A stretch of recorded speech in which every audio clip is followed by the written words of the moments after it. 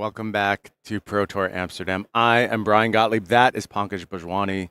We have the distinct honor of bringing you our Pro Tour top 8. And what a grueling 14 rounds we went through to get to this point. These players tasked to their utmost over and over again, asked to make correct decisions, asked to, even before they walk in the door, figure out a very, very complicated metagame, one with some clear targets, some new underdogs coming out of nowhere. Excuse me, not new underdogs, Uzuri underdogs coming out of nowhere. It's just been a tremendous, tremendous weekend, but it all comes down to this top 8. Could not be more excited, Pankaj. This is the culmination of not only this weekend, but to some extent, the MSD meta as well, both draft and CC. I'm so excited to see how these players are going to navigate today's top 8. We've already had such exciting matches the past 2 days, both in Limited and in CC. It's only going to get even more intense from here on out. And what a fitting close to this part, the Mistveil meta. How better to celebrate than by introducing Japan to the top 8 stage. Of course, Shoma becoming a darling of the Flesh and Blood scene overnight.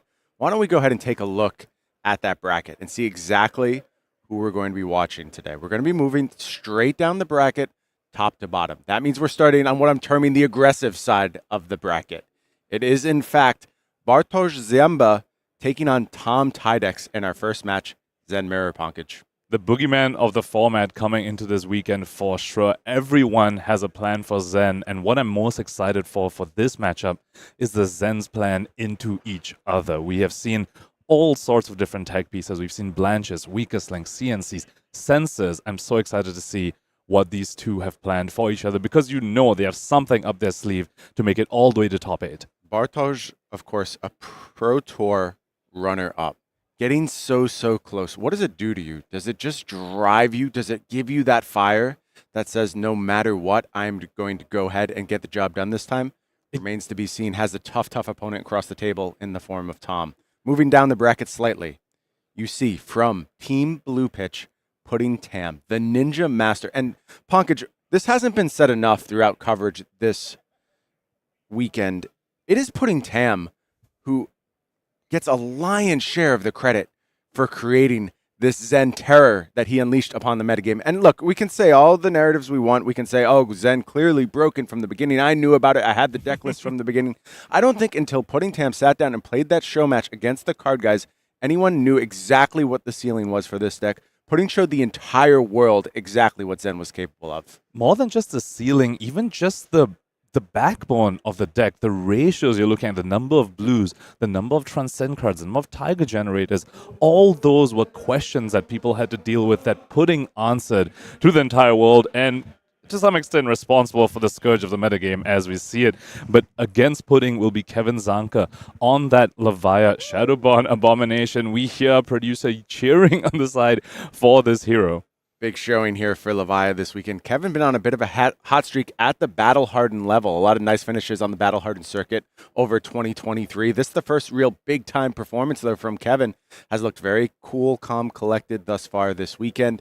And it's so great to see Levia finally get its moment in the Sun, Pankaj. And I'm a believer in this deck. Very, very powerful deck. Picking up Shadow Realm Horror, it feels like it finally pushed this deck into that top tier that's been yearning for so long. It feels like the deck is just full of power cards. Every other card you see is a power card. Art of War, Blood Rush Bellow, Shadow Realm Horror, and even the Demi-Hero itself coming out in the Dust Till Dawn set. So much additional card draw, additional card power in that deck. I am a little bit scared of this deck, to be honest.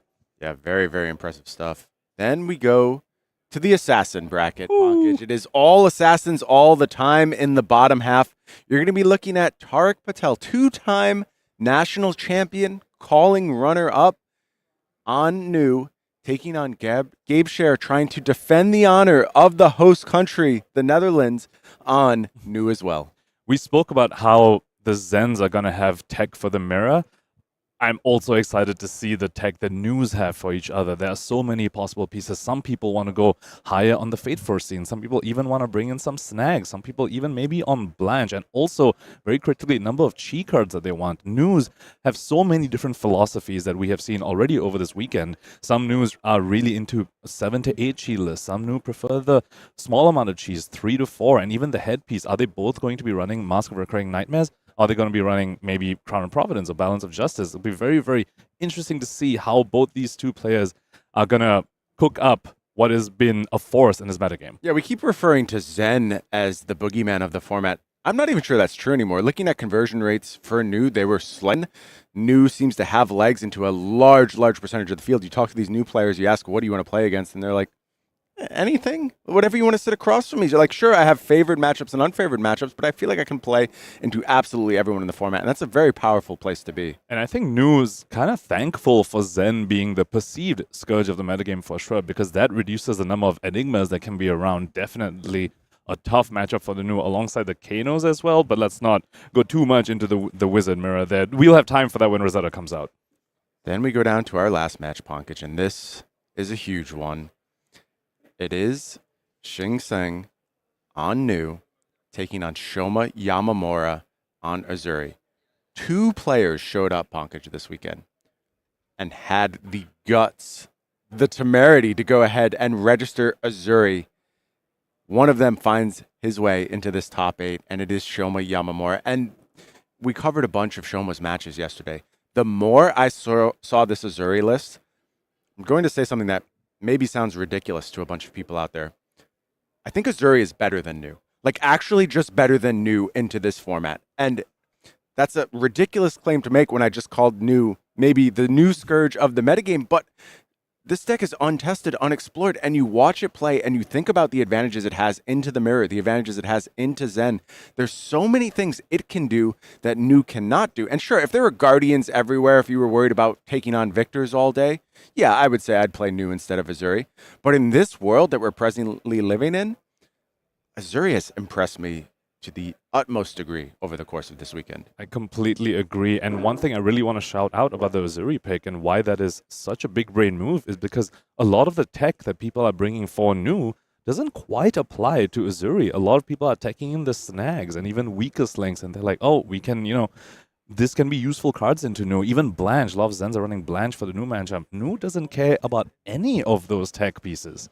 Yeah, how about a reduced blue count for Uzuri? That's a huge edge when you're taking on News. It just feels like the deceptiveness is raised to the highest possible degree. It's almost impossible to defend against them. One thing that has really revealed itself to me, we know the play pattern so well at this point, Zen shoving in all the equipment. That's so hard to do against Uzuri when they can just go, okay, you just shoved in 7 block on my 1 power attack, my 1 power stealth attack. I'll just pass the turn. And sure, you go ahead and get your pop-off turn at that moment, but you're so well set up for your next turn. You've committed almost no resources at that moment.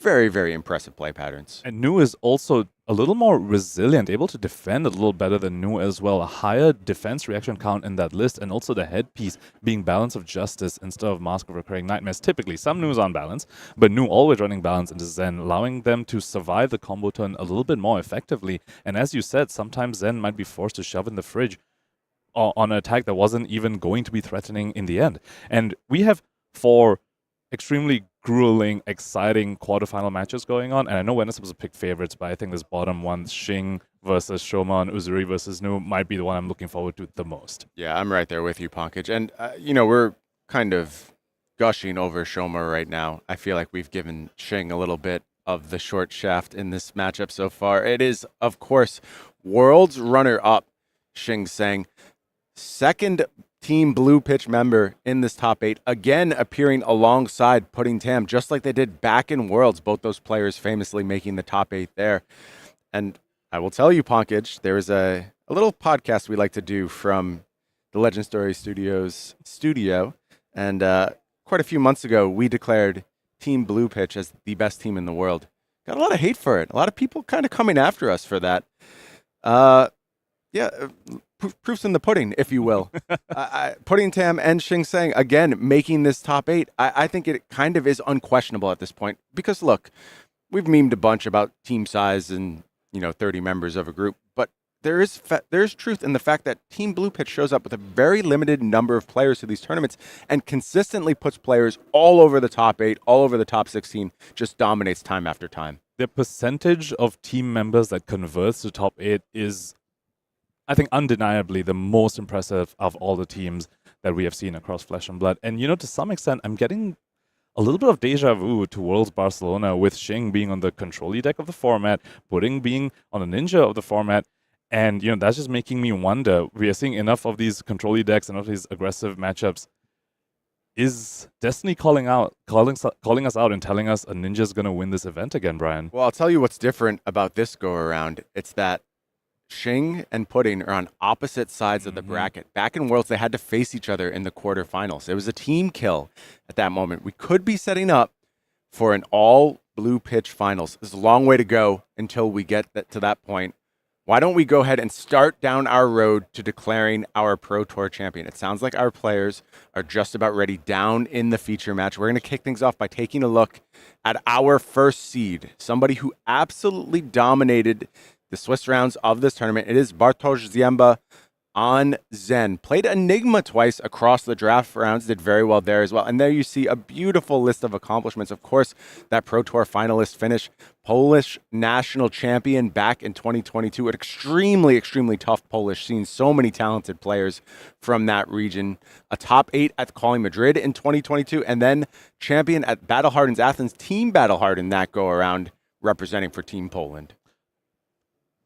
12 points for Bartosz over here coming into day 3 of Pro Tour Amsterdam, just showing us how his prowess in both limited and CC formats. And that's something we always talk about at these high-level events, Brian. You have to be good at both limited and CC, and Bartosz showing us he's able to play Illusionist when it comes to draft and able to play the Ninja when it comes to CC. Two very, very different decks. Let's take a look at Bartosz's deck list on Zen. And I think, Pankaj, there are quite a few interesting decisions here, particularly as it relates to this matchup.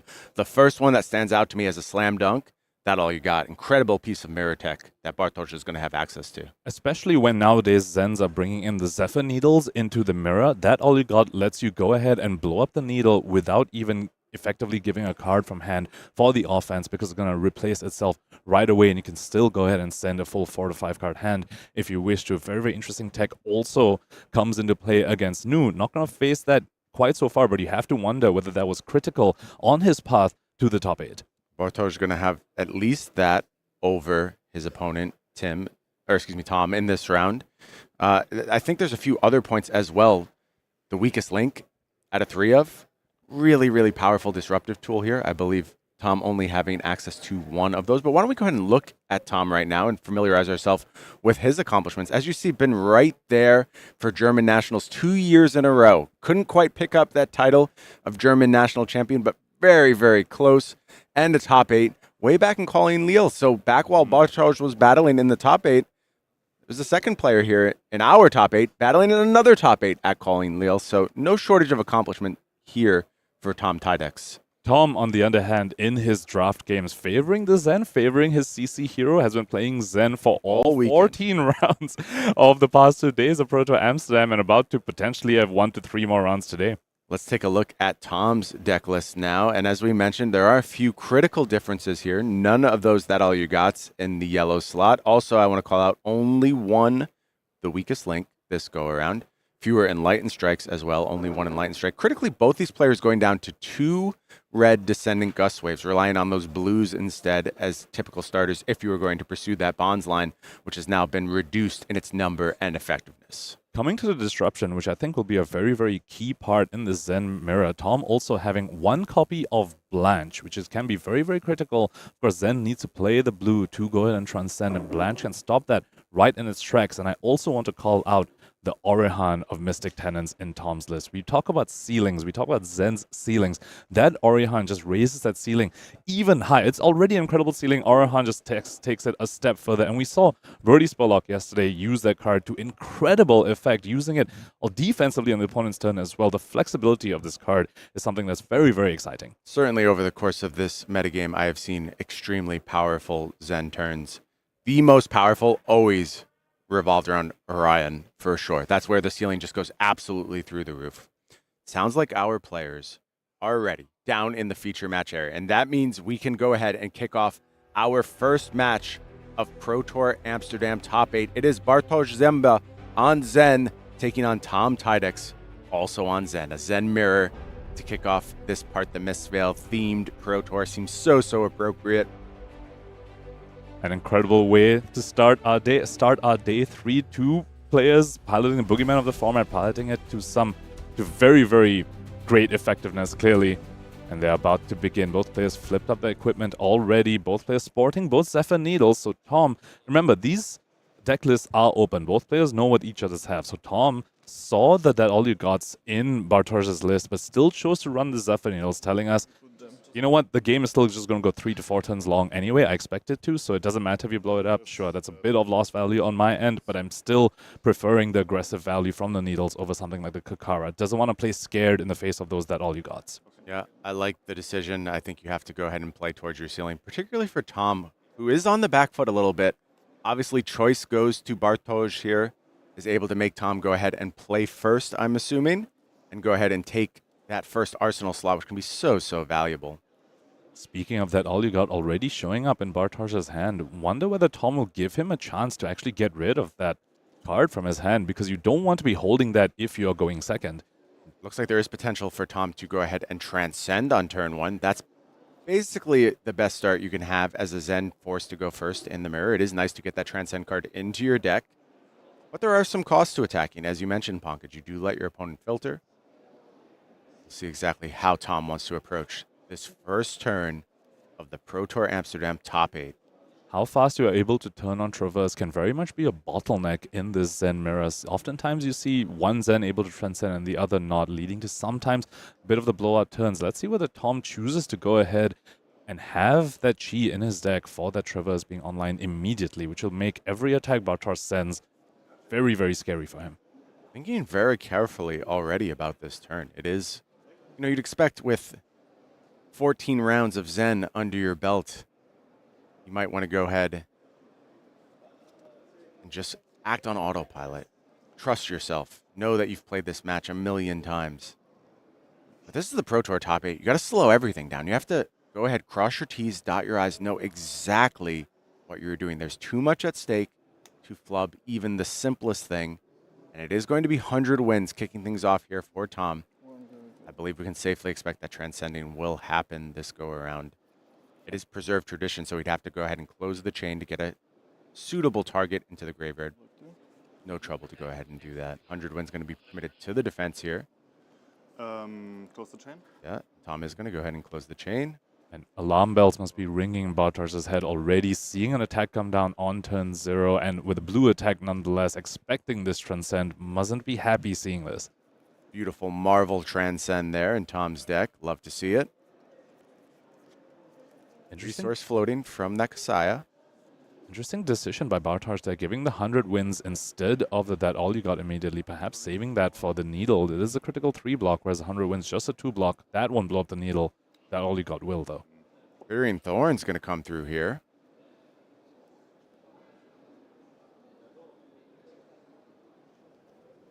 Tom here gambling, perhaps hoping the Bartosz might have one of those no blocks. A lot of no blocks in the Zen list, the 9 Chi cards, the 3 out of 4s. Perhaps gambling a little, saying, maybe I'll get a bit lucky. Maybe that's why I need to overcome this going first deficit. Not only the transcend, but perhaps leaking a couple points of damage as well. Yeah, so far so good. 1 point has been leaked. Only 2 cards left in Bartosz's hand. And very interestingly now, since his Bittering Thorns hit, he can attack with the needle pretty safely. There's no 4 block in the Zen lists. I mean, he knows the deck list. There's no 4 block that can blow up the needle. So that'll be a very safe needle swing. Won't get blown up on turn 0, but will need him to pitch, so probably not going to come out this turn. But Tom Tydecks already looking to have a very, very strong start to this game. Yeah, turn coming together very nicely here for Tom. A lot of awkward leaks potentially in this turn. Yep, looks like a Shuko going to be triggered as well. This Tiger going to be coming in for 1 from the Bittering Thorns. And a Tiger Swipe going to be 5 off of the Shuko. Those awkward numbers. Attack with the Tiger. Now, Bartosz, of course, does have 2 Waxons in his list, actually, which would let him cover up a Tiger Swipe for 5 very, very effectively. Unlikely that he brought it in his matchup, though. It does seem like a bit more of a tech for the new matchup, because you get to cover Prognoses and Bonds of Agony for 5 with 1 card. Yeah, not a ton of clean 5 blocks here. Oh, sorry.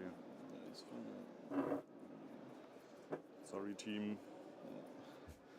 Crouching Tiger already triggered the Shuko because the blue 100 wins was played earlier this turn. So coming in for 2, 1 from Blithering Thorns, 1 from Shuko, and then Swipe will be coming in for 4. Looking like another point of damage going to be leaked into Bartosz this turn. There we see that Tiger Swipe coming through. Or go again. Yeah, block 3, take 1. Yep. Second Tiger is going to be created here. Yep. Why does so many blocks? So Tom is able to send a Tiger Swipe in his hand as well. Since this Tiger going to be created, will be able to leak a further 4 damage should he want to. Just Takes the choosing to Arsenal. Arsenal instead. Yeah, and you've kind of negated any kind of filtering advantage that may happen here. A fresh hand is going to be drawn for Bartosz. Also critically, 1 of those red Bonds of Ancestry to the yard now from Bartosz. Remember, only 3 Bonds in the list now, and that's 1 in the yard, so only 2 left in the deck. I think a strong first turn there for Tom. The fact that he has transcended already does not bode very well for Bartosz, especially he's looking at a hand that has the blues, the blue Descendant Gust Wave, the blue Wind Chakra as well, but no Transcend card available to him. This aspect of Tiger Body also looking kind of awkward when your starters are blue. Yeah, when your only starters are blue Descendant Gust Wave. I would agree. A little bit of an awkward hand here for Bartosz. Which is the sort of hands that Zen does stumble into. The Zen deck asks you to fit a lot of things in it. You want your transcends, you want the blues to transcend off of, you want starters, you want finishes as well, you want these pumps like Art of War. Sometimes you get hands like these that don't really play very well, and to that point, I think this Zen list is actually a lot more intricate than people give it credit for. A lot of people just see, oh, it's a classic aggro deck of the format, you just shove your fridge and send 40, but that's not what's going to let you make it to the top 8 of a Pro Tour. You need to be able to navigate out of these awkward hands. And you see just the challenging decision over on Ziemba's side so far. Has not figured out the line. That Art of War is nice to draw early. You don't want to play it here. I think you'd much prefer to go ahead and set that up in Arsenal for your potential big turn, but without having found a Transcend card yet, unlikely you can go full, but it is going to be the Art of War here, and maybe just looking for a bit of a reset on what was a very awkward hand. Yep. He heard you, Brian. He said, no. We're resolving this right here, but is taking quite a massive risk over here. Banishing the aspect, needs to draw something that will help him get out of this predicament. 100 wins, Descendant Gust Wave, and a Tiger Swipe. Yeah. I mean, it's a very good way to put we it. can attack a little bit, but I don't really feel like we're doing Zen things with this hand. Yeah. And Tom just saying, okay, you're representing a Transcend. Do you have it in Bartosz? Unfortunately, does not have it here. Gonna send a needle. Gonna get blown up here, Brian. Yeah, Tom up to the task here, ready to defend and go ahead and take away 1 needle. And usually if you commit to 1, you're going to commit to the second. And Tom is also ready on the block here with a Chase the Tail. Tiger Swipe the follow-up. Just coming in for 4, +1 from Art of War and +1 from Shuko. And that's the end of Bartosz's first turn. 1 Art of War used. No Transcend happened either. Yeah, just a small amount of damage being leaked here. Only 3 coming through on an Art of War turn. And both needles now gone. Yep. And Tom, to his credit, really recognizing the weak turn coming out of Bartosz. You see an Art of War being played on a 4-card hand. You know your opponent's desperate. He's saying, oh, you're going to have a weak Art of War turn? I'm going to punch him. He's going to block out, conserve my life total, also destroy your weapons. I have transcended this turn. I have the time in the world. You are the one who needs to find the transcend, and find the other power turn that you need. Nice quasi head jab here. 100 wins going to come in 4-3. We believe Tiger Swipe in the arsenal for Toms. Unlikely to see that one on this turn. Can just go ahead and save for the future. Looking to just chip in with a little bit of damage here. Bartosz not set up for a clapback quite yet. Taking a look at Bartosz's hand. Has found that transcend at this point with a Biting Breeze as well. Thanks that you're doing Is going to be able to transcend. way too slow. I will pass Yeah. and draw 4. Biting Breeze, one of those very innocuous starters. A lot of people might just, dismiss it as just a 1 power, just 1 extra Tiger. How much is that going to matter? But if the Biting Breeze hits, it's one of those starters that can change the finisher that you find off of Zen's ability if you transcend. With that extra Tiger, you can now do a Chase the Tail line instead of just a 1 Tiger payoff like a Mauling Chi or a Tiger Swipe.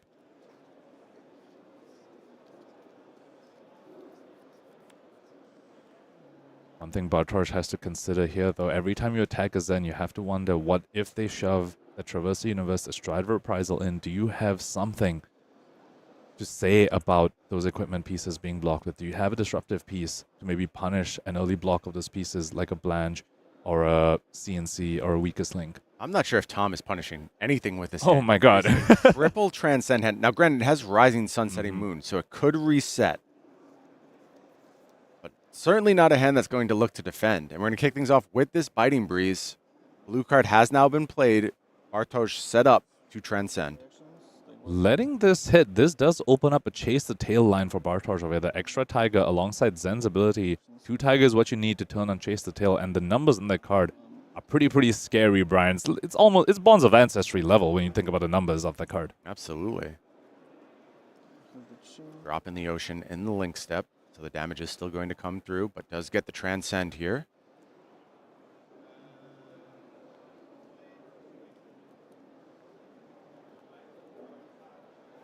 Just double checking the graveyard. Make sure you don't start tutoring without knowing exactly what you're looking for. Free go again. 100 wins kicking things off here. Go to 43. As we said, it's unlikely Tom going to do much defending on this turn. Unable to defend really with 3 no blocks and 1 2 block. Potentially just holding, the armor pieces in case a disruptive piece comes up at the end. You always have to be worried about that. A CNC, a Weakest Link Yeah, we coming mentioned at the end of this. triple Weakest Link Shika. Mhm. So this one go again. in the deck for Ziemba. This Tiger being buffed by its Shuko. Going to come in for just one. 1 more point. 4 go again. And a natural Chase the Tail from Bartosz's hand here. Still has the Chi in hand to be able to make the Tiger and find something else. I'll activate Zen. This hand looking pretty scary thus far. Yeah, when you see your opponent play a live Chase the Tail without even activating Zen yet, that's not a good sign for you. That's not something Tom Tydecks is going to be happy about. Goes and finds the Tiger Swipe. Still 7 more damage from Bartosz coming out on this turn. Tiger for 3 into Swipe for 4, and that's just what's face up. Tom doesn't know what's in Bartosz's arsenal. And you have to wonder on Tom's side, is he just going to gamble? Is he just going to hope that a Rising Sun finds him something good off the top? Feels like it almost has to, Pankaj. Mm-hmm. Quickly carving out a massive hole here.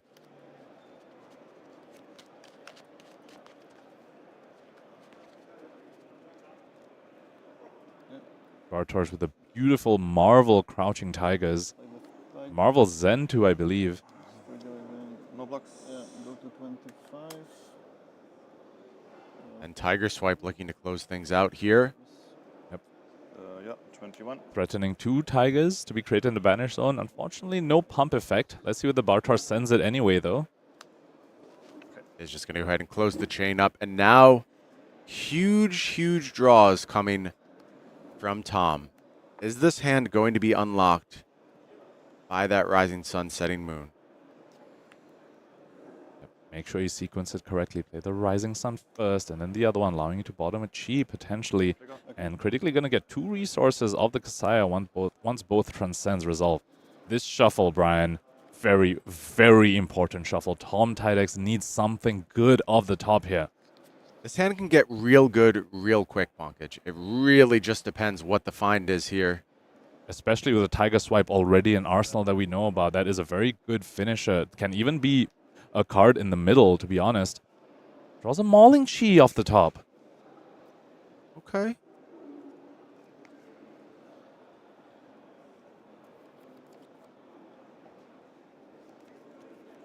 Path well traveled, the other card in hand. Doesn't feel like we found our ceiling here. Yeah, not a ceiling. Could be a somewhat similar turn to what Bartosz just did, with just a good Zen turn. No power card like an Art of War in it, but still respectable amount of damage. So unfortunately, both the cards that he has, the 2 finishes, the Tiger Swipe in Arsenal and the Mauling Chi in hand, both want to follow a Tiger, ideally. Mauling Chi doesn't necessarily have to, but you kind of do want to, and currently only one guaranteed way to make a Tiger, an efficient way at least with Zen's ability. Blue Predatory Shriek could make the Tiger too, but of course, if the Tiger swipe hits, that will be the extra Tiger to turn on the Mauling Chi hit effect as well.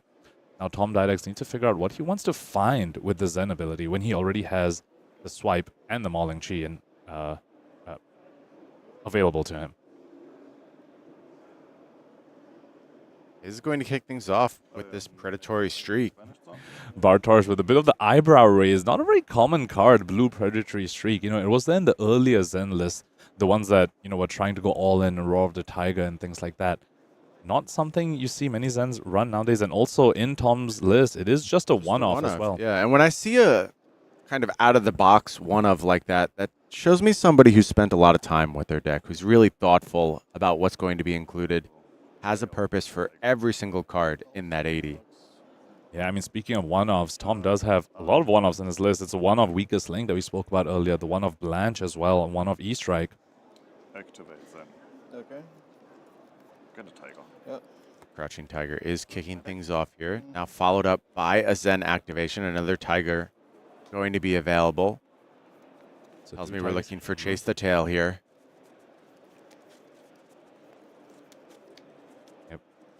So about what we expected, just a good Zen turn coming up from Tom Tydecks to match what Bartosz just did. But however, looking at Bartosz's hand, I see an Art of War, Brian. Second Art of War for Bartosz. And he has transcended this time. So the Traverse is live.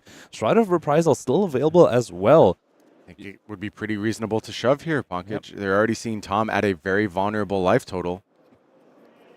Yeah, you have to wonder, Bartosz probably in a similar spot as Tom Tydecks, just saying, if you don't show me disruption, I'm not sure I'm going to be blocking at all. Can potentially transcend as well. I will say no blocks. Absolutely resource rich.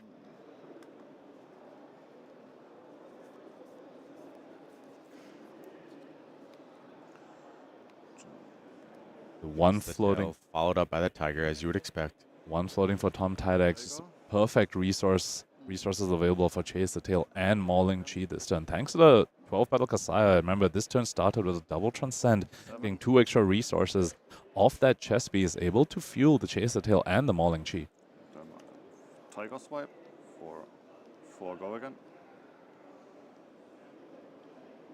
2 more cards in hand, right? Bartosz here considering the value of this hunt. And this is threatening 2 more Tigers. If Tom has another Chase the Tail in hand, this Tiger swipe actually has a very, very real on-hit. And you have to wonder whether Bartosz is considering that, or whether he thinks this is maybe the last opportunity for his armor blocks that we think he wants to do. Yeah, it is an unfortunate 4 here. You would love to cover this with something like Traverse and Stride, but it would cost a critical piece if you're going to go ahead and block up this Tiger. But he is just going to go ahead and let the Tiger swipe come through. 2 more Tigers enter the Banish Zone.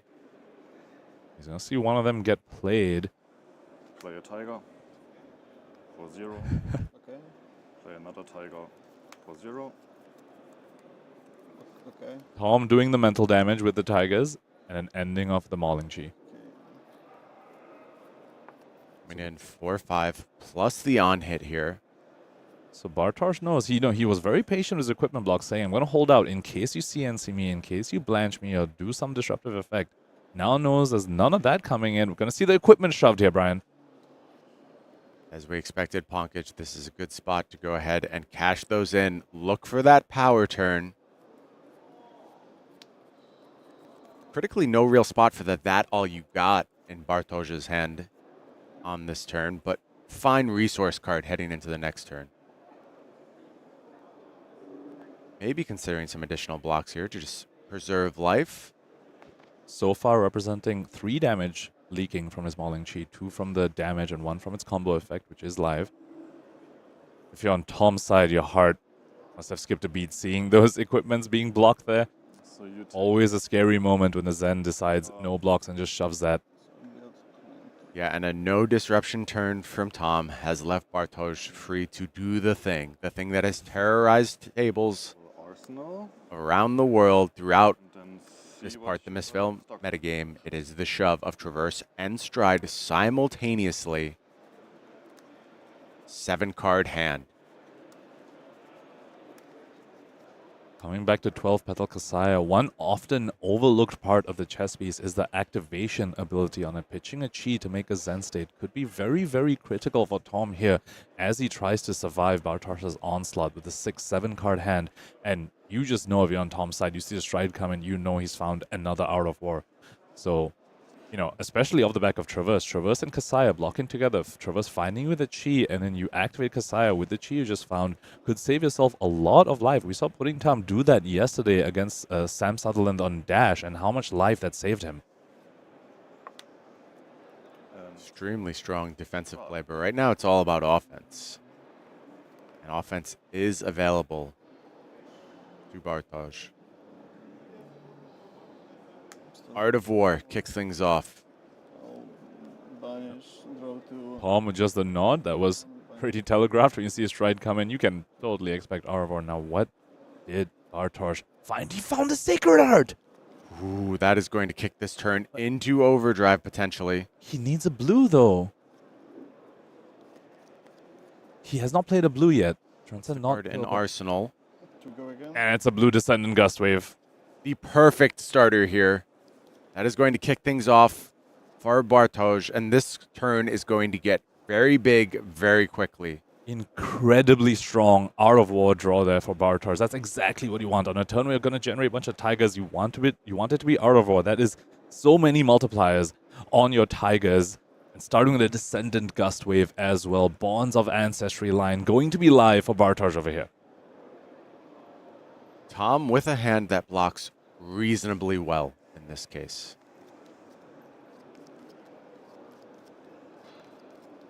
Hand blocks well. Kasaya still available for defense. But has to decide early if he wants to cash in the Kasaya. Make sure you're getting full value from that. It's such a hard call. It feels like a yes here to me, but are you playing just not to lose in that scenario? Okay. That's always the concern. You give up those two critical pieces. Oh, and Bartosz has the natural Bonds of Ancestry in his hand already. Doesn't even need to transcend first. Honkers, this turn is setting up to be absolutely massive. Transcend Yep. in 1 mana. Passover going to go ahead and transcend. Yep. Make sure you give your opponent a priority window there. Although we already know Preserve Tradition has been used from Tom Tydecks, so no chance of a fizzle there for Bartosz. Here is the bonds. Bonds. Naturally drawn. I'll target bonds. Search for. Oh, and that Tom seeing that does not Double feel good. bonds line. This was very much reduced, but it's not completely gone. I will block with these 2. Yeah. It is Now a desperation traverse into the 12 petal Kasaya. You basically have to at this point. There is no way you're going to survive this turn without the help of a Zen state. And you may not with the Zen state, frankly. once you see the second bonds enter the banner zone, gonna be playable. Yep. Maybe Tom sees the writing on the wall saying, okay, Kasaya needs to be cashed in for Zen State, recognizes that. And you know what? A very, very good answer if your opponent's going to go wide with a bunch of Tigers, Brian. Yeah? I shuffle, right? yeah, I would just Or- look for this and then with the hero. So, There's the... yeah, it's still, so I'll have that. Yep. We have. 2 more Tigers available now. Uh, Yep. and Another buff. his ability to search. And Bartosz representing the +1 from a Sacred Art. With that +1 and the Crouching Tiger over there. Zen ability activated, found the other red Descendant Gust Wave. All the resources in the world, all the Tigers in the world at this point. Yeah, but... And chase the tail in the graveyard as well. Perfect combo piece to target with that Bonds of Ancestry. We'll get mad. With all those Tigers that he's got available to him. So you'll take one. I just have to point out, remember, this game started with Bartosz with a very, very awkward Art of War that didn't do anything. Got his needles blown up as well. But here he is coming back in force. There is the Zen state. This tiny token asked to do a lot in this spot. Descendant going to go ahead and come in for 4, reduced to 3, Sure. potentially by the Zen state. No blocks. Yeah, take 3. That one comes in clean. Tom falling down to 15. Follow-up bonds as expected. Play bonds. And 5 is the offer. I'll take Going to start counting how much life the Zen State is going to save Tom Tydecks over here. Remember, the Zen State going to stay for one more turn as well. This isn't the last we've seen of this token. Yeah, I didn't I double guess. bounce throughout the whole weekend. So. I also didn't. Nobody has double bonds until this moment. What a time to find the absolute ceiling of your Zen deck. Double bonds with Chase the Tail as well. That's just 3 cards that effectively give you 7 points of value on offense. Very, very fortunate draw sequence for Bartosz over here. Off the back of, frankly, a very, very awkward start of the game over here. Yeah. 5 go again. Here's the offer of 5. So you still have how many cards in hand? 5. Yeah, 3 tigers. Yeah, but 3 of them are Tigers, so just 2 real cards. And, Doesn't make I also want to point out one of those cards is a CNC, Brian. It Yeah. seems like Bartosz will be able to end this. Close with a little disruption as well. Yep, terrifying turn already. Going to be CNC for 7 off the Art of War as well. And of course, Zen State going to effectively make it 6, but still, Tom Tydecks still in quite a world of pain here. Look, it does feel like Tom is going to survive this turn, I think. Yes. And may do so with very few resources left. We'll have a Zen State for the next turn cycle as well. There's some degree So it's 3 go of again. possibility. I'm not saying it looks good, Yeah. but were Bartosz to find another one of those very, very bricky hands, perhaps Tom can go ahead and find a window. It's going to take a lot of good fortune, but I would not declare this game over quite yet. Completely agree. When you're against a Zen and they still have that Stride of Reprisal and they also set up defensively with a Zen State, the game's not over till the life total hits 0. That hero almost Kano-esque in the sense of until you've killed them, you could just die at any point. Thinking now about this block on this Tiger. This is really just about what are the defensive capabilities. This was going for 5, right? Yeah. Yeah. 4. Putting a 3 block in front of this Tiger going to represent, not the most efficient block given the Zen State token. So Tom, he has a 2 block, might opt to put it in here. But, so far, fair amount of the turn still face up. It's going to be 2 more Tigers in hand, plus to Chase the Tail, which is the last 2 mystery cards.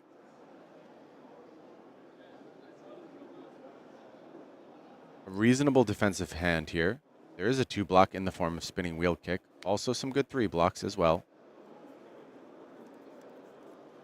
I'm going to put the levels in front here. Interesting. Yeah, so is losing out on the 1 point of value from the Zen State, perhaps saying maybe he wants to play the spinning wheel kick on his turn, wants to save it for that potential Trying out. to save a little offense, possibly. Mm-hmm. You're still at 20. 20's a lot to deal with, Tom. Not for Zen. I mean, Tom was at 20 at the start of this turn. Look at this. Fair. Tigers come in. The difference was, though, Bartosz had a hand going into this turn, where True. Tom almost certainly will not. Zen State and a dream for Tom Tydecks on that side of the field. Take 4. Going to take 4 from this Chase the Tail. Zen State doing work, absolutely. Crouching Tiger coming in for 2. Plus 3 from the Chase the Tail, coming for 5. Yep, absolutely. Virtual 4. Yep. And then another Tiger for 2 in the hand that Tom Tydecks knows about, does not know about the CNC. And you just know he's not going to be happy about that. No, because I had the additional mana from the transfer guy. Yeah.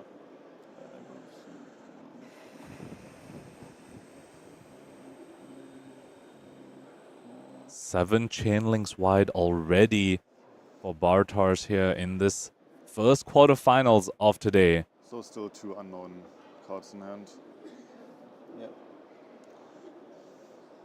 Unknown to you, Tom. We know.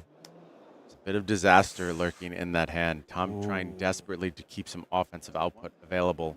And that's a scary block, Brian. Now his hand only blocks 5. That CNC gonna be coming in for 7. Zen State gonna effectively block 6, but I need to cash in a piece of equipment to save that Tiger Swipe still in his arsenal.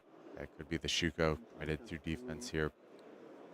4 you had to pay. I had to pay 4, and I made 2 mana from the This is the, let's say this is Zen. Yeah, this is Zen, and I played the transcend. Rebuilding the resource Mhm. curve Yeah, on the turn, making sure everything is correct. Yeah. Mhm. Oh, yeah. So I should have one, right?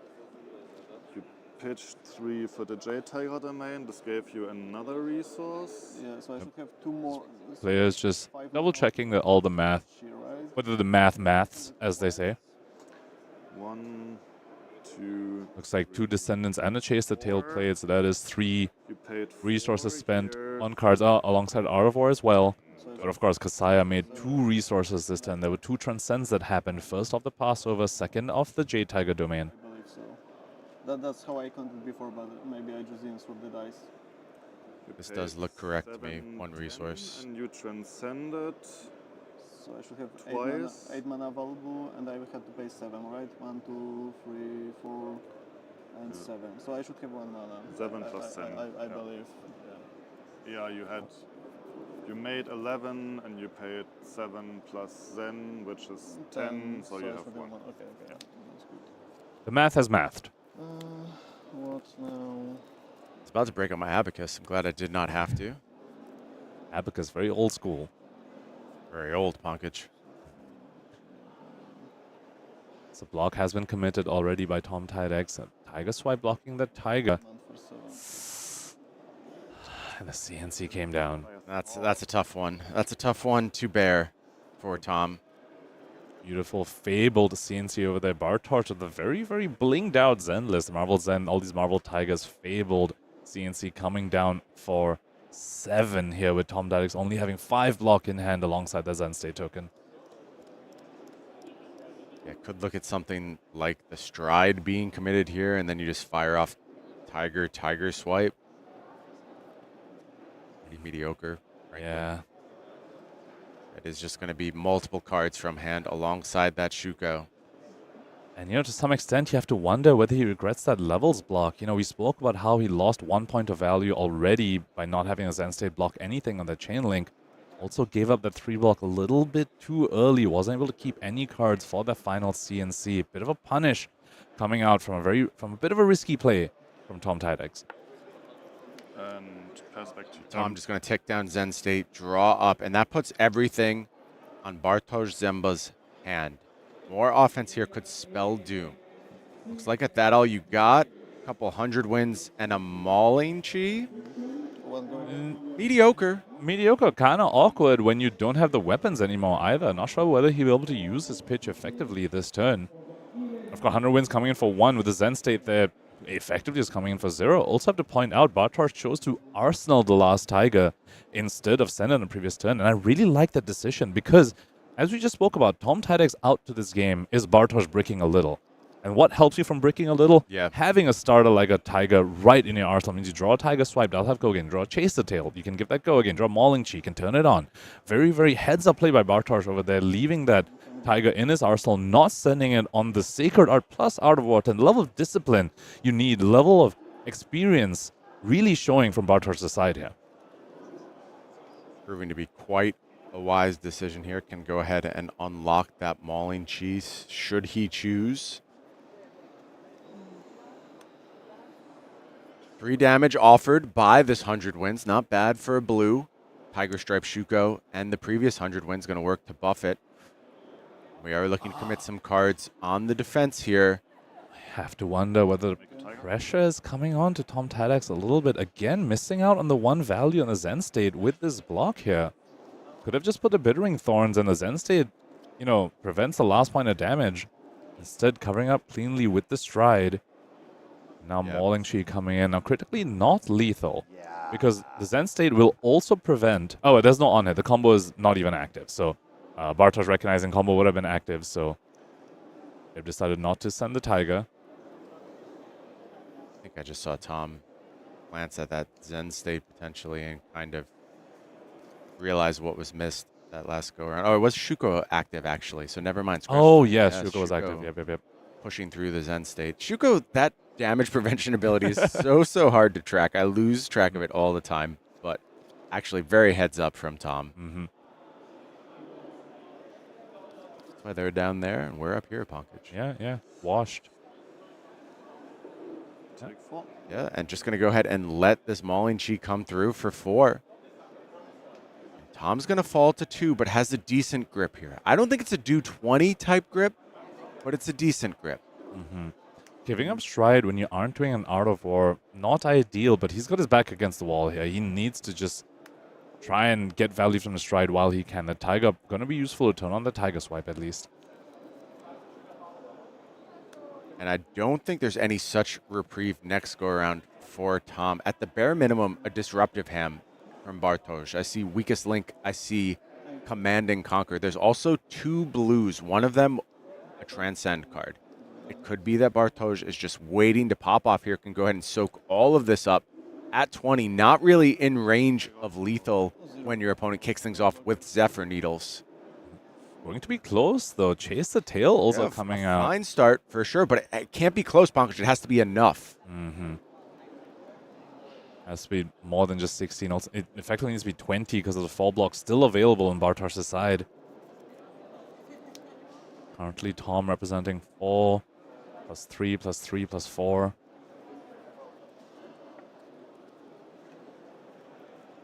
Yeah, gonna be just a little bit short. But on Bartosz's side, does this hand even allow him to go wide? I believe I saw a weakest link and a CNC. Yeah, it's weakest link, CNC, Descendant Gust Wave, and a Transcend card. So this is a hand where you could just go ahead and fire off a little bit of disruption. That's acceptable. But if you're in Bartosz's seat, disruption's kind of irrelevant. With Tom at 2, most disruption that hits puts him in very much range of lethal. Of course, you could just go ahead and leak 1, but you expect that an attack for 6 is usually cleanly covered up. I think you have to gamble a little bit on going ahead and transcending and finding some power in your turn that way. With Tom at 2, damage is disruption. That'll force those blocks as much as anything like a CNC or weakest link would do. And I need to think for a moment. More damage on offer here, and we know that card in Arsenal. It is going to be the Tiger Swipe. So as you mentioned, Pankaj, very, very close to lethal. However, still 4 points of defense on Bartosz's side, should he need it, and also very, very close does not equal lethal. It is going to come up just short. Bartosz deciding, does he want to go for a bit of the gamble, play the Descendant as the potential starter so that he can transcend off of it. But remember, all Bonds of Ancestry at this point gone. So starting with the Descendant, not exactly very ideal.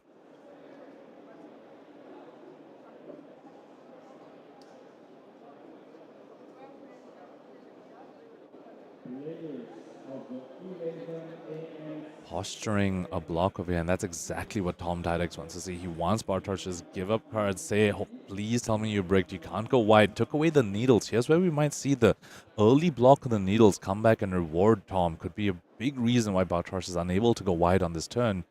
And maybe, just maybe, Tom can do something about that. That is the one small advantage that Tom has left. Those Zephyr Needles still working, still effective. Can he convert that into something? Despite that massive turn from Bartosz, things have gotten reasonably close. We said it was going to have to be 2 kind of off hands in a row for Bartosz if Tom was going to get back into this. That has mostly happened at this point. Was back of the Zen State token by Tom Tydecks. Very, very tiny Zen State, recognizing when he had to just use that defensively. And that's another piece of skill expression that you need to have to come out ahead in a Zen Mirror, recognizing that when you have to use your Traverse defensively instead of offensively, like sure, it feels bad, but sometimes that is just your best path to victory. Now it is time for some defense. It's going to be Command and Conquer, blocking on that Tiger. And it looks like we are just going to close up the chain and keep the arsenal for the next go-around. Who needs to find lethal, not just random damage. One go again. Tom with them. Remember, grain that tips the scales, a transcend card that exists in these Zen lists. So this one could suddenly go up to 2 in reaction. It's just going to be the one, though, and that's going to be followed up by this Crouching Tiger for 1. Critically, that now demands a card. Who needs disruption when you just have lethal? And it is time to transcend. We can go find yet another breakpoint. Find a Chase the Tail. That is 2 Tigers, 1 on the chain already. Does he have any Chase the Tails remaining? That I'm Does not have sure of. Yes, that he third does. one. Critically. And That's going to get 2 cards. Crouching Tiger comes in, and it's going to find the Chi, and that is going to get the fist bump. And Bartosz Ziemba navigates the Zen Mirror beautifully. Finds that power turn. Finds efficiency all over the place. A valiant effort by Tom. Did everything he could to claw his way back into that match. Ultimately came up just short. a bit of gambling from Bartosz's side as well, going for that early Art of War that simply did not pay off. But, you know, you might say it did pay off because that dug him deeper to his second Art of War a little bit quicker had he not taken that risk. So a risk on that turn didn't pay off, but later on found that Art of War again to go ahead and close this game out. But on Tom's side as well, have to really commend his recognition of when he had to pop the Kasaya defensively. Just absolutely stellar gameplay from both our Pro Tour competitors. It's really interesting, Pankaj. We talked a lot before the match about the that all you got, potentially paying big dividends for Bartosz. I don't think that really manifested. I actually thought they were pretty awkward throughout that game. You could see the spots where they would shine, but for whatever reason, they didn't just line up with the way Tom was playing, but ultimately found the right cards on a critical Art of War turn. And sometimes that's all it takes. You go ahead and get your ceiling high enough, you can just force through whatever your opponent's doing in the Zen Mirror. Art of War plus Sacred Art plus double Bonds of Ancestry and a Chase the Tail on that both turn. Players saying that was the first time all weekend either of them had seen a double Bonds turn. Yeah, that's what happens when you're only down to 3 bonds. The things that need to line up for you to be able to double bonds just happens so incredibly rarely. You need 1 bonds in the yard already, and then draw 1 naturally and then tutor the other one. That was, in fact, the main purpose of that ban. I can say, having had a hand in it, it was to reduce the frequency of how often that happened, not to completely take it away. You know, leave it for a potential high roll, maybe in a Pro Tour top 8, where it goes ahead and punches your tickets to the semifinals. And for Bartosz Ziemba, the quest for redemption continues. Previously, a Pro Tour runner-up, now moving on to the semifinals. You have to just kind of, you pick up that first win in the top 8. Does it start creeping into your head at that moment? Do you think about, okay, I remember back in Lille, you know, I won my first match in the top 8. Everything felt good. It felt like I was on my path to being a Pro Tour champion. Ultimately, I fell short in the end. When do you start reflecting on previous failures, or is it all just positivity in this moment and you're just focused on win this match, win the next match, win the next match? I think it's game by game. I think at this level, the players just move on to the next game. Who do I want to see? Do I want to face that Levia? Do I want to face that Zen? Probably want to face the Levia, all things considered. Take that game by game, get over that hurdle, and then get to the finals, and then take that game as well. And reflection and all that happens, I believe, after you've already reached the finals and maybe even overcome it. In the case of Bartosz, I wonder if there is enough of an advantage in the Zen Mirror if he thinks he's found the secret sauce. And also, I don't want to disregard the fact Bartosz is the 1 seed. And I think that is so, so critical as we progress to this top 8, particularly on his side of the bracket, right? We have the 2 sides of the bracket. We have the aggressive side, and then we have the disruption side. And if I'm on the aggressive side, being the 1st seed, what a huge, huge advantage to have. Getting to go second, starting with the tempo. Unfortunately, in that match, not so rewarded for it. Once again, that awkward Art of War, but still, on average cases, being the one to go second in these aggressive mirrors, definitely the place you want to be. No, I agree with you 100%. I think that game was actually a bit closer than maybe it appeared on its face. I think just a little bit of awkwardness on both sides and just a little fix either way could have pushed it really far in one direction or the other. I mean, we saw Art of Wars on one side and 0 Art of Wars on the other side. Sometimes, you know, these aggro mirrors just come down to that. One person sees their power turns and the other person doesn't. But the nature of these power cards is that they dig you deeper to your next power card in some sort of snowbally effect as well. It sounds like we are about ready to hear from Bartosz over in our interview area, and I am very interested to hear his take on how that matchup went. Was it just, you know, bread and butter playing my typical Zen Mirror? Was it something where he felt like he had to deviate a little bit because of the awkwardness early on? And what does he want to do going forward in this tournament? Where is he forecasting? Does he want to take on that Levia, that matchup that all of us are thinking, you know, might be Zen favored, but is it actually, maybe did Kevin find the secret sauce? He's in top 8. Let's hear from the man himself. Let's bring it over to Bartosz.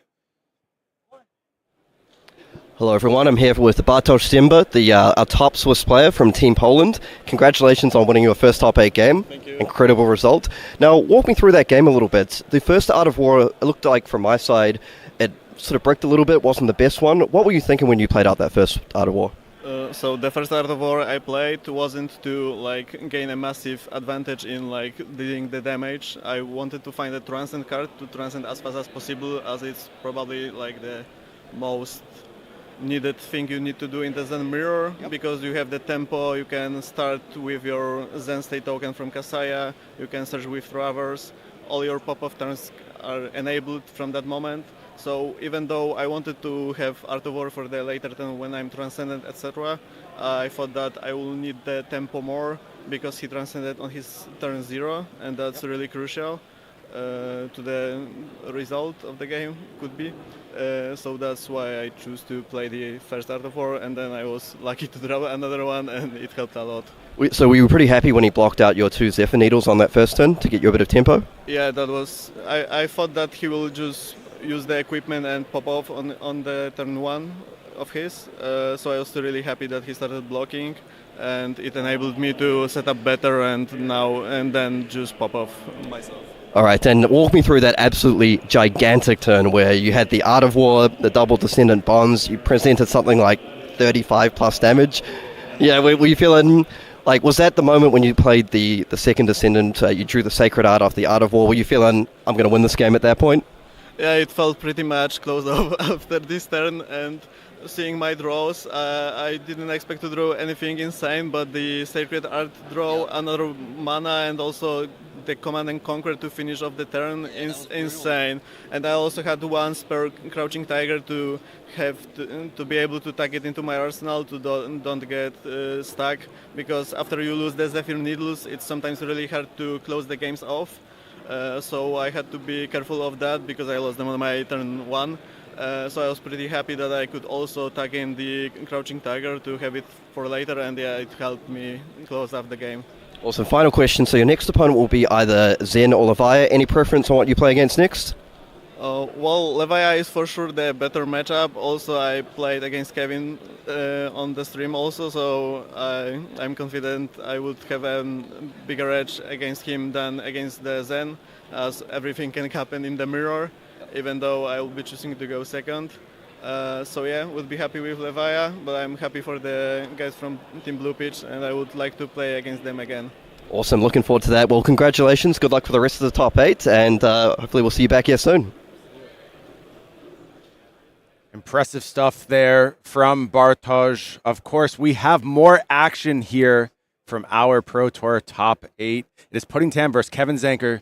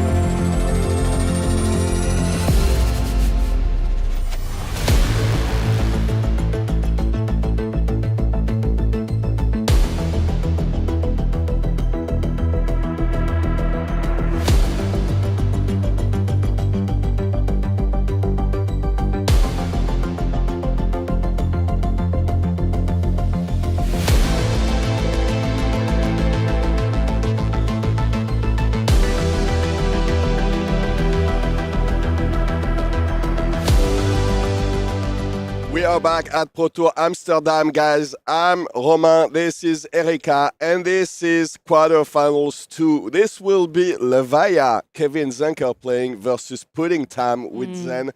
It's gonna be an exciting one. I was talking to Kevin right before I joined the booth. Yeah. And, well, he was like, I'm probably on the wrong side of the bracket.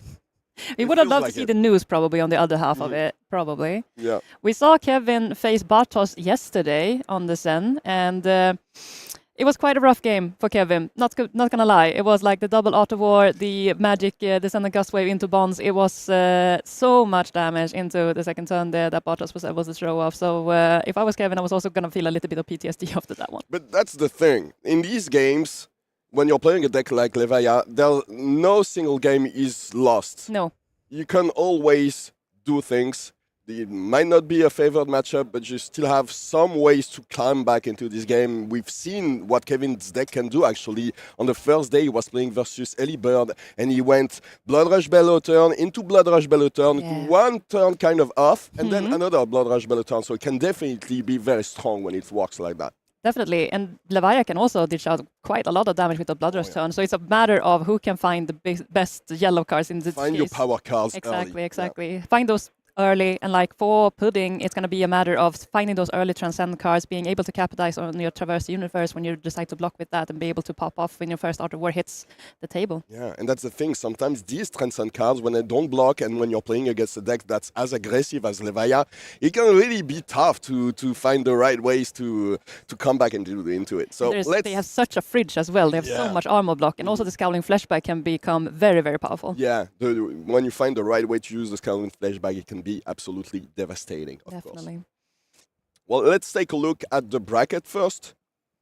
See an update There you here? go. So this was the wrong side of the bracket. Only Zens, if Kevin wants to go on to the finals, already has to win against Pudding Tam, probably one of the most experienced and best Ninja players in the world. I don't think I've seen Pudding play anything apart from Ninja decks. He's a big Ninja fan, guy, so he's been dabbling with the Ninjas for quite some time now, so a mastery of his own art. Absolutely. And then, well, the other side of the bracket is only Assassins, but that's for later. Let's take a look at Pudding's pedigree as a player. Look at this. So World Championship 2023, he was into the top 8, of course. We were there. I still remember him. He was firing on all cylinders.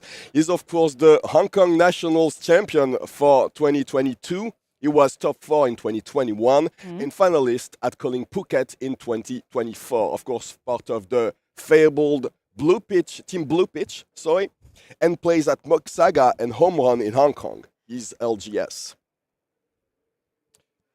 Let's take a look at Pudding's deck. There you go. Is there anything that jumps there? Something that seems a bit different? I mean, we're seeing a what we pretty usually see. standard send list. One thing that I would like to point out is the flick flags that we've seen being very much a strong Fong fort in the various games that we've seen throughout the weekend. So a nice little addition there, especially in the mirror when you can really tune it to prevent yourself to doing more damage with your combo cards to extend out defensive capabilities when you extend that chain. So Flick Flags has been a little bit of a superstar for some of the Send matchups we've seen throughout the weekend. Probably not needed for this matchup, though. Probably so not. You won't really see too many Flick Flags. Okay, well, maybe we can take a look at Kevin's profile now. There we go. German Nationals top 8 in 2024. Still one of the very best players in Europe and probably one of the top German players as well. Colin Cracker top 8 in 2022. Battle Argent, it was very hot in 2023. Look at this. Battle Argent Belgium 2023. I was casting this one. He was unstoppable, absolutely unstoppable. And he was like the same face that you see there. He was very serene, never afraid about anything. And then he went back to Belgium and won another Battle Arena on the same year. So very impressive. And he's playing in Gelsenkirchen. I don't know if I pronounce it right, but at Card Central. He's LGS. Let's take a look at Kevin's deck lists for this one. And we've seen yesterday some of the spice that he put into this deck. I see one of my very favorite cards, obviously, Eye of Ophelia. Not affiliated at all. No, but this is kind of a standard Levia list here. The weakest link I love as an addition to fight a bit of the Mistveil heroes that we've seen. Both the Sens and the News are quite weak to the weakest link, of course. Yeah, especially during one of these Blood Rush Bellow turns when you can attack with 8 power on these weakened links. It tends to be very hard to block, even when a deck like Zen has lots of block on his equipment. Yeah, interesting that you only see 2 Command and Conquer. Typically, we see the 3 because it's such a powerful card. Of course, it doesn't get the buff from the Blood Rush Bellow, so maybe attune for that a little bit more. Yeah, and look at these convulsions from the Bellows of Hell. My Such a scary card favorite in the black late game. metal band. Yeah. Is that so? But yeah, so I think, well, he told us that he was ready to face lots of Zens, but that's not exactly what you want to face when you're going into the top 8 of such a big event. So he has like a tough road ahead of him if he wants to go into this one. After that, regardless of what happens, he'll have to face Bartosz Ziemba, who's a very strong player, and as you said earlier, beat him yesterday. So yeah, not an easy path to victory for this one. Yeah, I'm super excited to see what's going to come out of this game now. Yeah, it will be a nice one for sure. Let's go to the booth. I think the players are getting ready. Look at this. Pudding is smiling. Kevin as well. And these guys are ready to go. Zen on the left. Levia on the right. Is that something that you expected to see? Levia in the top 8 of this Pro Tour? It was not on my bingo card for this weekend. Yeah, for sure. I mean, KO has been pulling a lot of big numbers throughout the previous season before Patel Mistveil as like the aggro hero of the day, sort of. So seeing Levia making a little bit of a comeback here, running, of course, the old school, not old school, but the new school Brute suite that we see with the Savage Feast, the Apex Brom Breakers, the Scowling Flashbacks, and the Scabskin Letters. It's the new standard, so to say, for the new Brutes. Brutes and Olds alike. Oh, look at this. Intimidating on turn 0. The barraging beatdown. And I think he has, well, we were talking about it just. And you see. Yeah, the Eye of Ophelia, very nice. So he gets to up to 2 on this one, attacking with the Beast Within. So I think we see a Pulping and a Dread Screamer there.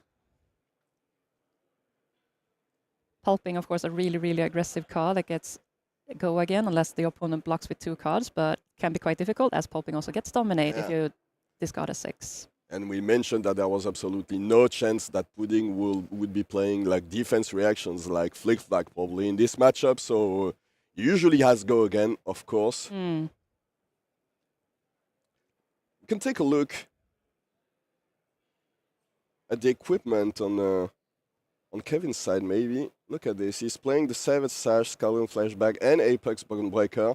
Of course, the Scabskin Leathers. Is that something that... is there any consideration about playing maybe the Karinask in this matchup, or is that too much of a... is that too difficult to use it efficiently in this one? I think so, because Zen likes to push out these smaller attacks that typically comes out a maximum 4, maybe 5 on an Art of War turn. So trying to get the value out of the Carrion Husk against the Zen is a little bit more difficult. And playing the Savage Sash instead gets you the 2 block and also the possibility to give yourself a lot of those resources back on your own turn as everything costs 1 less of your brute attacks. Look at Pudding's hand. It could be huge. I think he has a couple of Transcend cards. So many beautiful full art and marvels. He's got the Ancestral Harmony, so he can definitely Transcend right away, get 1 resource from the Kasaya, and then play the Orion. Ooh, but we're doing the prey, and we'll see what's on the top. It's a Biting Breeze. No. Unfortunately, not a combo card. So it's a bit unfortunate hit there. But now we can see what he'll be able to draw with the Orion. So this Orion card, if you pay for it with a chi, instead of drawing 2 cards, you will draw 3. So it will be a very strong first turn, hopefully. Rising Set, Sending Moon, letting Pudding find the perfect card for the rest of this turn. Of course, the Kasaya giving this free resource. Whenever he transcends, it's very, very powerful. And there's more transcend cards in his hand as well. So let's see if he's gonna Yeah, choose but I to. think the other one is a drop those in off as the well. ocean, so he It's a won't perfect be picture. able to transcend before the attacks. Orion of Mystic Tenets with the Chi, so that's 3 cards, and that's at least one other transcend card. And the Mulling Key. Yeah, so we could be able to see a Zen activation here easily. With that many resources and as many Chi as he has, yeah, I think he has to do it. Yeah, he wants to try and feed his his graveyard at this point in order to get the Bonds of Ancestry online so that he has some choices then when he Yeah, can more activate options it. when you get Exactly. that big Bonds of Ancestry turn. So far, not a single piece of this combo, of course, but 100 wins coming in for 3 there. 4 for the +1 for Four with Ancestral the Harmony. Ancestral Harmony, of Yeah. course.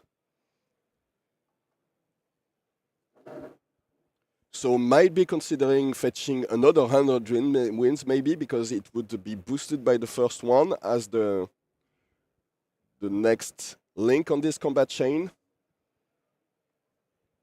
Yeah, and with that Zen ability, he's also going to be able to get a Tiger to get the Mauling Key online. The question is if he's want to try to also get something into his arsenal. So maybe looking to arsenal the Mauling Key at the end of this turn to set up for a bigger future turn. Either the Mulling Key or another one of these Transcend cards, maybe. Maybe. The Grain that tips the scale is always nice. Yeah, I think Pudding would love to have seen more attacks in this hand. For sure. Sometimes these Transcend cards can get a little bit clunky as they don't do much other than pitching. But look at this, that's it, you know, these decks, these turns, they are definitely not the strongest turns that Zen can do, of course. You don't see the Bonds of Ancestry, the Descendant Gust Waves, but he'll still be able to push lots of damage there. And Kevin is not even considering blocking this one, so it's... But a Grain that tips the scale, getting this 100 wins up 1. Mm-hmm. Another free resource, of course, thanks to the Kasaya. This card is absolutely gorgeous. Definitely. And it's so strong. All of the new Mystic cards are so pretty. Yeah, and the Traverse the Universe as well.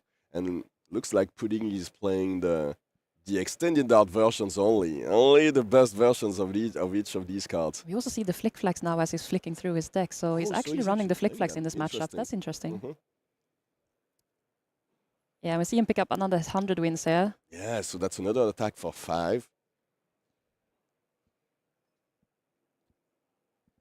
So again, wondering if that Mauling Key is going to be put into Arsenal, if it's going to be put on activation for this turn.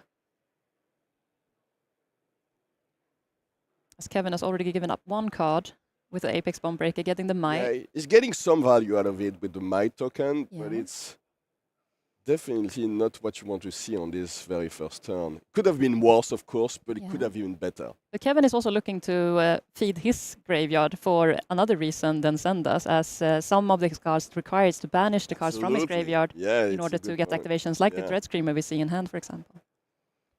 Oh, he's got the Doomsday, so that's a non-blocking card. So deciding to maybe arsenal the other Transcend card here. Yeah, I think he's keeping Drop in the Ocean for better opportunity. Mm.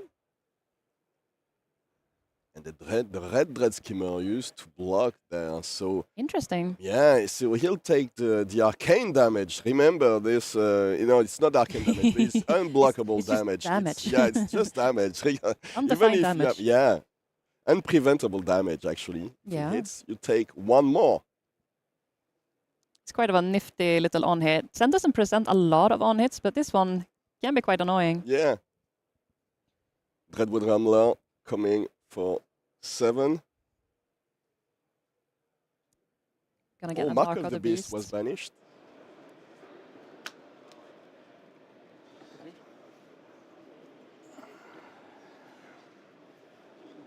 There we go. And with the Might token, it's gonna come in for a mighty 7. Mhm. We see a Descendant Gust Wave in Pudding's hand. Oh, and we know that he has at least 1 Transcend card in his arsenal, so I think Pudding does not want to block this. Question is, he already has a Transcend card in his disposal, so he can block with the Traverse to use Pop Off here if he decides to. I think this is a pretty good hand to go ahead and do so with. So he has both the Transcend card available in his arsenal. There's one other Transcend card in his hand. Is that a Jade Tiger even? Oh, it would be. Could be big Path Well for Traveled at sure, least. Yeah. And take a look at Pudding's hand. There you go. So yeah, there is a dissonant ghost wave. Chase the tail. I think The Japanese translated card can sometimes a- be a bit a path well harder to... traveled. Yeah, it looks like a Path Well Traveled there. So we do have double Transcend card available on our next turn. So Pudding now trying to do some math and see what is my damage output if I keep my whole hand. If I discard one card, what is my damage output? If I Yeah. discard two cards, what is my And I damage think his output? conclusion It's will the be- will be, regular... yeah, I'll take my whole hand. I'd keep my whole hand and come back. Oh, there you go. So he's using the chase the tail. Maybe no opportunity to get these. You need at least 2 tigers to get some value at the chase the tail. So in this with this and probably not able to do so. Yeah, unless he commits his Stride of Reprisal to get that Yeah. extra tiger. Might be a bit too early for that. Maybe. So Maybe he's looking to get that let's after war Mhm. turn in order to pop off completely here. So we're just going to see a vanilla turn, if that's what we want to call it. A little bit more standard Zen turn. So blue 100 wins, only coming in for 1, but then this is one of the ways that you can transcend easily. Just go with these blue Gorgon attacks, transcend out of them. Yeah, all of these 0 cost 1 attack go again. All the natural go against are super premium in Zen for that reason exactly. Okay, so now he's using the drop in the ocean after damage resolution so that he doesn't make sure that this 100 win hits. Now gets 1 resource from the Kasaya and is able to play the Descendant Ghost Wave with it. So this will be the first Bonds of Ancestry turn of this game. Yeah, so probably looking to activate Zen ability here to go fetch that bonds. Question is what he's going to pick up from his graveyard. I think that's what exactly he looked for right now, what he has available at his disposal. You know, there's a couple of 100 wins in there. We know there's a Chase the Tail. Yeah, but the Chase the Tail without... Quite mopey. Yeah, it doesn't have any tigers in his hand. He didn't want, as you said earlier, didn't want to block with the Stride of Reprisal, so doesn't have that many options actually, probably. Let's look at A this. Mullen Key Probably is also wants to available. Finish, yeah, and probably will be a Mullen Key. And from Kevin's side of things, we have double swing big, it looks Yeah. like, and Rekorom. Swing big Doesn't is like a look too classical. happy about this this No. situation there. Yeah, he knows that the Bonds of Ancestry is coming. It's one of those turns, huh?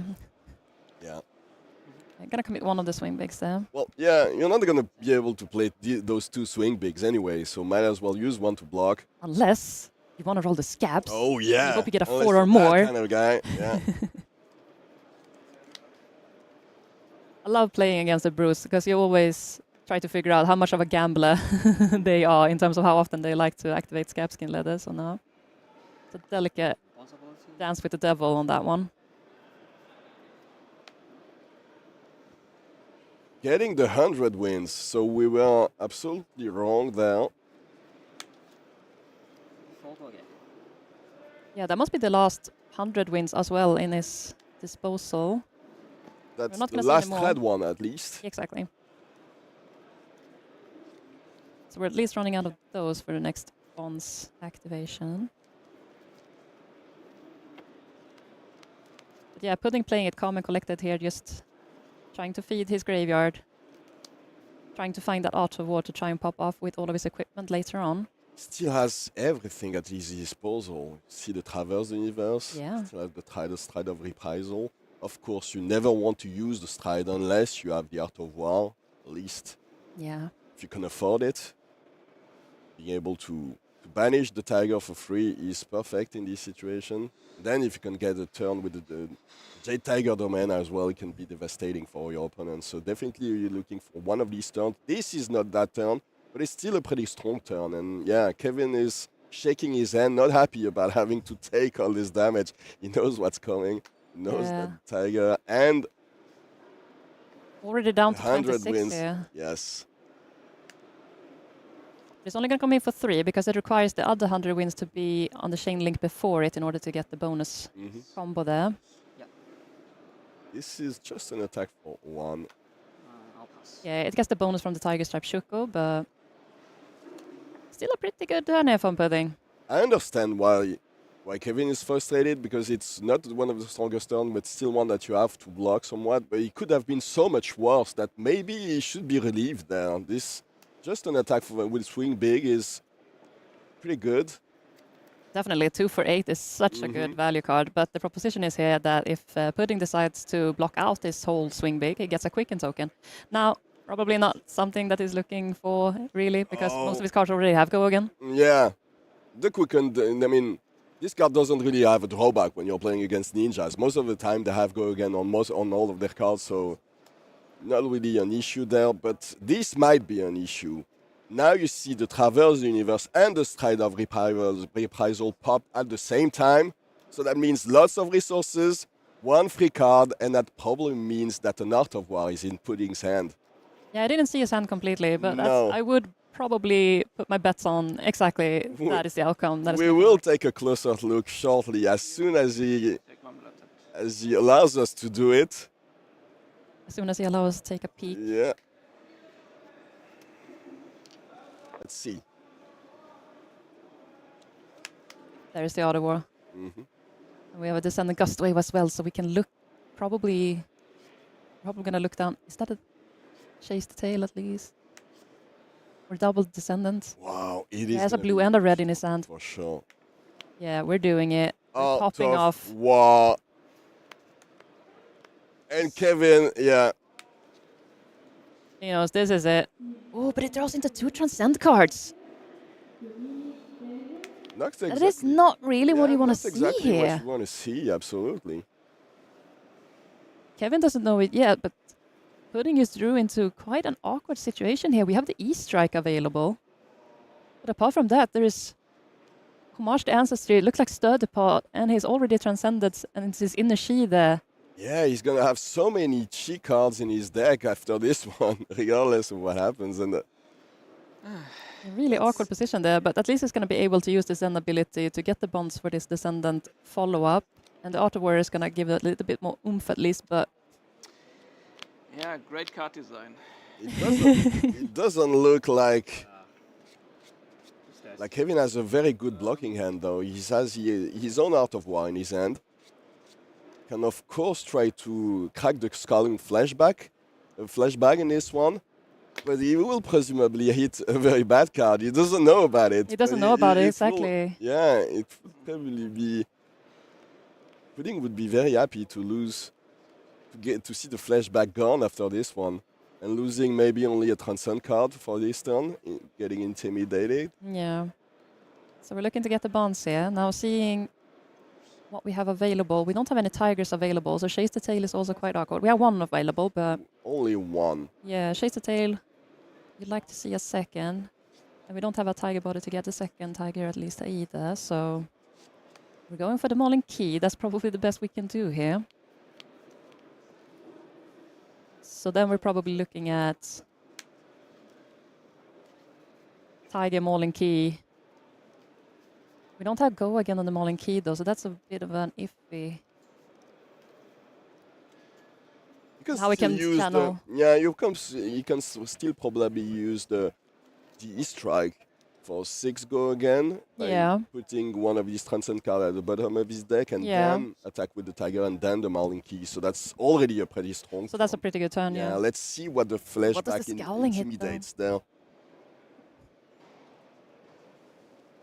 I'm curious if he's going to choose to activate his Transcend cards before the Scowling Flashback gets activated, just to get the abilities off of those before maybe losing one of them Yeah. to the Banish Zone for the end of this turn. This is a very Decides not important to. dice roll. Interesting. So he's just going to send it to the luck guys and see what comes out of this. Okay, And what could it be? let's see. Oh, did you see it? I couldn't see anything. It was too could fast. not. So you take 3. Well, 17. We'll Maybe see we can see what's shortly. left in Don't hand. worry. Yeah. Yeah, we have the Still Easter egg. has- And the still Tiger has still the available. He hit one of Yeah, the transcend that's- cards. That is huge for Kevin. Oh, sorry, for Pudding. For Pudding, yes. It hit So- exact card that he needed.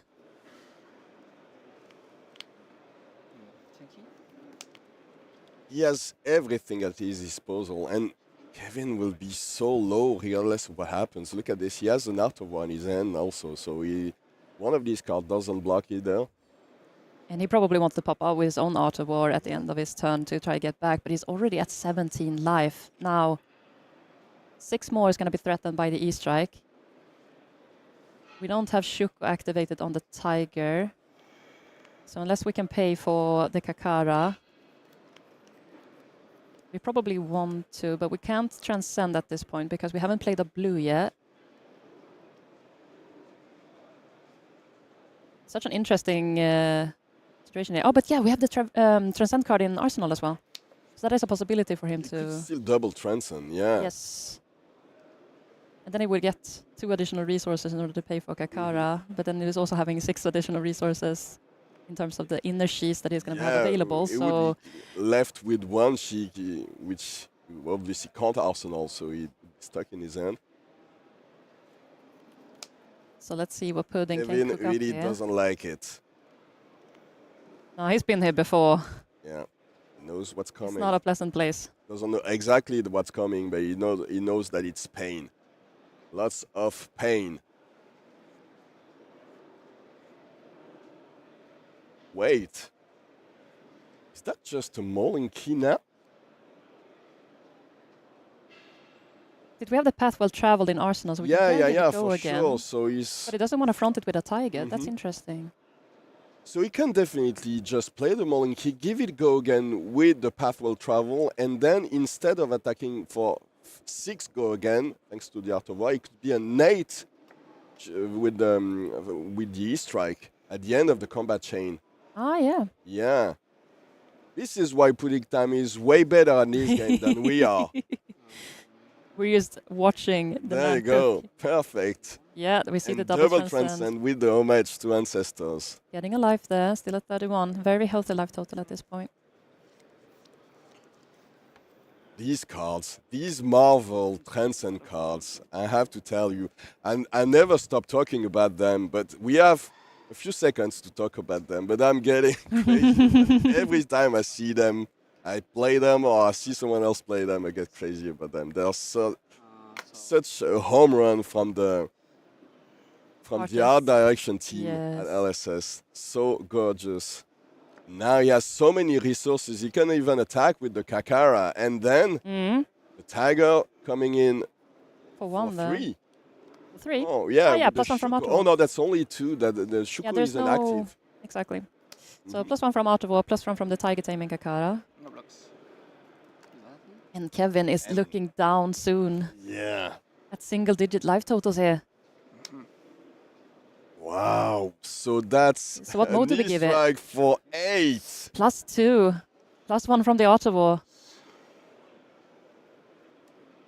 Such a huge attack at this point. Kevin only blocked with equipment though, so he thinks that there's a way, maybe that his hand helps him come back. Take 8.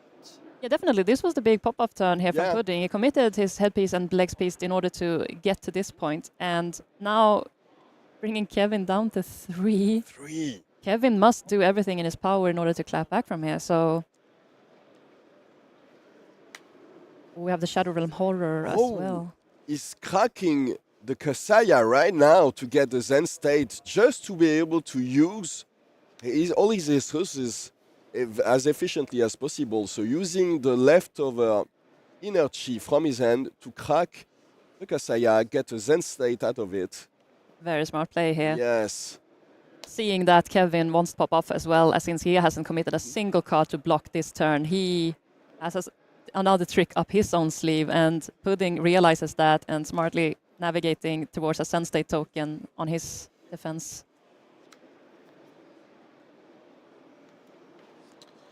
Art of War to start the turn, and the Slither in Shadowpeed. He cannot And play if this so, turn. it will have go again. probably has to crack the Savage Sash there, right?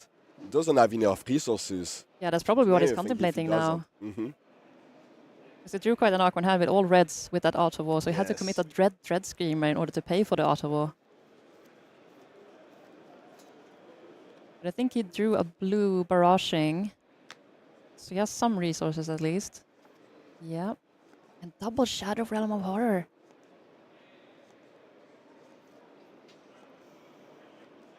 Yeah, the Shadow Realm Horror, another brilliant addition to Yeah, the latest set.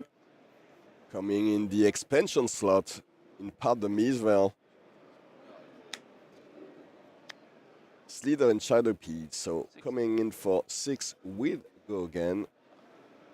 5. If it was banished from your hand, which it was because of the Art of War, Pure fan one.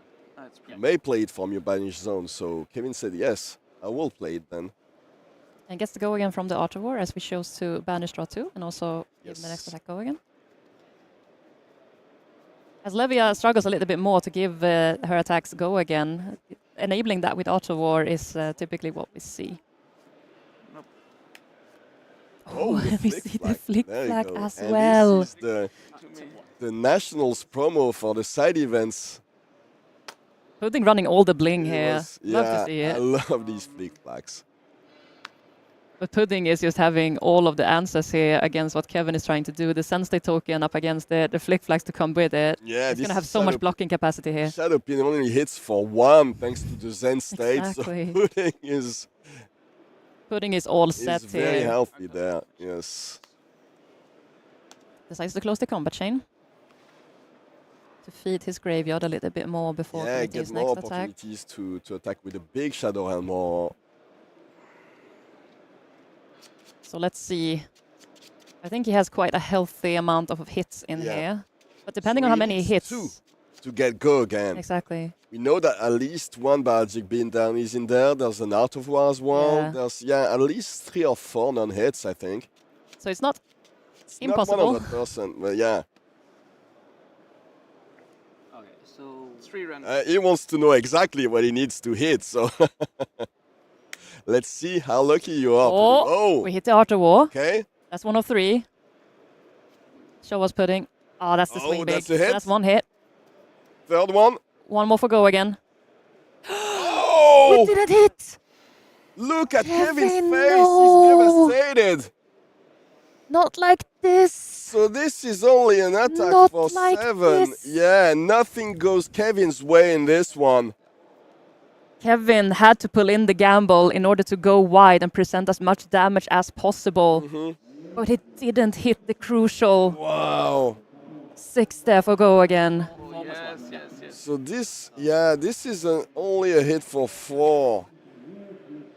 Such an annoying turn here for Kevin. He's gonna not be able to utilize either arsenal or the card he has left in his hand. 1 damage. I think you banished this card, right? Yeah. I'm sorry. We always say that to be And it was one of the best players in any TCG, you need a lot of skill, but a little bit of luck. Definitely. Maybe definitely. Pudding had more than a little bit of luck in this one. I don't know what the percentages were that he hit this Savage Sash, but it was Not high. It was not high. Yeah. so I 30 took 1. So just making sure to do the calculations here correctly. I missed again 1 life. Okay. Yes. Yeah, you're Wow. I think Kevin missed the I mean- life gain there on the home marshal from last turn, so everything is settled. But yeah, Kevin, Yeah.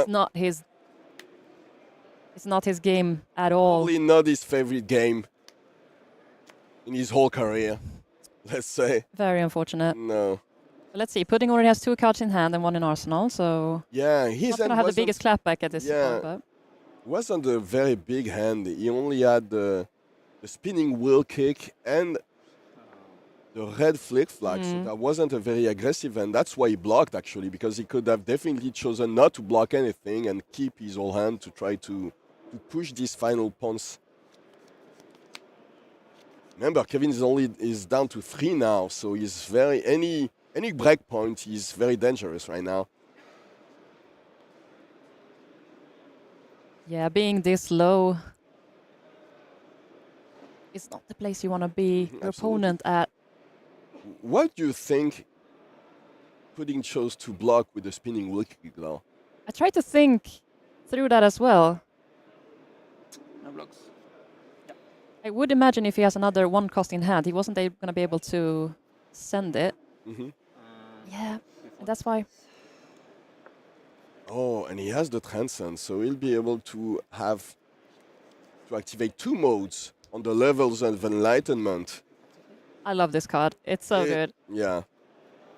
Such a good utilization in case you need to go again, or you need to draw the card, or you need to Does do everything. can that do you want. everything. It's Oh, like Auto War, but better. Not Auto War, sorry, E-Strike, but better. E-Strike.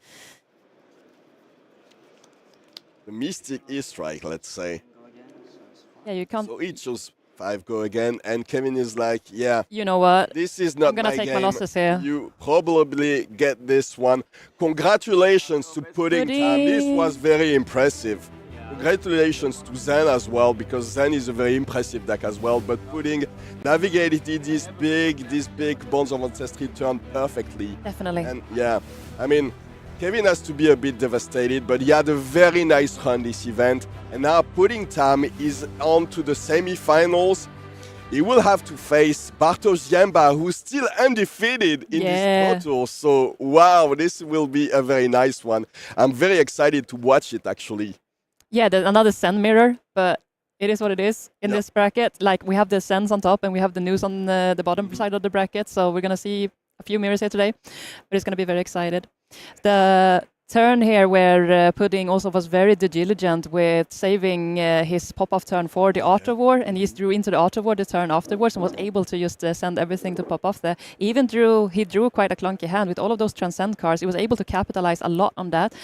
Seeing that his opponent was looking to also try to come back with a really, really big turn, and like, okay, I want to end my turn with creating that Send State token in order to really protect myself here.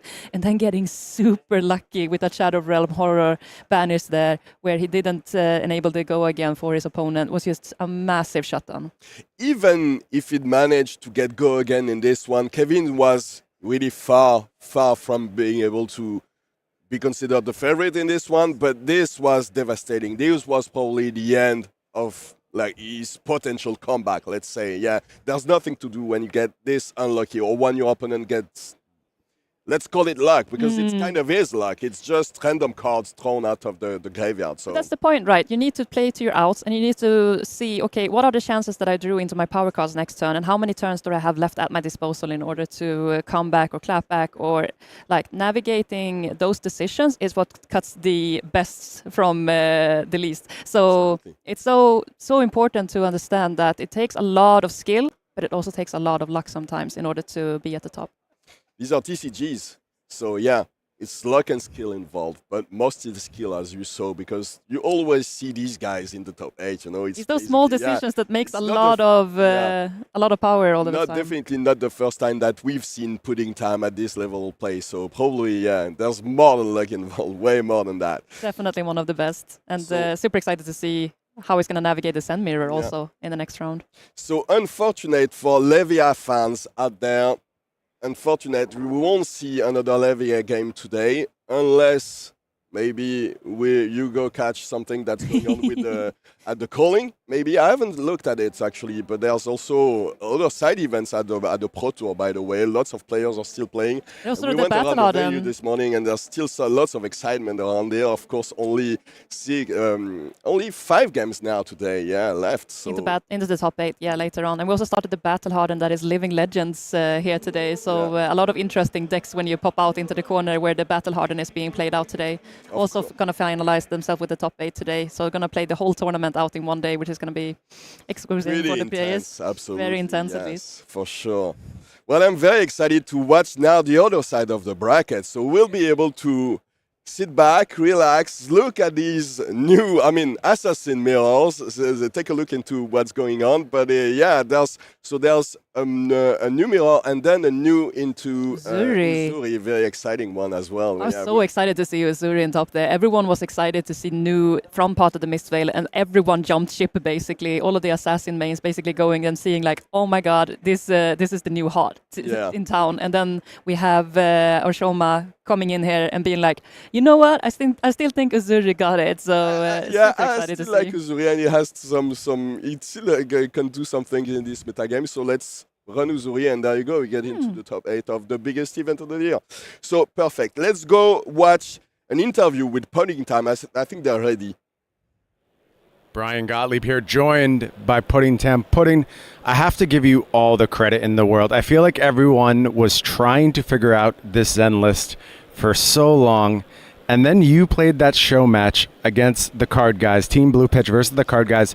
You unleashed this Bond Zen list upon the world. What does it mean to you to be the one to bring Zen to its first top 8 here at Pro Tour Amsterdam?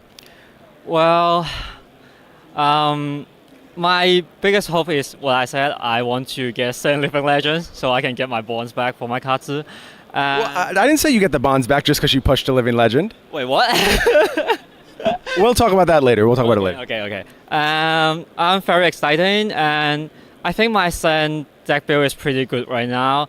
After the ban list, I cut down the Descendant Gus Wave to 2, the red one. So yeah, I'm pretty happy about it, and I love my flag. Yeah, because nobody played, I think, and it's my favorite card. So I guess I proved this card is good to every Ninja players. So yeah, I'm happy about it. Yeah, you should be happy about it. Impressive stuff thus far. You have Bartosz Ziemba up next in a Zen Mirror. How do you feel about your chances in the Zen Mirror? Well, I think his deck have that's what you got for the mirror, and that card is quite tough, I think. And he also get a higher assist, so he can choose probably go second. And I hope I can draw well like this, like last round.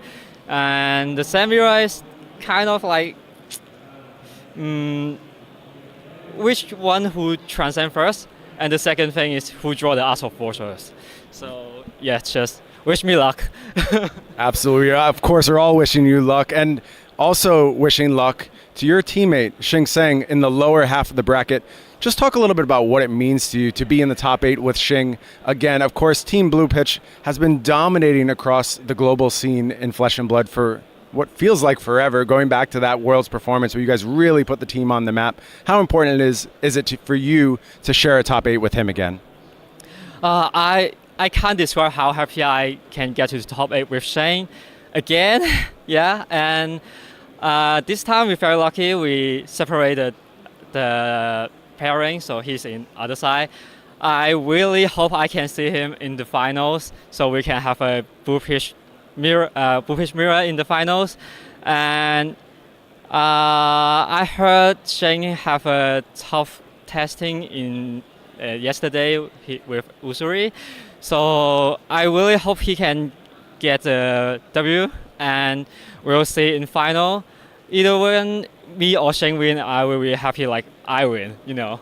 I mean, everyone in Blue Pitch, I think they have the same thought. Impressive stuff here from Pudding and all of Team Blue Pitch. We're going to send it back to the booth. We'll be back with more action here from Pro Tour Amsterdam in just a few. Guys, we will be right back with more action at Pro Tour Amsterdam. The third quarterfinals is coming up next. Don't leave. We'll be right back.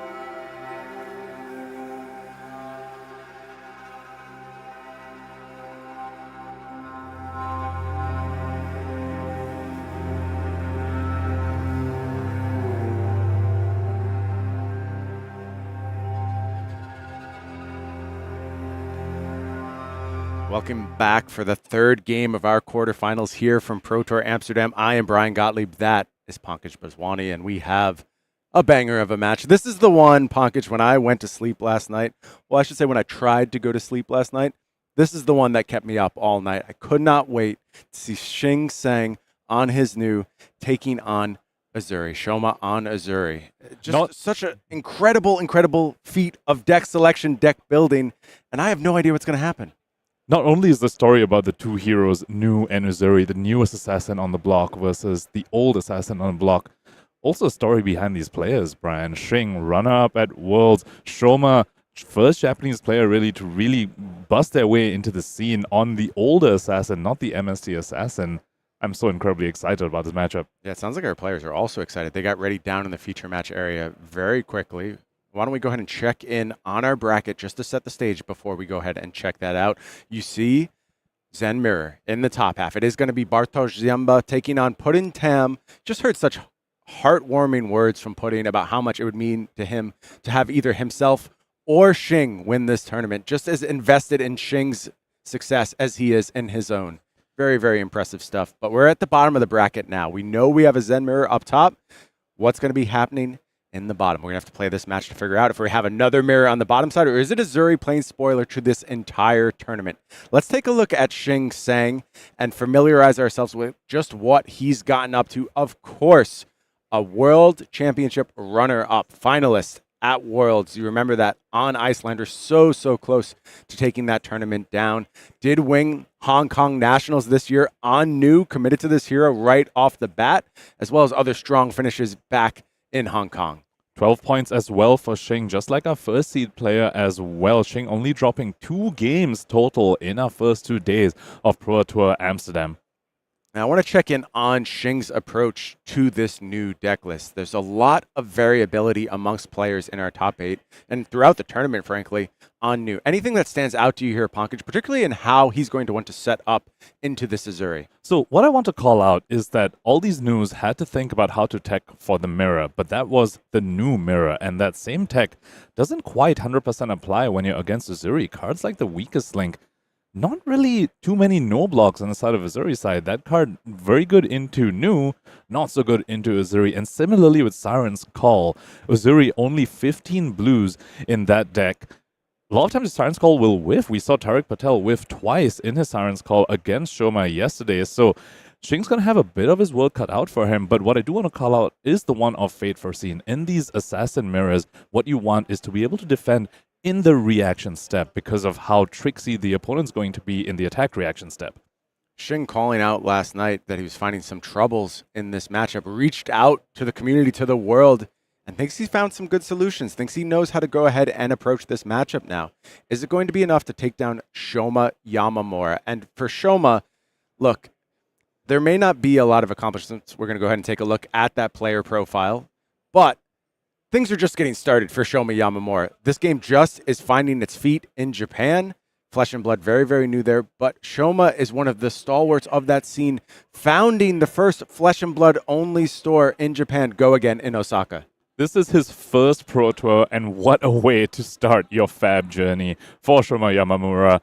Looking to have a bit of a tendency to play Assassin even in the draft. Both drafts this past weekend, he chose Nu, but clearly did extremely well, showing up top 8 of Pro Tour Amsterdam. And let's reveal that Uzuri deck list that has been the talk of this Pro Tour. How has Shoma turned this metagame potentially on its ear with the introduction of this other Assassin? Anything stand out to you here, Pankaj, for the mirror in particular? So, of course, deck lists are open for both places, and I managed to have a chat with Shing just before this. Asked him what he was nervous about in Shoma's list. I'm not going to tell you what I'm looking at. I'm telling you what Shing looked at, and particularly 8 defense reactions in Shoma's list. 3 Sink Belows, 3 Fate Foreseens, 2 Inertia Traps. Exactly what you want, how you want to be set up defensively against the Assassin. Also, as we spoke about earlier, none of those no blocks, none of those chi cards to mess up your defenses when the opponent tries to do tricksy things against you. In addition, a reduced blue count, better to dodge those new effects like Siren's Call, like the hero ability. Sounds like our players are ready down in the feature match area. Let's head on down. Let's find out who's going to be advancing to our semifinals. Will it be Shing Tsang of Team Blue Pitch, Or will it be Shoma Yamamura representing for all of Japan? Coming back to Shing potentially, not being as prepared for this matchup as he would like to be. This really reminds me of Worlds Barcelona semi-finals.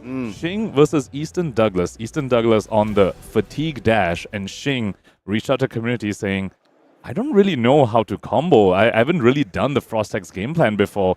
Instantly, amazing Icelander players like Michael Yasker, Nick Butcher showed up next to him, told him how to do it, and he executed it perfectly in the semifinals of that tournament. Let's see if he's able to make use of the advice that he got from the community this time as well. One of the things the great players do is recognize their weaknesses, recognize what they don't know. We've seen a willingness from Shing, called out Yuki Lee Bender as somebody who helped him tremendously with the draft portion of this tournament. Shing reaches out to the community, uses the resources available, and learns. And that's what makes him so, so dangerous to play against.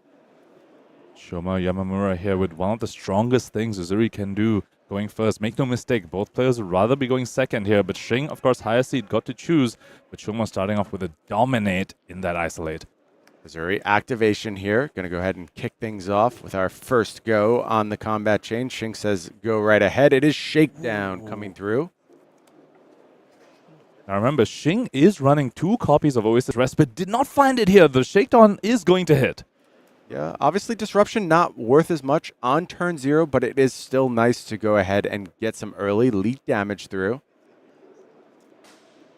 Could potentially take away a key piece here. Maybe if you want to deny the early Transcend from Shing. That's going to be more important for Mask of Recurring Nightmares than anything else. Hero ability, not a huge deal, but Mask, very, very impactful in this matchup potentially.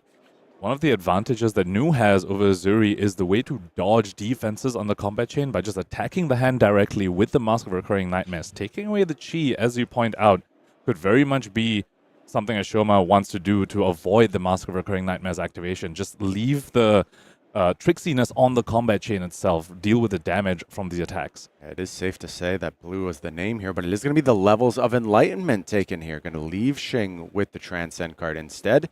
And draw back up. Early life lead goes to Shoma Yamamura.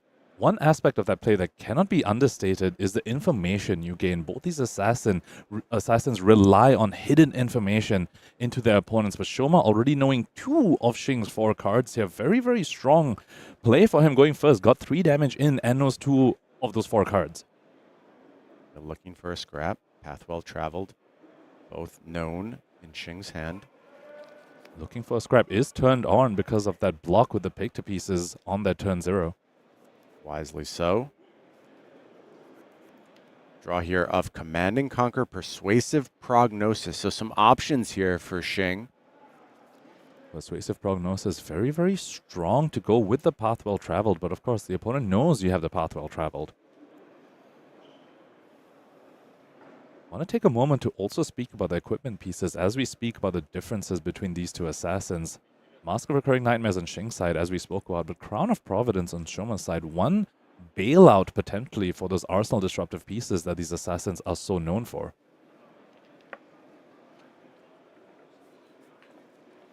Looking for a scrap, going to be the start here for Shing.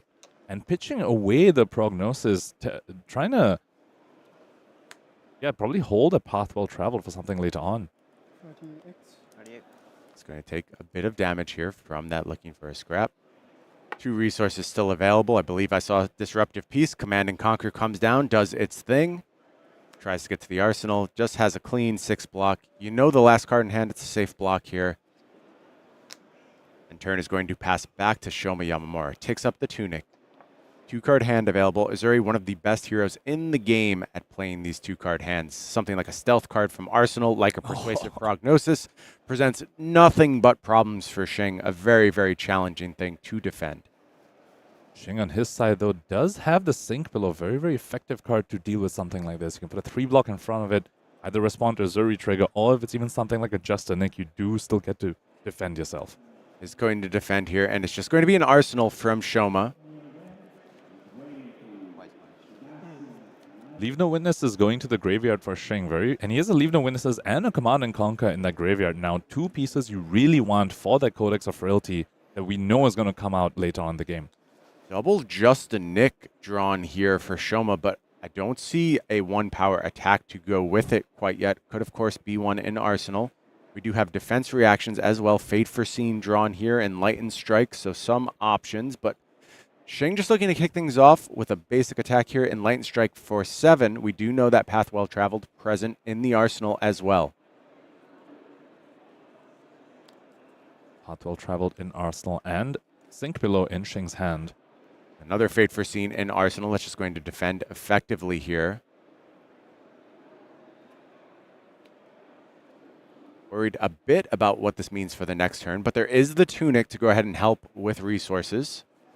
Of course, just a fine single card play here, quasi single card play. And Lightened Strike for 7 is the same return for Shoma. E-Strike for 7 on one side into E-Strike for 7 on the other.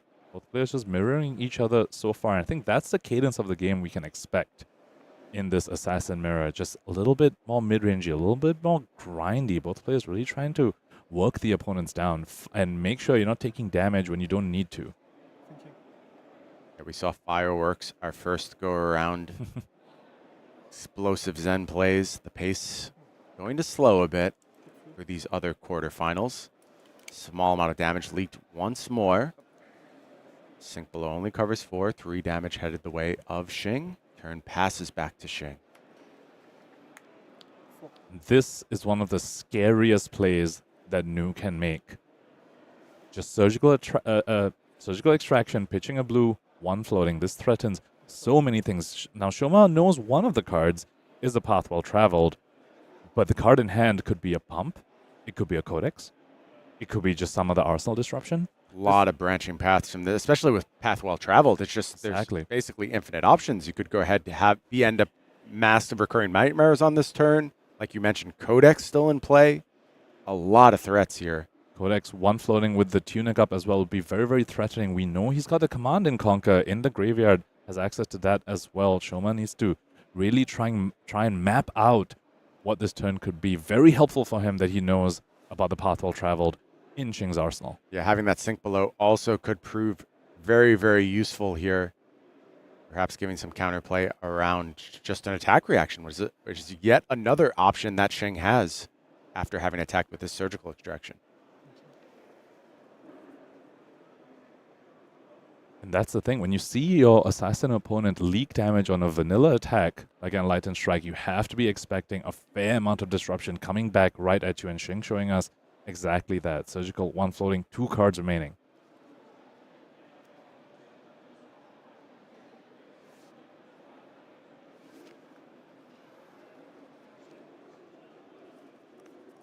Keeping track of these graveyards going to be critical. Posturing around the graveyard, also potentially critical. Certainly anytime my assassin opponent reaches for my graveyard, their graveyard, I start considering Codex. Oh, so you have read that card? No, I just consider it. Oh, okay. All right. Seems like it does bad things. Involves the graveyard somehow. I don't know. Makes a bunch of tokens. I take random actions. I move my cards around to make it look like I know what I'm doing. Shoma considering all possible permutations here. Mask of Recurring Nightmares also pretty much almost guaranteed on this turn, you have to think. So does seem like it. Block the surgical, perhaps at a Sink Below, but we'll need to give up a card as well, and then you think about what the remaining card could be. Shing is representing that he will have an action point after the surgical resolves as well. There are some 1 resource options in Shing's list. Gravekeeping potentially coming out. Yeah, sure. Yes, I'm going to. Yet more things to consider for Shoma Yamamura. And it's looking like no blocks were declared. Just going to go ahead and say this on hit is at least something I can anticipate. I'd rather just let you go ahead, disrupt a little bit, than engage with what's going on the combat chain. And as Shoma tries to decide the banish over here, you have to keep in mind Nu's hero ability that might come into play later on in the game. I see him holding a Persuasive Prognosis, a card that Nu would be somewhat happy to steal from you if it ends up in a banish zone. So Shoma does need to consider that. We could also still be in reactions here, I want to point out. Not 100% certain that we have declared no blocks. Just went ahead and let that Path Well Traveled resolve. Yeah, I believe Mask is being resolved right now. So Shoma's deciding that and does have to Sink Below. Still very legal play in the reaction step. Seems very reasonable here. Oh, posturing, getting rid of the sink below. Perhaps that's another reaction in Arsenal. That's exactly That is it. the fate foreseen in Arsenal. That's going to go ahead and attempt to cover up this surgical extraction. Will it do so successfully? Looks like yes. Combat chain is closed. And it is the Codex in Arsenal. And that means we are set up for potentially CNC, although Arsenal has been cleared at this point. Still, you just take the damage. And Frailty, of course, going to refill it on this go-around. And that's the perfect punish from Shing's side. Shoma opting to use the defense reaction from Arsenal rather than the one from the hand, made himself vulnerable to this Codex. Now has to decide how he's going to deal with the CNC. Perhaps the first small win of this match headed to Shing's side with the resolution of this Codex and an empty Arsenal for Shoma Yamamura. And that's what the Assassin Mirror looks like. Both players taking turns. One player is going to hold the tempo for a few turns, eventually will whiff a bit on the disruption, and then it's the opponent's turn to have the tempo. The trick in this matchup is to recognize when you're supposed to be the one to take the damage, to go in and be the one on the front foot. Like to discard a Command and Conquer. Command and Conquer comes in. Pick to pieces was the choose.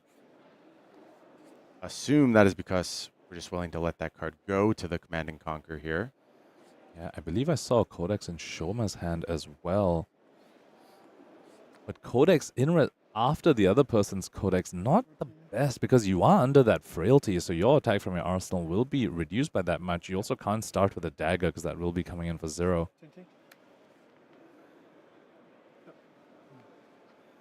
Shing does get the ponder here.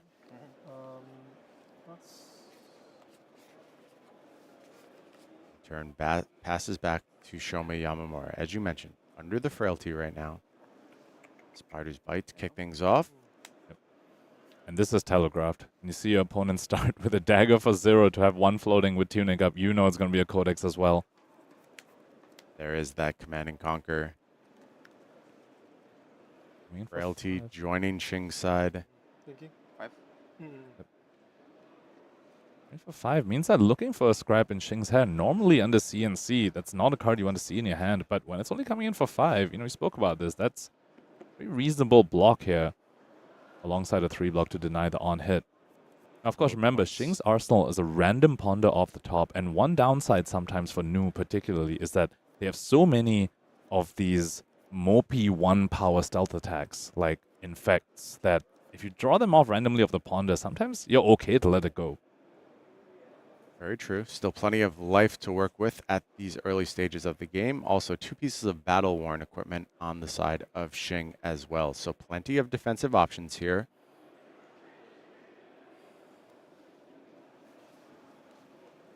Already so many mirrors we've been seeing on these turn cycles. E-Strike into E-Strike, Codex into Codex. Some differences too, a Mask activation and an Uzuri activation already as well. This is going to bring forth the arousing wave here and let the Command and Conquer hit, clearing out the arsenal. Tells me maybe we're looking to use this arousing wave on this next turn. And it was just one of those mopey stealth attacks. It was exactly that Infect that went to Shing's arsenal. Not what you want to see of the ponders. This is where a lot of assassin aggression comes from, on the back of looking for a scrap. Another overlooked part of the Assassin Mirrors is that both sides have pretty bad numbers. Assassin not really known for dealing impressive amounts of damage on these turn cycles, but looking for a scrap and E-Strike are exactly the cards that you need to shore up your numbers, you know? Like, as you're disrupting them, you're also dealing good numbers. This is a very, very difficult card to deal with because you want to block it for damage, but there could very well be disruption coming after this as well, and you have to expect it, especially after Shing just took your CNC. It's funny, it feels like that's where a lot of the damage in these Assassin Mirrors comes from. Looking for scraps back and forth. And E-Strikes as well. Yep, just that vanilla damage. It's so rarely presented by Assassins. When it does come, you take the opportunity to keep a few extra cards around in your hand. Also, rare situation where that CNC actually helped Shing. He didn't have a 1-power attack in his graveyard before the opponent's CNC blew up his Infect and put it in the graveyard for this looking for a scrap. So, a bit of luck favoring Shing Tsang here. We'll also say, though, having that looking for a scrap to defend with the inertia trap, not so bad either. That's going to go ahead and create that inertia token. That card has impressed me so much here this weekend. Inertia trap looking extremely good in the hands of Shoma Yamamura. Also coming from the arsenal means his follow-up Leave No Witnesses doesn't really have an on-hit, just 4 damage. Banishes a card off the top, could be relevant, but Shoma at least not too worried about covering up this breakpoint.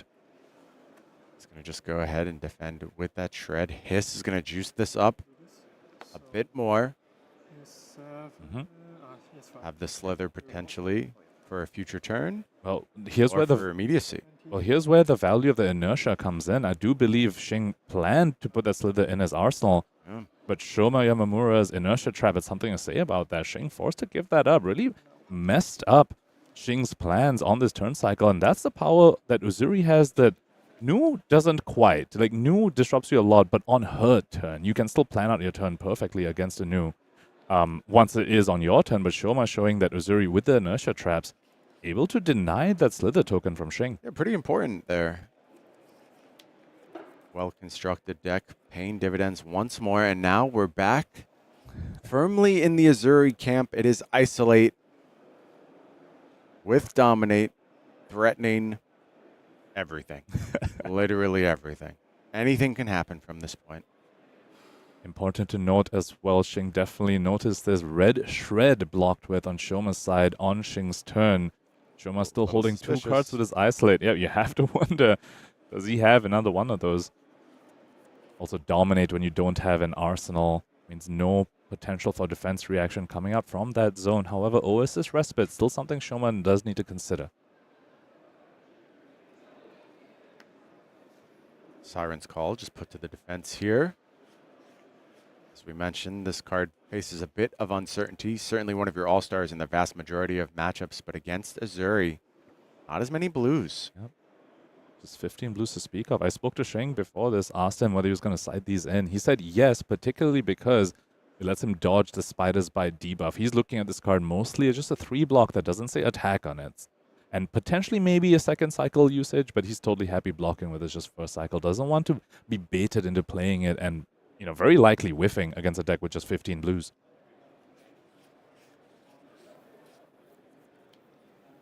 Yeah, we saw Tariq whiff a few times yesterday. Ultimately still found victory against Shoma Yamamura. It is, in fact, another red shred, but we are going to swap as well. It's the weakest link coming down. And what is in Shing's hand? Oasis Respite at the ready. Has to burn it here. Still 2 points of damage coming through. Forced to burn it here without a tunic and critically got that information as well. Weakest link, the draw effect didn't happen. No discard happened either, but you still reveal your hand. Shoma now knows all Shing has is a command and conquer in that arsenal. Tempo now on Shoma's side. Yeah, I think Weakest Link still doing nice work, despite the fact that it was ultimately dodged. It demanded that Oasis Respite in that moment, and I think possibly you could see Shing want to have set up a different turn that go around, but really without options. And it's going to be Leave No Witnesses to kick things off here. No go again, as of now, does have Black Tech Whisperers available, though it hasn't defended yet. And you know your opponent doesn't have a defense reaction, at least in the arsenal. They could have drawn one, maybe even could have drawn the second Oasis over here. But that is very, very valuable information for an Assassin to have. And this is exactly what we were talking about, Brian. Earlier we saw Shing with the tempo on that surgical turn, surgical into Codex. Shoma recognized when it was his turn to pivot, and now he's the one holding 4 cards, starting with a disruptive piece, knowing that's a command and conquer in arsenal. Very, very valuable take should this Leave No Witnesses hit. 3 cards left in hand for Shoma. You've seen 2 shreds go down already, 2 red shreds. Still 4 left in the deck. 3 yellow, 1 more red. So unfortunately for Shoma, Uzuri doesn't have access to unconditional go again in the form of Hiss that Nu does have access to. So in some sense, Shing might be making the read that the Black Tech Whisper is going to come in handy here to give this go again and threaten a wider chain. But also, Shoma didn't attack with any daggers this turn, so that also needs to be ringing some alarm bells. Yeah, I mean, there has to be something else in hand. It's just clear. What is it, though? It's always the question. No threat of Uzuri activation here, however. Remember, Leave No Witnesses is a contract card, not a stealth card to be able to swap in with. Also, many colors of Shred in Shoma's. Yes, 3 copies of the reds and 3 copies of the yellows. It's going to be 4 defense committed here.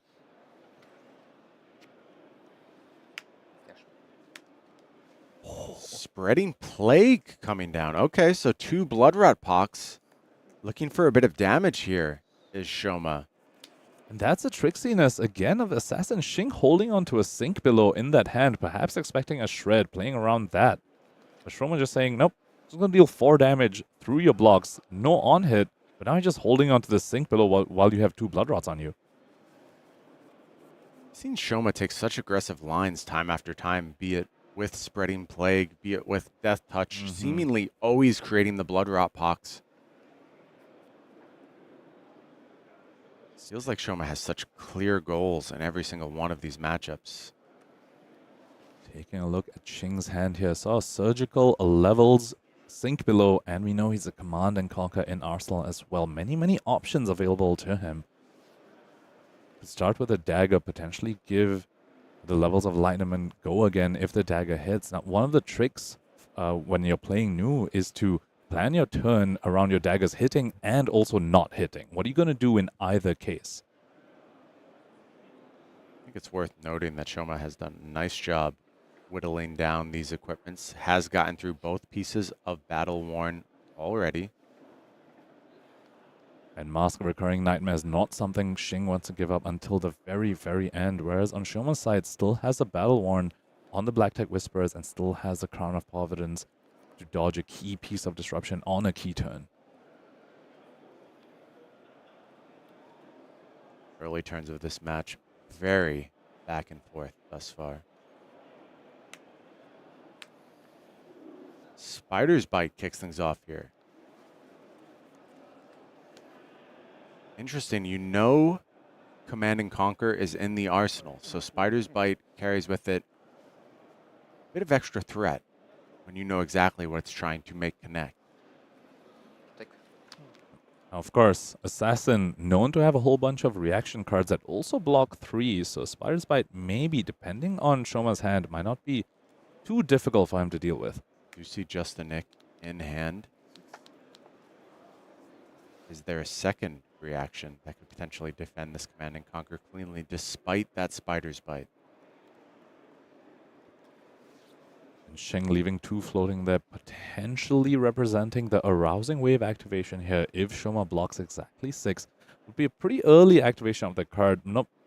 Yeah, looking like Shoma just go ahead and cashing in the Crown of Providence. This makes the most sense to me. That's what you brought the card in for. Go ahead, clear that arsenal out, let a little damage through. Play a sizable hand here. Blood Rot Pox going to go ahead and resolve. Shing paying for the first one, activating the Tunic to go up to 3 floating, paying for one of them. The other one deals 2, though. Tunic at the ready for Shoma. Just a Nick as well. 5 life points behind, but full 5-card grip. Not something you often see for Assassins. They're, normally very happy to block, but Shoma saying, this hand, though, I'm going to be very aggressive with. Yeah, and I think Shoma's got the looking for a scrap as well to really take advantage of the go-wide possibilities here. Yep, and a red Shred as well. The Shred, of course, only playable on an Assassin card. Not sure if I saw an Assassin card in that hand that he really wants to play, but also a very fine arsenal target as well. Tunic kicks things off here, paying for the looking for a scrap, keeping as many cards hidden as possible on this first attack. Create uncertainty for Shing.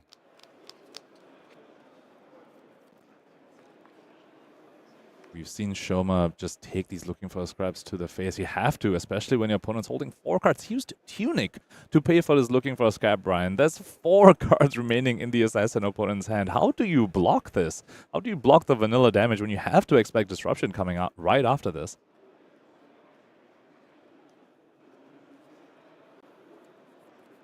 Feels like you have to let this one go to go ahead and plan for the rest of this turn. There's so much threat that Shoma is offering. Remember, of course, the trick with Shred. You can start with a Mopey stealth attack. Opponent blocks it, you shred it, and then you swap in with Uzuri. And it could be a generic attack after that, like that weakest link.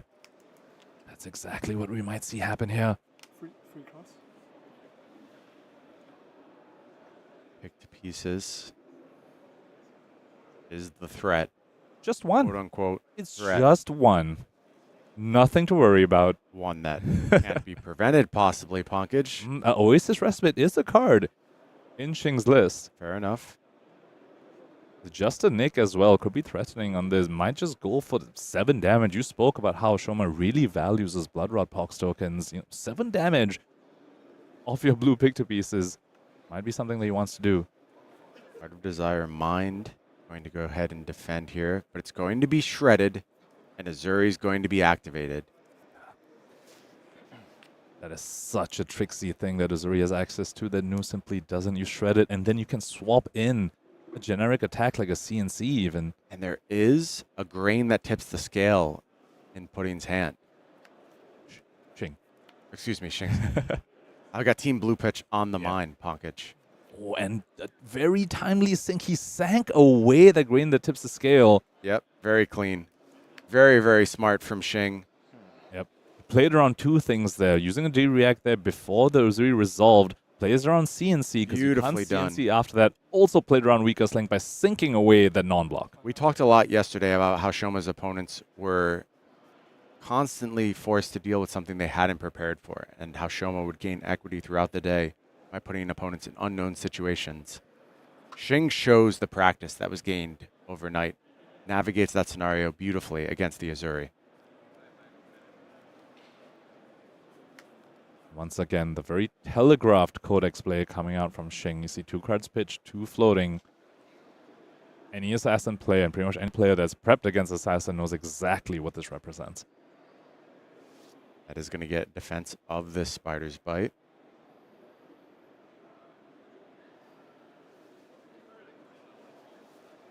About halfway through this game, turn 7. Life totals also looking likewise. Equipment battered on both sides. Shoma no longer access to a Crown of Providence. Looking for a scrap does cover here, but here comes the Codex of Frailty for the 3rd time in this matchup. And once again, Command and Conquer is the grab.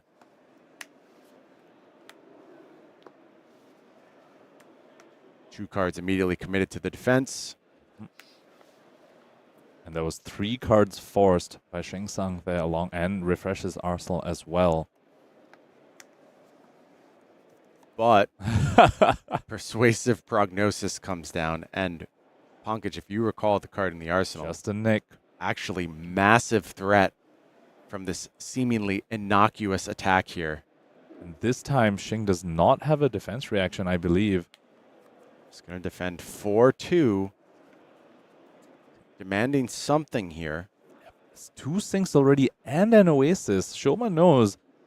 Yeah, Shoma goes for it and puts out the Just a Nick. And that is going to get the job done, it looks like. Now remember, Prognosis can still whiff. It depends on the colors in Shing's hand.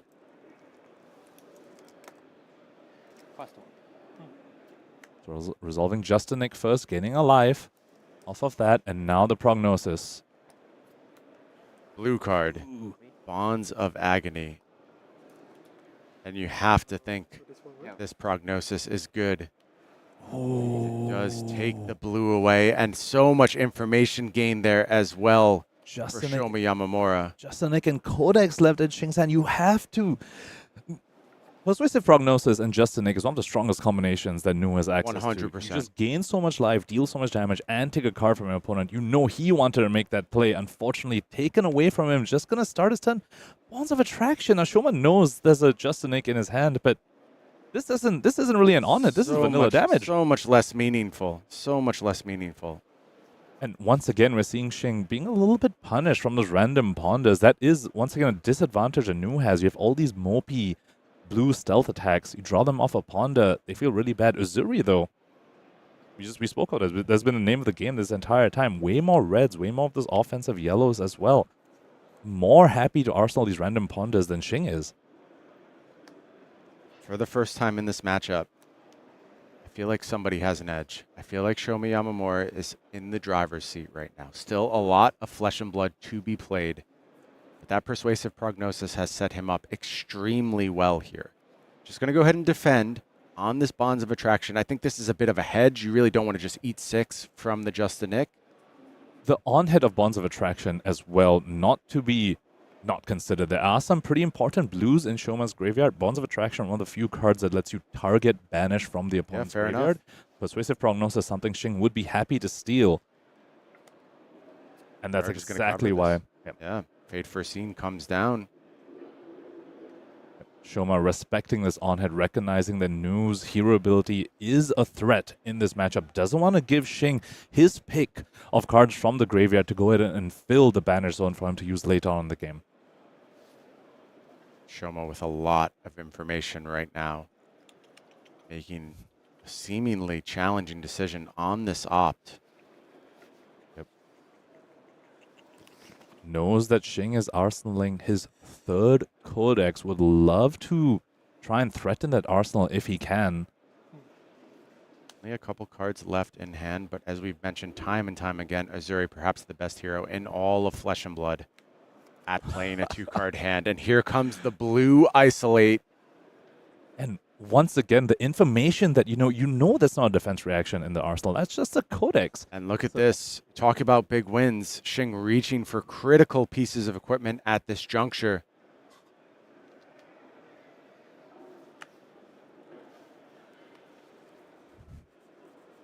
Checking the graveyard one more time. What are the possible outcomes of this attack? And we speak about the differences between these two assassins. Typically against Nu, if you see a surgical or leave no witnesses on the combat chain, you know exactly which zone of yours is getting threatened. If there's a leave no witnesses, they're unlikely to touch your hand, unless they also represent like something like a Siren's Call. But Uzuri, though, isolate in the field, you have no idea. Is it a CNC or is it a shakedown? Is it going to threaten my arsenal? Is it going to threaten my hand? And that can make these blocking decisions so incredibly tough. We've seen Shing make the right decision time and time again thus far. Can he suss out what this isolate actually represents? And Pankaj, here's the problem too, which I mentioned again over and over with Uzuri. You figure out that there is a 6-power attack, Command and Conquer, something like that you're trying to stuff, and you go ahead and you commit a card from hand and equipment here. Shoma just passes and arsenals the card and blunts that Codex of Frailty very, very effectively. Could even be nothing. Could be nothing. Could actually just be nothing. Just a 1-power isolate, nothing to worry about. But might force the Mask of Recurring Nightmares here on the block. And look at Shing's face. Buried in his hands, knowing how critical this decision is for his Pro Tour life right now.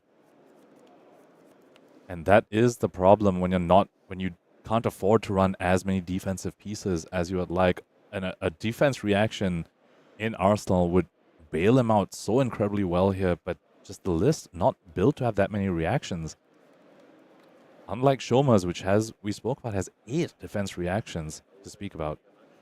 Okay, thank you. Sorry. Continues to reach for that equipment potentially. Siren's Call, Tunic, Mask of Recurring Nightmares, committed, Arsenal, and pass. He just won 6 defense off an attack for 1. This is the value of Uzuri. This is the nightmare scenario Uzuri puts you in. And what was it for, Pankaj? What is the clapback? How much has Shing sacrificed, and was it worth it? Speaking of nightmare scenarios, this is exactly one of them. Bonds of Agony has hit the table. Shing Tsang here gave up the mask for it, gave up the tunic for it. How high is this going to go? Shoma needs to figure that out.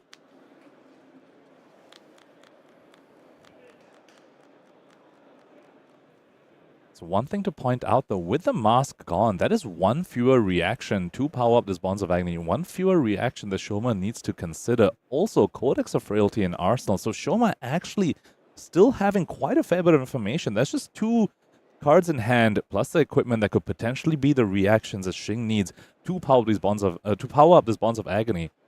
But no Mask of Recurring Nightmares. That is massive, Brian. I cannot wait to see the card in Shoma's arsenal. I'm keeping close eye on that throughout this turn cycle because that is the card that won him all of those equipment, the card from hand. Was it actually a meaningful card? Did Shoma win on the back of the standard Uzuri bluff? So fascinating. Challenging decision on this Bonds of Agony. Coming up on a Tunic turn as well is Shoma. Very strong. If he did arsenal one of those two cost disruptive attacks like CNC, Weakest Link, off of a you can send a dagger and send an attack off of the Tunic. Also very strong with Codex plays. But as you said, could have just been a bluff, could just be a defense reaction in that arsenal, Brian, which is perfect when you're facing down a Bonds of Agony. Certainly a little bit of insulation available if that is the case. However, you play that out, you become more vulnerable to Codex at that point. Of course, Undertow Stilettos still available for Shing. So you're thinking how big this can go. Just a nick, very threatening, but double just a nick, not going to cut it. That's just 2 reactions. Single card committed here. What is the play from Pudding? Pitches the blue, plenty of resources now available. A Rousing Wave going to go ahead and just slightly push over the top.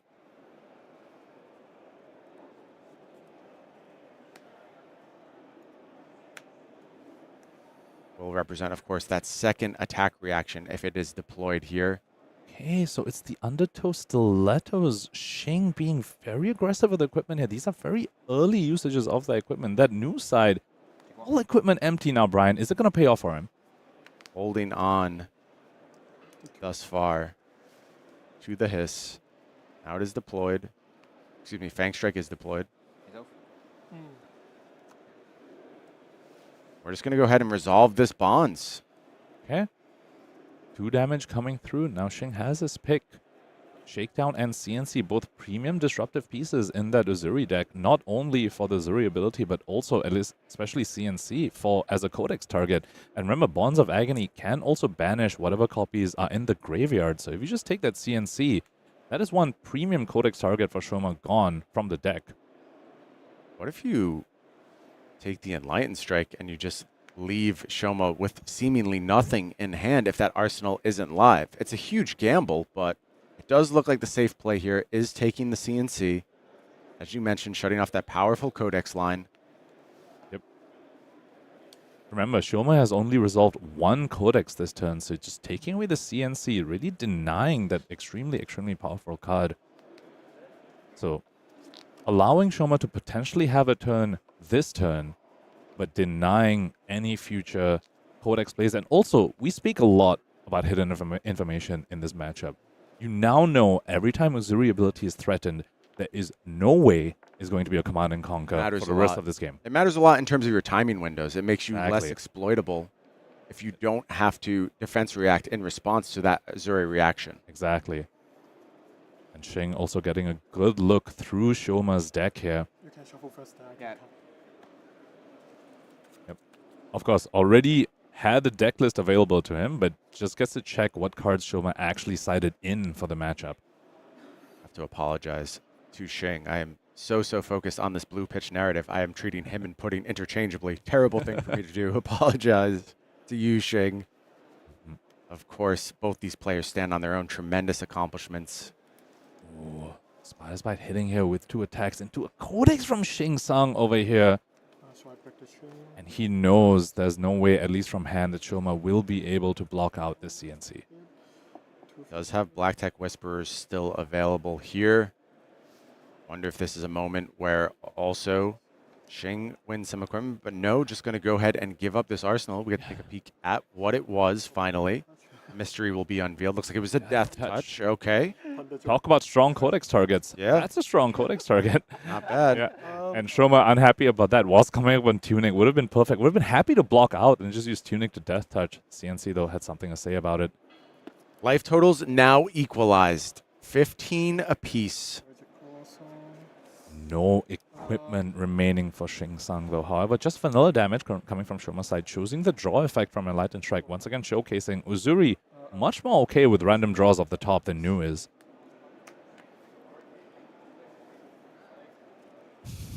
Looks like it is time to go ahead and transcend. Going to rebuy Codex of Frailty, Rising Sun, Setting Moon, or Shing. I was fully expecting 6 codexes to be resolved this game, but Shing just made that 7 with that Preserved Tradition, tucking 1 codex right back into the bottom of the deck. Useless card for me. It's 5, okay. 5 of vanilla damage 6. coming in here, blocking 6 from Shing Tsang. Okay. And just moves to Arsenal, does Shoma. And you have to remember, all that tempo that Shing gained on his turn was off the back of the very aggressive equipment usage, both on defense and on offense. All that equipment gone really needed to be rewarded on this following turn, but blocking 6 on a Lightning Strike, they're just coming in for 5. I don't think that's where you wanted to be, Brian. No, I don't think so either, Pankaj. And now we see our first new activation of the game. It's going to grab a pick to pieces from the banish zone. And here we see the cost of blocking with a Mask of Recurring Nightmares. If the opponent had something like a Surgical, Persuasive, maybe even Bonds of Agony in the banish, you're happy to use new ability. But all they had was a blue pick to pieces, and you no longer have that Mask of Recurring Nightmares to rip a card from Shoma's hand. Looks like perhaps it is time to commit these Black Tech Whisperers. That says a lot more about Shoma's hand than the threat that Shing is representing here. Although Justin Nick is going to go ahead and drive quite a bit of damage here. The And cheeky now, +1. life total getting a little precarious on Shoma's side. We fall into the single digits. Single digits, but once again, Shoma keeping the full 5-card hand. Black Tech Whispers has been blocked with, representing that he's actually going to use it. Nerve Scalpel kicking things off here. I wonder if that's portenting Afflict Knives down the road. And Shing hiding his hand for... Oh, that's 2 hisses in Shing's hand. Scalpel is going to be defended against. It's followed up by Spider's Bite here. Yep.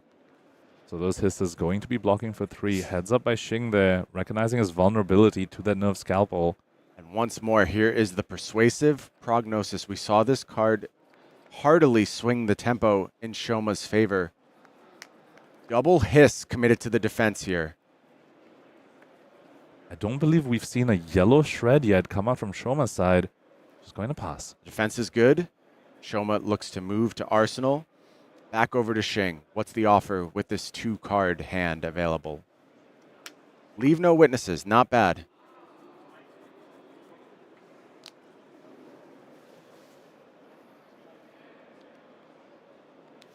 Shoma no longer has that Black Tech Whisperers to cover up the pesky breakpoint that's a Leave No Witnesses, but he does have more defense reactions than Shing does, so did he find that here to be able to deal with this? Would be a clutch time to find a 4-block for sure.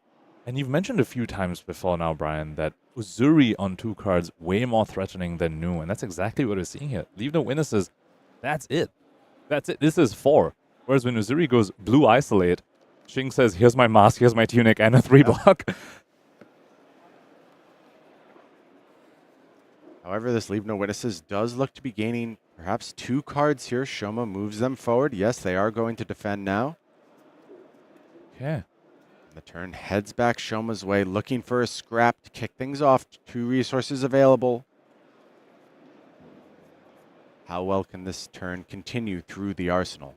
And you have to wonder, if you're Shing, is it finally going to be a Codex coming out from Shoma's side? He's resolved all 3 of his, well, 1 got recurred back. Shoma has only resolved 1, but no CNC available in the graveyard because of the Bonds of Agony hit earlier. And both players taking a look at the graveyards here. Death Touch still available in the graveyard, though, if Shing makes the read that this is a Codex. Tunic up as well, so...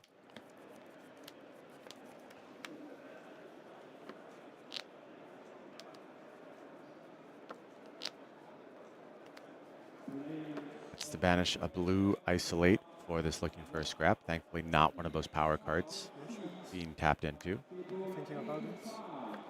Not thinking. Multiple defense reactions this go around. for Shing. That may bode well, given that Shoma has stopped us here. Yeah. The flick knives on the spider's bite, looking to really force whatever it is that's in Arsenal. Really wants to force the issue on it. Spider's bite going to be good. Shing falls to 13. And then 12 from the looking for a scrap. Spider's Bite active, and it is the There Codex. is that Codex.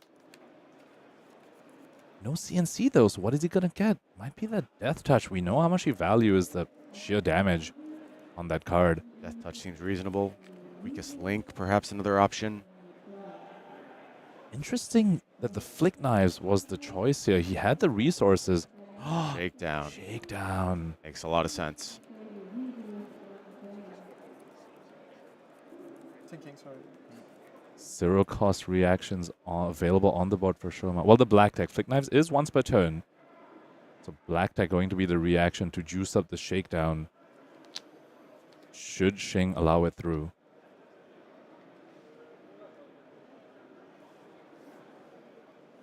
Now, of course, Codex allows Shing a very unique opportunity to potentially mind game Shoma over here. You do need to pick a color from the Shakedown ability. And if you only have, and typically you would expect your opponent to pick blue, but Codex gives you an opportunity to discard a card. So if you discard a card of the correct color and you make the right guess of what Shoma might pick for the Shakedown, you could just dodge its on-hit effect. Would be a big risk to take, but is a line is available to Shing potentially. Mind game on mind game here in this assassin matchup. Seems like Shoma is well set up to claim most of Shing's hand here Yeah, it's freaking so. with the help of that Spider's Bite debuff. Of course, we'll have an arsenal going into the next turn on the back of that Ponder.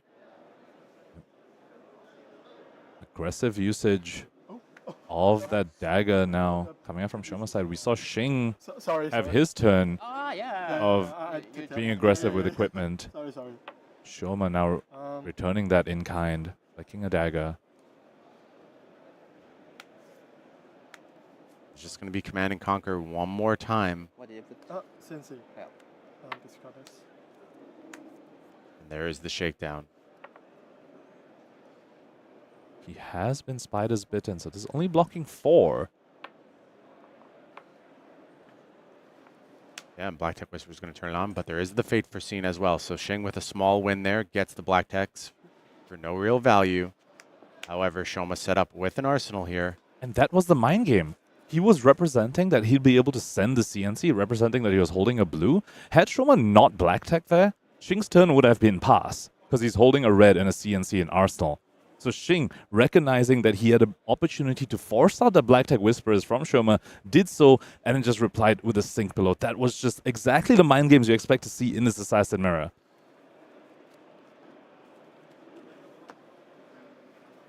Ponkage, we're not sure about the arsenal for Shoma. I saw quite a bricky looking hand on his part. I saw, I believe, 2 defense reactions, just a nick. And I did not immediately see anything to go ahead and buff with that just a nick. That is unfortunately one of those pitfalls of the Assassin class. The deck asks you to put a lot of things in it. Reactions, cards to target the reactions. Shred, it's 3 reactions. This is a disastrous draw for Shoma Yamamura. That is heartbreaking. He worked so hard to get the tempo, had the full 5-card hand, has the information on Shing's arsenal as well. Those D-reacts as well when you know your opponent has a CNC. Normally very, very strong cards, but both going to be pitched here to just send this Nerve Scalpel.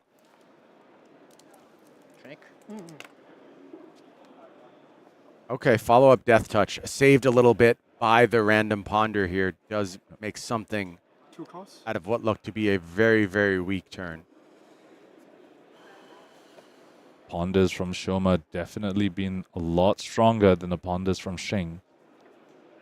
And that means this Shred going to be able to do work here against Shing. Will we see Shoma one more time look to get aggressive with the Death Touch? I mean, Speak about rough hands, Brian. Shing's hand doesn't even block 6. That's a Gravekeeping and a CNC and 2 no blocks. Yeah, does have the Oasis Respite.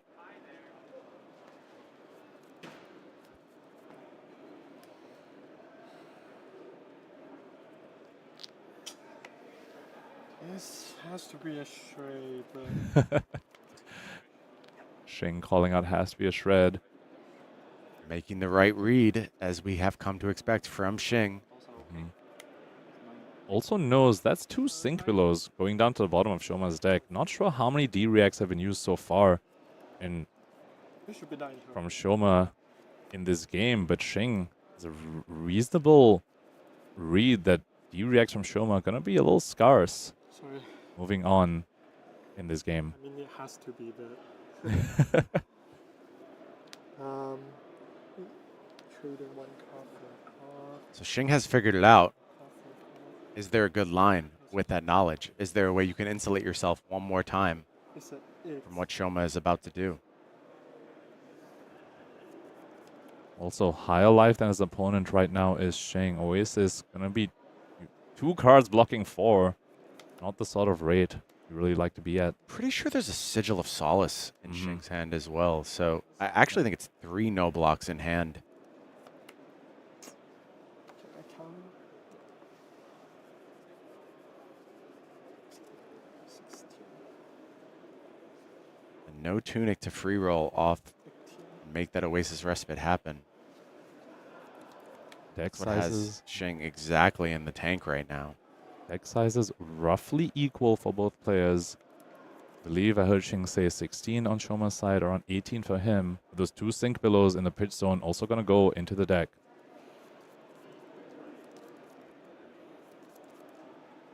Have to feel like New slightly advantaged in a fatigue state, does have access to the hero ability. Go ahead and take a card away. Double dagger still left at this point. No problem. However, if life totals get low enough, that Uzuri ability can also demand cards. Speaking of going so low, Shing making the read of the shred, just saying not gonna let Shoma get that value. Declared no blocks, gonna get a Blood Rot Pox for that call.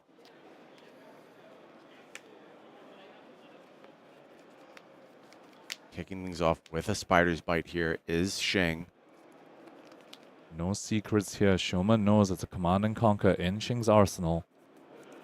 However, that shred, as we get to these life totals, like you pointed out, 6 damage on the combat chain demands a block from Shing, and that's where you'll see those shreds really, really put in their work. Piercing effect on these Spider's Bites. So annoying.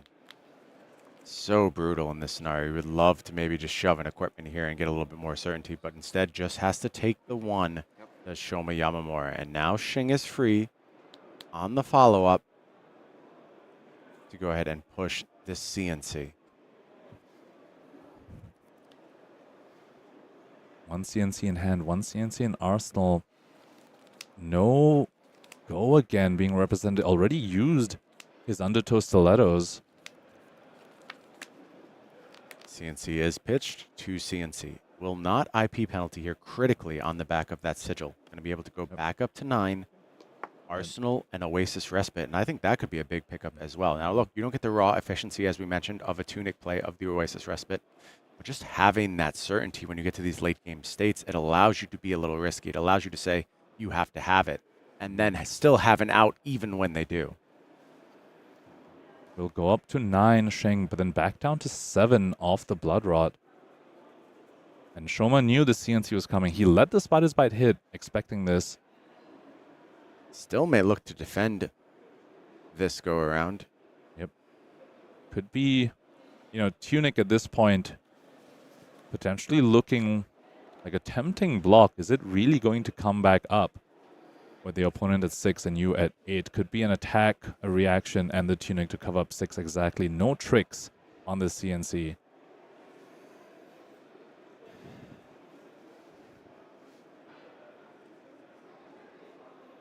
Shoma potentially confused why Shing didn't present any block, but also going off an action point and holding 2 cards. That's thinking time.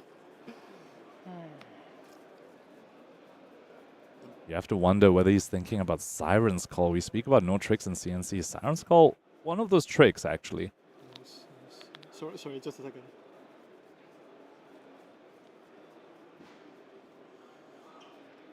Have to know every single option available at this stage in the game.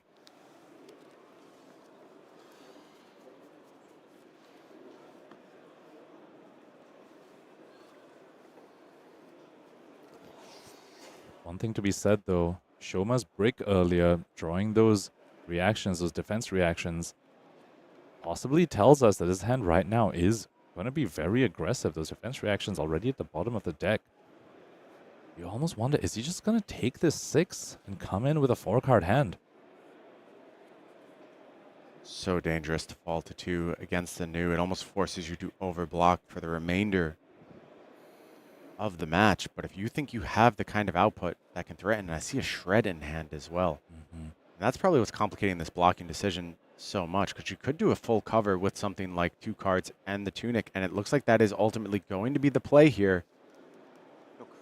One attack being debuffed by Spider's Bite, a reaction, and the tunic.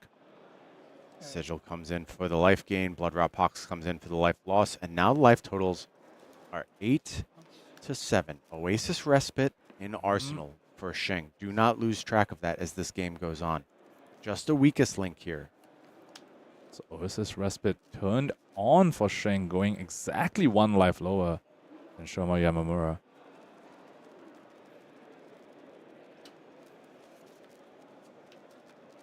Feels like things starting to turn in Shing's favor. I believe I saw an inner chi in his hand. That isn't inner chi, so weakest link on hit is live here. Okay. Of course, just coming in for 6. Shred not playable on this card since it is generic. Plenty of defensive options here, though, for Shing. Has just 2-card block available. We know that Respite is available should disaster strike. So they check too. As we get to these precarious life totals, both players need to check all the reactions available to each other. Number of shreds, number of venomous bites, hisses, just a nicks on both sides as well.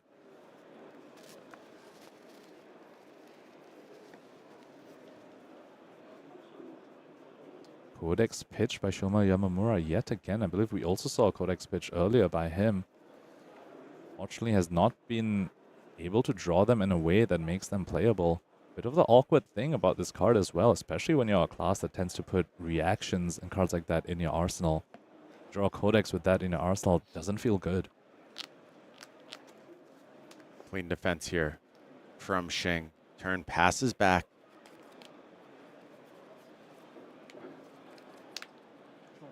Deck's getting thinner and thinner. Silver being popped there by Shing Tsang. And that's something you want to see if you're Shoma Yamamura. That tells you your opponent's desperate. They're digging for something. They don't have something threatening enough. That could be good news for Shoma. It's just going to be dagger activation here off the homage. And that is pitch stack. I believe we saw that homage pitch the first time Shing Tsang activated the Mask of Recurring Nightmares. So at this point, if both players have been attentive, which you definitely expect quarterfinals of Pro Tour Amsterdam, they should know what is coming up for each other. Yeah, and I think that's why you see that reaction from Shing. Shing not happy about the present state of affairs here. And this could spell trouble, Pankaj. We need to keep track of these energies, these homages. No defense value. Shing at 7. We do know Oasis Respite can cover up some of that, but you could find yourself in a very precarious situation very, very soon in this match.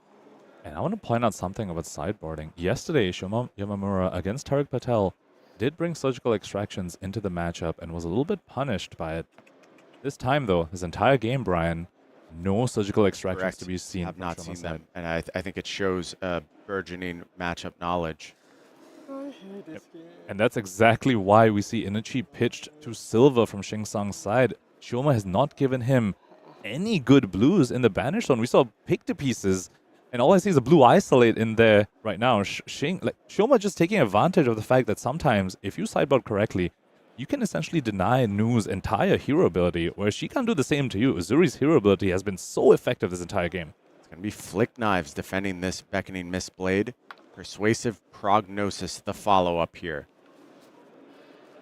Now, it's whether Shoma would respect an attack reaction. We saw Venomous Bite blocked with previously on the weakest link by Shoma. Spreading Plague in Shoma Yamamura's hand. Both players sigh as they try and keep track of every single reaction. Now, of course, cards like Sink Below and Fate Foreseen can mess that up. Yeah, certain cards maybe you didn't see got sunk down through opt effects or sinks.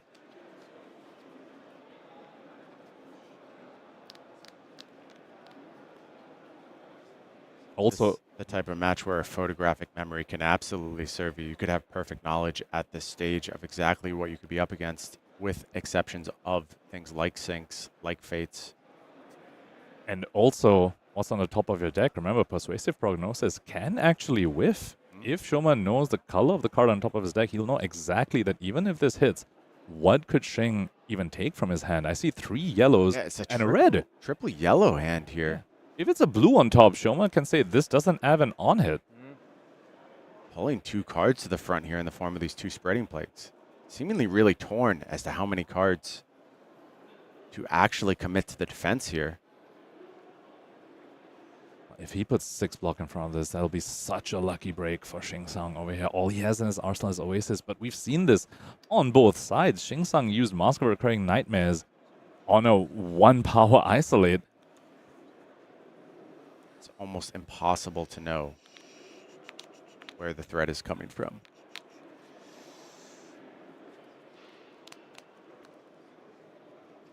Spreading Plague, Shred.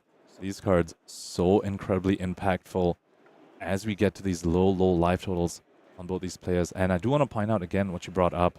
The no blocks going to bottom of Shing Tsang's deck. 2 cards committed to the defense here. Both Spreading Plagues. Leave no witnesses here. You know, when this is threatening the Oasis in Arsenal, so we're just going to be Oasis in response if anything tricksy happens. Much, much more powerful looking hand from Shing this go around. And critical thing about Oasis, that's not shreddable. Is not. Not a blocking card could clean this up. Save that life total, gain a life back as well from the Oasis. And looks like this time Shing has drawn some real offense in the form of that Surgical Extraction.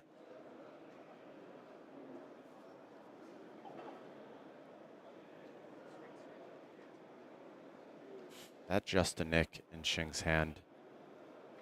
That's the problem card for Shoma right now. Having to worry about that still being in the deck. It is going to be the Oasis Respite here from Arsenal. That's going to cover up cleanly as well as gain the life. So players now deadlocked, 8 life apiece. And that Justinek was exactly why Shoma blocked 6 on their Persuasive Prognosis. Did not want to let Shing get that on-hit effect. Said you might have the Justinek. I haven't seen all 3 of them. Block 6 and Persuasive, but it was unfortunately an Oasis in Shing Tsang's side. Now what is he going to do with this tempo that he has just gained? Spider's Bite comes through. Shoma can't take it any faster. Just says absolutely. Bonds of Attraction. Critically, 1 power on offer here. And if this isn't telegraphing the Justinek, I'm not sure what is. Shing Tsang pitched a Surgical to play the Oasis on Shoma's turn. And now is coming in with Spider's Bite, Bonds of Attraction. You have to imagine it's going to be a Justinek. Shoma says sure and is willing to go ahead and fall down. Is able to use the Inertia Trap here to go ahead and cover a little bit of it. Going to sit at 4. 4 to 8 are our life totals. Going to resolve the Justinek. And that's 2 blues already. That's already 1 life gained for Shing Tsang from the Bonds of Attraction. Those little points of life going to be very, very key as we close out, as we come to the end of this game. How about cards in deck? How about cards in deck, Ponkage? That seems like a huge difference here. An additional blue as well, more life. And now that's a blue that he wants to play. This whole game, Shing hasn't been able to find a good blue to play from Shoma's Banish Zone, but that Persuasive Prognosis is something he'll be very, very happy to play. Shing just gains some critical life there. Now, As we talk about cards in deck, though, Brian, I do want to point out the no blocks that went to the bottom of Shing Tsang's deck. He might be ahead on cards, but if some of those cards don't block, it doesn't really matter. Very true. Very true, Pankaj. And now this Infect, again, offering challenging decisions for Shing.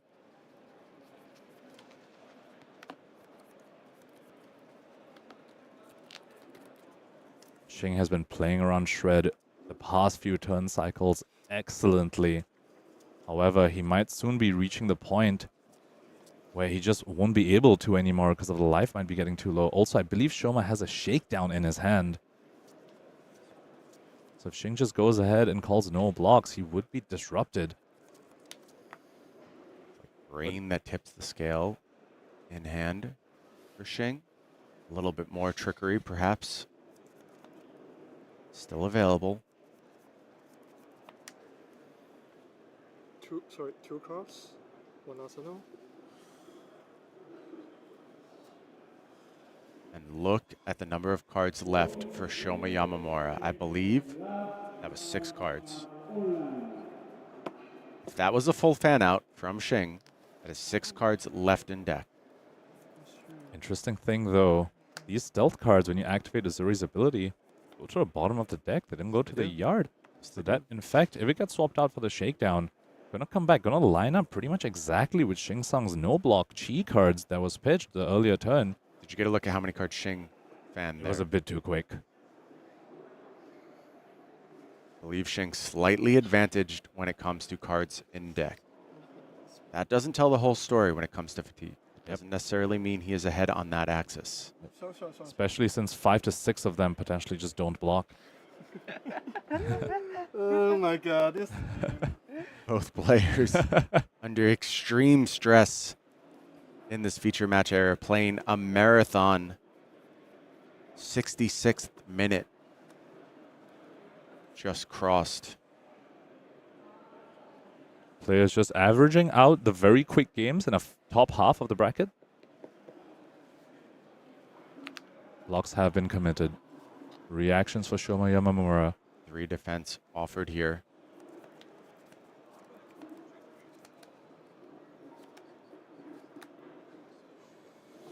Also, we have to talk about the flick knives as well. That's one unpreventable damage effectively. Unblockable damage effectively. That's been burned, Pankaj. Flick knives already committed to the defense. Right, yes, it was. There's a flip here. It is going to be the death touch. And shred as well. So a massive influx of damage on this turn, as well as a blood rot pox. Critically no disruption, though, for Shoma Yamamura. Yeah, I would suspect 7 is the offer here from Shing. So I misspoke that. I thought it was a shakedown in Shoma's hand. It was actually that death touch. So did come in and deal effectively 8 damage, although Shing potentially could be holding a blue to pay for the blood rot. That is my expectation here, but still 2 cards available for Shoma on the block, and then going to still have a stealth attack and shakedown available. And it feels like if we have lined up with a low block hand, we have gotten ourselves into a very, very strong position on Shoma's side. What is waiting on the top of Shing's deck? That is the question.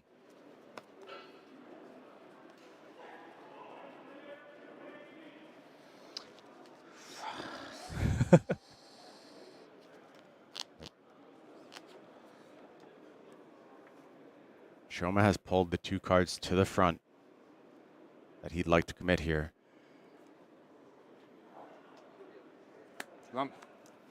Block for 6, take 1, fall to 3. Prefan? Pays for the blood rot, and now turn passes back to Shoma. What is the draw over on Shing's side? I see at least 1 chi. And the 2 codex. Gs. 2 Gs, Pankaj. And the codex that was bottomed by the preserved tradition. Shoma the pick to pieces. Very interesting call by him to attack the pick to pieces instead of the isolate that he blocked with. Indeed. Checking the defense reactions available to Shing Tsang. Both Oasis gone. And that's all of it. Just one Fate, 3 Sinks, and 2 Oasises. Defensive surprises are known to Shoma at this point. It gets the fist bump just the nick out of nowhere. You remember we spoke about how it's interesting he chose pick to pieces instead of isolate? Because of that +1 from pick to pieces, and also the fact that it's a 1 power to be able to get just a nick. What an amazing finish by Shoma Yamamura. Are you kidding me, Punkage? That was not a card that even entered my radar. I didn't realize the one pick to pieces was left, or excuse me, the one just the nick was left. And in combination with pick to pieces, found exactly the damage threshold he needed to push through. What incredible, incredible play from Shoma Yamamura. And if you're if you're Shing saying you have to be beating yourself up a little bit, but there was kind of no outs there. There was really no situation. If you go ahead and defend with your Codex there, how are you actually winning the game at that point? And you're still vulnerable to Shakedown. At that point, Shoma could just swap in Shakedown instead. You're only blocking 5 with Codex and a 3 block. He takes away a Chi. He knows all you have is a Chi. What are you going to do? Incredible, incredible stuff from Shoma Yamamura. And now only one member of Blue Pitch remains. It is Pudding Tam who will have to carry the hopes of that team. And meanwhile, Shoma Yamamura gets to carry the flag for Japan, trying to make history as the first Japanese player in a Flesh and Blood Pro Tour Top 8. It feels a bit of a reverse of what happened at Worlds Barcelona, with Pudding unfortunately getting eliminated in the quarterfinals. This time, though, he's making his way to the semifinals in a Zen Mirror, but not quite yet.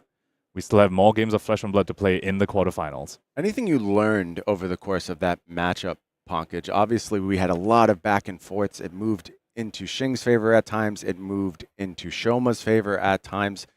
It was really, really hard, actually, to understand who was in the lead at various points in that match.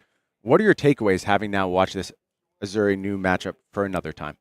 I think very similar to the new mirror that we were expecting, where players take turns being the one with the tempo. We saw that happen time and time again. Take a bunch of vanilla damage, you know you have disruption, you use it to hold the tempo for a bit. Eventually, you are the one dealing vanilla damage. Now the opponent takes the damage, sends disruption back at you, and holds the tempo. But I think some key things from the Uzuri side is you don't know which zone they are disrupting half the time. You don't know if it's going to be the hand, you don't know if it's going to be Arsenal. Also on Shing's side, fewer defensive pieces. We spoke about that coming into this matchup. Shoma has 8 defense reactions, fewer on Shing's side, and also 2 of them being Oasis respites. Not exactly ideal either, and Shred.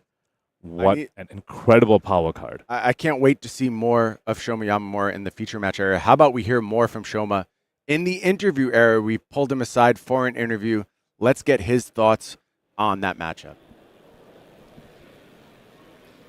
I am here with Shoma, who just won an amazing, very long, very intense game. That was Uzuri versus Nu. What went through your head during this game? Because it was very long, it seemed to go back and forth. Did you feel at any point that you had any chance to win this, or were you comfortable this game? About that game, it was so difficult. And it was amazing. For win, I need to pray. Every good play.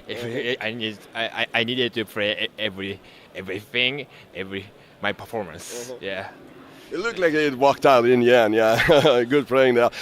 What made you choose this Uzuri deck? Because nobody expected to see that deck ascend to this level and go into the top 8. Why did you choose Uzuri? Because I'm always using Uzuri.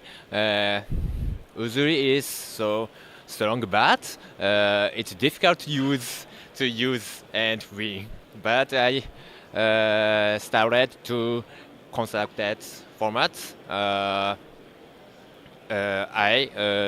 started to Uzuri, so I'm using Uzuri. Yes. So I think that you need to take some time now to calm down before the big semifinals. Good luck on the next one. We'll be right back with more coverage. Thank you so much. Incredible stuff there from Shoma Yamamura. Of course, more to come from him, taking on another new for his next semifinal. Who will it be, though? Will Gabe Sher?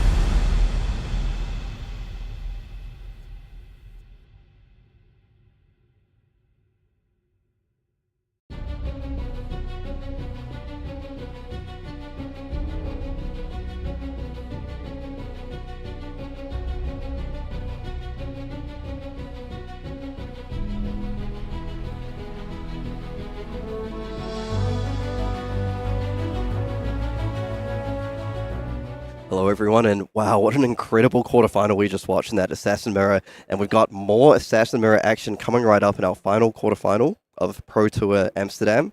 And let's go have a look. So we've got Tariq Patel on new versus Gabe Sher on new. And before that, let's have a little look at the bracket. Bartosz Ziemba actually taking the win in that Zen Mirror in our first quarterfinal, managing to get past Levia. So we're going to have a Zen Mirror in the top semi-final, and Shoma just showing an absolute mastery of Uzuri to get through that absolute thriller of a matchup. Very, very skillfully adapting into this, not mirror, but like assassin versus assassin. It's very, very complicated, and both of the players were like contributing throughout the game, like how difficult this is, and they had to go through the graveyards immediately so many times to navigate those turns. So very masterful. So many twists and turns to that matchup, and what an incredible finish as well. I can't wait. All right, so let's go ahead and have a look at some of Tariq's accomplishments. So, of course, I mean, look at this. Canadian National Champion 2022, US National Champion the year before in 2021, made the top 8 of Nationals this year, calling Hartford top 8. I mean, just basically one of the OG legends of the game. Such a skillful player, being able to top nationals, not in only one country, but in two. It's probably the only player in the world that has done that at this point. Yeah, wins nationals in US and says, you know what, let's go back to Canada and win the nationals there. So Tariq, I saw he was giving a shout out to Team Commonwealth. I think he was testing with players like Yuha and a few others there, Yep. and playing quite a pretty cool new deck today. And yeah, we'll bring up that deck list for you very shortly. So one thing to note here as well, did actually respect some of the arcane damage, so we can see things like the arcane lantern and the null rune hoods. That takes up a couple of slots that aren't available elsewhere. The Mask of Recurring Nightmares, the Scale Peeler, the Spider's Bite, all and the one Beckoning Mistblade. I feel it's a pretty standard weapon and equipment setup. Definitely. And for looking at his deck, is running quite an aggressive list here, with having both Hiss and Venomous Bite available to him, as well as the other ones. We also see, of course, the Sync Belows here. We don't see any Fate for Scenes, which is quite interesting. Yeah, so just the 2 Oasis Respite and the 3 Sync Below, and then running a pretty standard new red package, but you're right, very much leaning aggressive. So the Hiss, the Looking for a Scrap, the Venomous Bites, E-Strike CNCs, and, the standard Codex of Frailty in the yellow slots. And then moving on to the blues, a lot of these sort of one-power blues, things like Bonds of Attraction, Bonds of Agony, Persuasive Prognosis, really nice to combo those on with Just Nick, and I feel that's going to have a very big outcome on this game of seeing who can line those up. Yep. So moving on, let's have a look at Gabe. So calling out to top 4, Battle-Hard in Bangkok top 8, and Battle-Hard in Toronto top 4. So Gabe actually living and playing in the Netherlands now, but previously played in Canada. I actually had the opportunity to meet him earlier this week, and I feel he actually hadn't locked in on a deck just yet, but was leaning towards new, picked it up, put the reps in, and has been very well rewarded, it seems. Nicely. And his local game store is the Kitchen Table, which I believe is just his own home kitchen table, maybe? Unless that's an actual game store. Yeah, well, the Kitchen Table, the original game store. Now, looking at the deck list for Gabe, we can actually see some key differences. Yeah. First of all, just want to point out on the equips, again, not respecting with the Arcane Barrier at all. Yeah. But one thing I note in this list is it appears to be a little bit more defensive in nature, so I'm not seeing any Venomous Bites. We see the Sigil of Solace, the 3 copies of Fate Scene, and the Sync Belows. Yeah. Still has access to some of the aggressive tools like Looking for a Scrap, but really interesting to me is the 3 copies of Eradicate. How do you feel about that card? Very interesting addition here. Another way to help banish or fuel that banish zone from your opponent and try to find those key pieces in order to pop off. Yep, and just one final major difference as well. No Mask of Recurring Nightmares, just a traverse and balance of justice here. But it looks like the players are ready, so let's just get into the action right away. Yeah, strap in. This is going to be a long one, as these players are going to navigate this game through and through. Yep, really interested to see. I think interested to see the equipment setup as well. See how much of an impact that Mask of Recurring Nightmares makes over the course of a long game. Just being able to banish cards out of hand as the game goes on. So actually the Cosmic Awakening as well, a card to keep an eye on in the endgame. Gabe going to kick things off with a Beckoning Mistblade for 1. Going with the Traverse, Arousing Wave, Undertow Stilettos, and Findel Spring Tunic setup. So we have the Mask of Recurring Nightmares here on Tariq's side of things versus the Traverse the Universe on Gabe's side of things as the only differential. And Tariq going to go ahead and block with the Command and Conquer. Gabe going to throw down his one. Both players actually stocking up the graveyard with some nice targets here for some Codex of Frailties, which I'm sure we'll see during this game. Yeah. Leave No Witness is actually hitting the bin as well for Tariq. One important thing here is that we're probably, most likely, going to go to second cycle. So keeping tabs on your opponent's pitch zone here, making sure that you understand what it is that is going into their pitch zone and navigate when you see or believe those cards are going to come back to surface again, so that you can have more information in the second cycle going into that. And Gabe actually able to pull out a few power cards from Tariq's hand there, like the Leave No Witnesses, Command and Conquer, and Justinic. Yeah. 3 premium red cards. Yeah, not something you want to lose on your first turn, really. So Tariq going to kick things off here with a Beckoning Mistblade coming in for 1. Doesn't matter for the daggers, you're fine. Looks like we can see in his hand there an Enlightened Strike, a Transcend, and a Weakest Link. Yeah, I think it was a homage, yeah. So this Beckoning is not going to be able to buff much. The mind game's just starting already. So the Spider's Bite comes in here. We'll look if he sees to follow this up with the Weakest Link just to be efficient. Indeed. And we see both red hisses coming out from Gabe's side here. Yeah, and again, in a deck with not that many attack reactions, and choosing not to pay the Venom Spite, that's a lot of information for Tariq here. Yeah, and as we know, Gabe is probably learning more of the defensive side, so might be looking at a fatigue game plan, maybe? Yeah, very possible. Okay, so the Scale Peeler are going to come in with the Siren's Call. Classic to be able to get that information out, seeing what is available. So Tariq actually, yeah, choosing to include the Blanche, so maybe suggesting that he is going to look to play more than the 60 cards here. Probably. As we already mentioned, fatigue is a real deal in this matchup, and we almost saw that in the Uzuri versus Nu match right before here. A bit of an awkward hand with the Hiss, the Enlightened Strike and the Blanche. May look to give up the Hiss, just coming with that E-Strike for 7 if need be. And let's see if Gabe's able to extend the turn here. Seems to just be the beckoning misplayed here. Didn't catch what went into his arsenal here, but with only one floating, there's not much to follow up. Yeah, so Gabe just going to go ahead and pass the turn there. Like we mentioned though, based on Tariq's hand, not the end of the world. It looks like it's going to be quite tricky to utilize multiple cards, like the entire hand and arsenal here. Definitely. So question is if we can give this E-Strike go again or +2. We will go with the go again. Yep, so is going to choose to go again. I mean, potentially could go for something like a Codex here and to leave no witnesses. Would have to discard that Blanche. So Fate for Seed over on Gabe's side here. One of the first D-Reacts we'll see this game, of many to come. Oh, it's another E-Strike. Okay, so very nice here, able to efficiently use up that whole hand. And I like this draw card as well. Yeah, just setting up that 5-card hand for next turn. Yeah, probably looking to gain more value as most of his card is very playable. So whatever he gets into his arsenal is probably looking to be able to play. So a really nice touch there with the draw card there. Yep, and able to draw out 2 of those defense reactions from Gabe on cards that just vanilla damage, really. Exactly. Ooh, and the CNC coming in clutch here. Gabe able to throw down that CNC, save that Codex of Frailty for the second cycle. Yeah, probably we don't have the floating resources. We do have the Tunic on 1, but I don't think we want to waste the Rousing Wave here to give it +1. To come in with some shenanigans and missing the block value there. Interesting to note as well the different weapon setup that they've gone for. On Gabe's side, going for the Scale Peeler paired with Beckoning Mistblade, whereas Tariq has instead gone for the Spider's Bite. Right.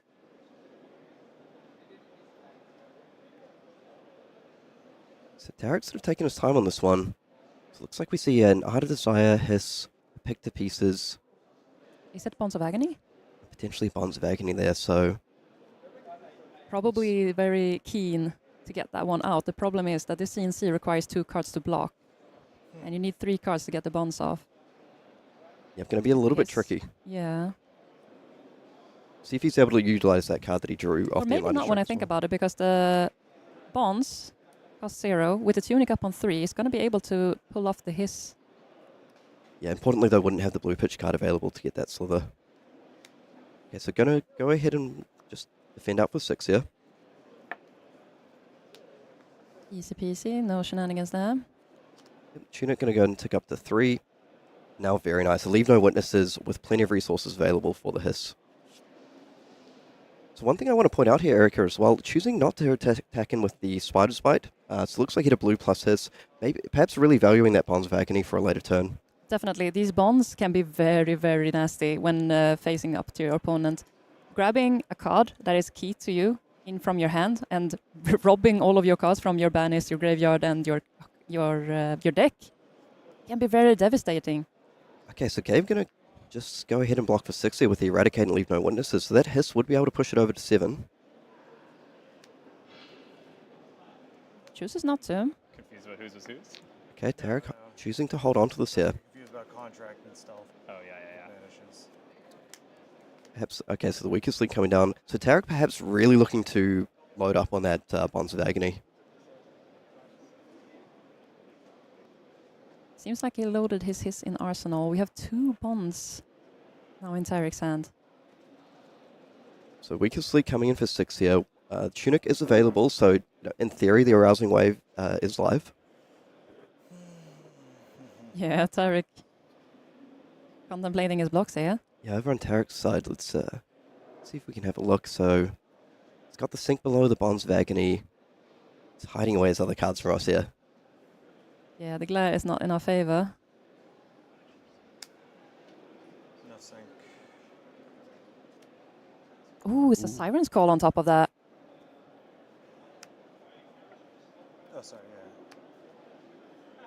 You need to show your whole hand, Tariq. That's how this card plays out. So choosing to defend for 5. Maybe a bit of a tell from Tariq that he didn't have a no block card or a card with no defense. So Gabe feels pretty happy throwing in the Siren's Call here. Yeah, but only blocking 5 here to... Doesn't really care about the on-hit on this one. Sorry, don't let that throw you off. You can continue. Yep, so the Siren's Call coming down. Let's see if he wants to take out the Bonds of Agony here. Drop. Oh, it was a Bonds of Attraction he had there, not the Bonds of Agony. Looks like he has both. Yep. Okay, so does have access to that Codex here. I mean, a little bit awkward. So it has the Bonds of Attraction, has the Hiss and Arsenal.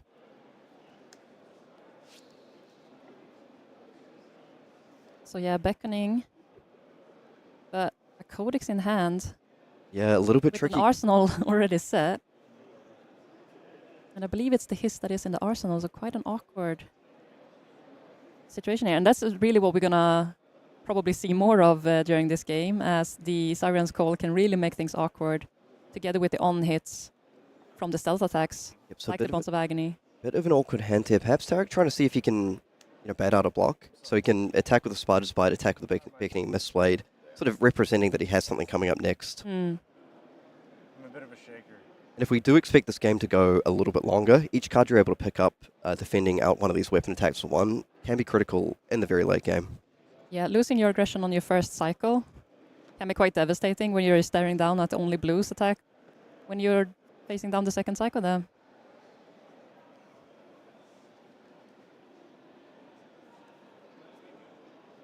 Now Gabe looks to also have a Codex in his hand. Follow up that Beckoning Mistblade for 1. Seems to be 2 Codexes, also very awkward. Yep. With a sync. So with the Sink below, 2 Codex of Frailty plus 1 more card. Doesn't really want to probably throw the Sink below here.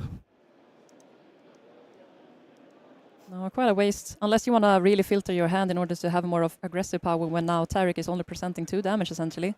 Now Gabe doesn't know what's in his arsenal. No, I know what it is. But Yeah, but he do. Yeah, How do I because do you saw his hand previously. That's right. It's funny, maybe just deciding if he wants to try and filter here. Yeah, do we want to lose the block capability on the sync in order to just get a better hand? That might be it. So what are we going to find? Go ahead. nuts. Looked like there may have been a hold the line he picked up there. So swapping out one direct from another, yeah, that's a hold the line. Yeah, so I feel it's got to be a bit of a win for Tariq there. Manages to get another critical defense reaction, the Sink below. So that's 3 of his 6 attack defense reactions gone now. Sorry, no sirens, yeah. Yeah, no blocks. And also crucial that both of these, or all of the players in the top 8, they know every single deck list going into this tournament, so we can really see some spicy additions or re-additions into their decks going in and out of these different games today. Yeah, but does actually have the weakest link here, so able to make something pretty nice out of this hand. Just going to be able to set up that Codex of Frailty and Arsenal as well for a future turn.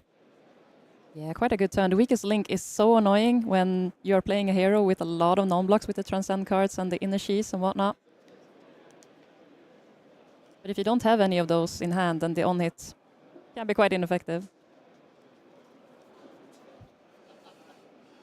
Both players also looking to transcend at some point. Quite important for Gabe as well if he wants to get that transcend as early as possible so that Traverse the Universe is live or any situation he needs it. Yeah, and also transcending for all of finding your Inner Sheaths in the late game can also, since Nu's activated ability on the hero power is an instant and it's not once per turn, you can just activate it as many times as you like. So if you have a full hand of Inner Sheaths, And you can just continuously activate that and just mill your opponent's deck, essentially. So Tariq's hand here, he's got the Enlightened Strike, Command and Conquer, Double Trouble, and Justinic. So the weakest link, not really that threatening at this stage. His threatening damage will give a lot of information to Gabe as well. Yeah, that's also one of the things you don't want to give out to your opponent at times, especially when you're sitting a lot of these tricks, like the Siren's Call, just an X. You don't so much want to have that information in the open.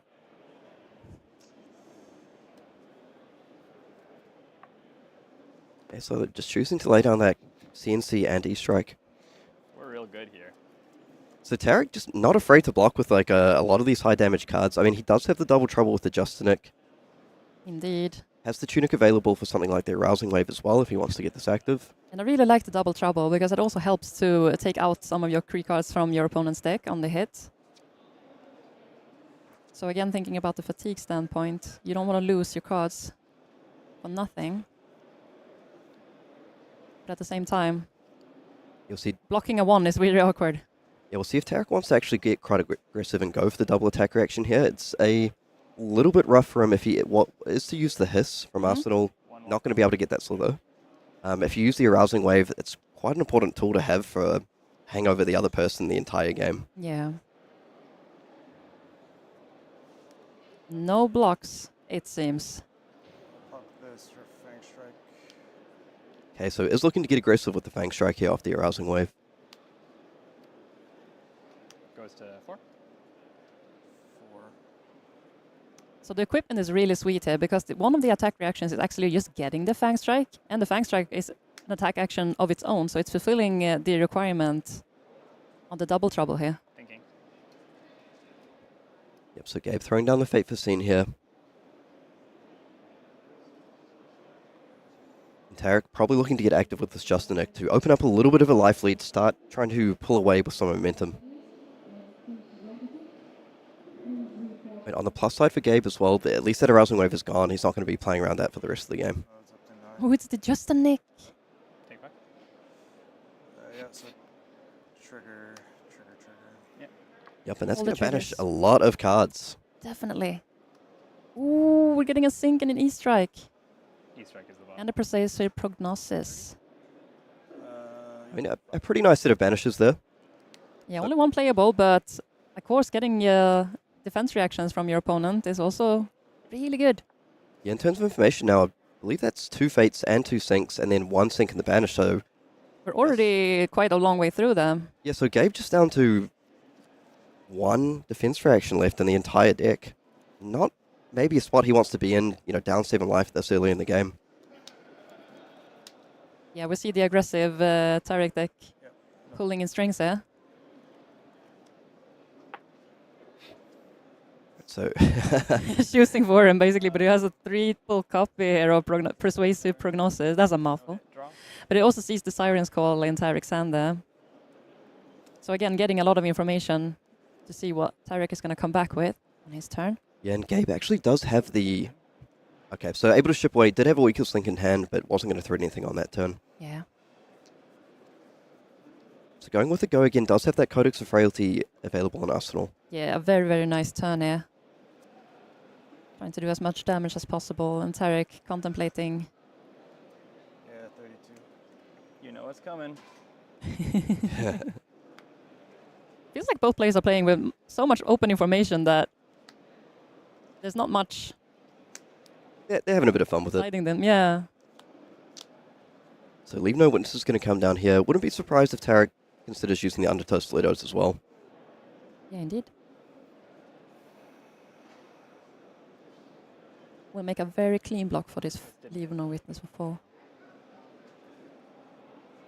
Yep, may consider something like the Siren Skull and the Undertow Stilettos here. Depends how much value he's placing on that card in this matchup. Yeah. Just the resources start to get just a little awkward if you do block with a Persuasive here. Yeah, you're not looking at the most powerful hand. So Erica, at this point, much as we expected, I feel just sort of a slow and steady grind out. Both players jockeying for position a little bit, seeing who can sort of burn through some of the other players' power cards. Yeah, and we see some quite awkward hands, and the players have been trying to navigate what's the best output. But most of the defensive capabilities has been used from Gabe's side of things very, very early on already, which is not what I expected to see, but that's how it goes sometimes. Yep, so Tariq actually going to go ahead and put in that Siren Skull. And the Ponder token is going to give Gabe a setup for Arsenal there. I feel particularly nice in this spot because you have the Persuasive, you can threaten with the hiss as well. Yeah. Also, Gabe at this point has used 5 of 6 defense reactions, so makes this a little bit tricky to block. Yeah, and the Persuasive Prognosis, if it manages to banish a card with the same color, get some life back as well. So it's quite a nice little life back gainer that you don't want to really give your opponent as well. Okay, so maybe just the Undertow Stilettos here. It's quite easy to find the right color of the banners as well, so the on-hit is quite deprimant. And Frailty doing a really good job here of just shutting off one of those dagger attacks on Tariq's side. Yep. Yeah, Frailty being really, really strong here as the Spider Spites and the weapons are only coming in for once, so that will be 0. Choosing not to extend that hiss there. So actually a slight equipment advantage at this stage for Gabe. Still has access to the block on the Arousing Wave and actually hasn't used that yet, where Tariq committed in for that double trouble turn. Yeah, and we haven't seen a single Transcend yet. Yeah, so I believe both players are running sort of roughly 3 or 4 Transcends. Having a quick look through here. Yeah.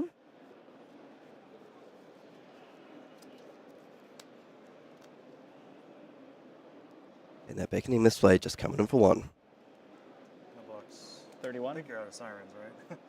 Yes. I drew them early. Sometimes it happens. Ooh, and Annihilate the Arm. So Annihilate the Arm coming in for 4. And Gabe most likely going to be able to actually start the Transcend train here. Yeah, 1 for 4 now since getting the +1 from the backing and misled hittings and also getting the go again, so might see the first Transcends happening this turn as we see 2 Transcend cards here on Gabe's hand as well. 27. I was at 30? Player's just sorting out life totals here. We'll see if he's able to hit something off the top. Be very nice to pick up something like a surgical extraction here. Sorry. Yep. 27. Very interesting pick here because he's not going to do much with the silvers unless he wants to draw some cards in the late game. Ooh, he gets the Sacred Art! Sacred Art! Of all the cards in the deck! Wow, and we see a big reaction from Tariq here. That is a huge hit. Sometimes that's the way the cookie crumbles. Absolutely massive. So that's just going to be chilling in the banish zone until Gabe wants to get a little bit aggressive with it. Massive, massive swing here. 1 out of the 60 plus cards. We don't know exactly how many cards he's brought into this game, but like, man, so much RNG throughout this day already.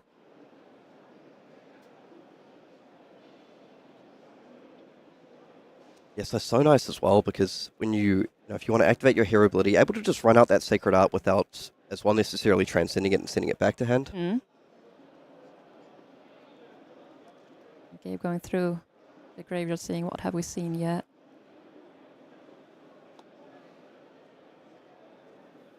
Yeah, so maybe a card he doesn't look to. Oh, and they pass over as well. Okay, gonna go ahead and banish the Persuasive Prognosis here. Yeah, I'll take that. Oh, Erica, the Sacred Heart, is this a card that you feel Gabe might sort of hold off a little bit in order to use, once he gets a lot of premium targets, perhaps in the mid to late game? Yeah, probably much closer to the late game. Because we have a lot more options to choose from. This one later in the game. I don't want to play it now. Yep. As he says, yes. Yeah, just confirming. We're going to save that Sacred Art for a little bit later. Save that spice for later. It's going to be a long one. That's for sure. So that is a very significant development in this game. We're going to keep a close eye on that Sacred Art. Very interesting. But now, when you play your opponent's Transcend cards, and if they Transcend, you're going to go back to your opponent's hand. Yep, that is correct. So there is sort of a way around that if you don't want to get all the modes on Sacred Art, but So that's be a something special that one for this one, especially. it's something that Gabe needs to keep in mind. And just that annoying persuasive prognosis coming in for one resource available on the side of Gabe. Tariq out of sort of easy equipment blocks here. Probably Yeah. doesn't want to give up the tunic or the Master of Recurring Nightmares this early in the game. Yeah, and he took the scale peeler, so they won't block for much either. So he doesn't have that much available to him. So we can see a Codex, a Persuasive, and a Weakest Link here. The issue as well, if you block with something like the Persuasive, that's hitting the Banish Zone. Oh, he had another card. Oh, It was Venomous Bite as well. Ooh. There's not a lot in this hand that he... Yep, certainly some premium cards there. Yeah, and one of each color. So whatever the on-hit finds on top, it's going to be able to find in his hand. For the prognosis here. Giving Gabe a potential life gain back is not something you want to do this early on. And losing that much momentum. It's either or at this point, it feels like. Yep, so the Venomous Bite going to be pushed in front here. Does Gabe have it? It's just a preserved tradition. So we're going to pick an action card and put it back under our deck. It's going to be the Codex of Frailty. Good I pick. feel Codex of Frailty just so much value. Always a pretty nice target here. Definitely. Being able to tutor any card from your graveyard in the late stage of the game, so powerful. Also getting the Ponder to feed your arsenal can give you so much tempo back. I'll new again, leave it on the top and pass. I know the cards. So. Yep. So Gabe just choosing to filter that chi out of hand by activating the hero ability there. Now, does have a hand cycle set up with 2 Chief later on in the game. See if the Tariq's able to track that. Could be relevant if he knows that, if you're coming in for a big attack once life totals are a little bit lower, knowing that you have 2 no-block cards in hand. Yeah, that's what makes this matchup so difficult. Like, keeping track of your opponent's pitch deck, keeping track of your own pitch deck. That information gain in the late game is going to be super, super valuable, where you can navigate exactly what your opponent has and doesn't have. Yep, I don't envy the players for that task. I mean, struggle to track what I have at breakfast in the morning, let alone 2 pitch stacks on both sides. Same, that's why I'm not on this table. And So Spider's Bite going to come in for 1 here. Gabe, happy to take that, followed up by the Weakest Link. Closing the chain. yeah, Spider Bite went through. Matter? No.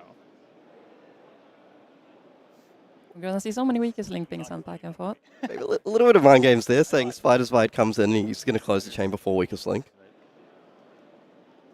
Oh, yes, it matters. Okay, but you know my list. You know it does matter. It's fine. I really love the players having a good time, even though there's a lot on the line here in terms of money and having a shot at the top in this top 8. Still having a good time. Okay, so it's like a bit of a tricky decision for Gabe here. Part of the Sire. Probably a hiss. It's like a Hiss. That would be his final copy of Hiss, though, and if he does defend with that, Tariq would be well aware. It looks like a hurl. Oh, I like the hurl tech though. Yep, Hurl actually very nice, meaning you don't actually need to play something like Flick Knives in order to go... Have the same effect. Yeah, to go very wide in the late game. Definitely. Like both the Looking for Scrap and hurls are some really spicy assassin tech.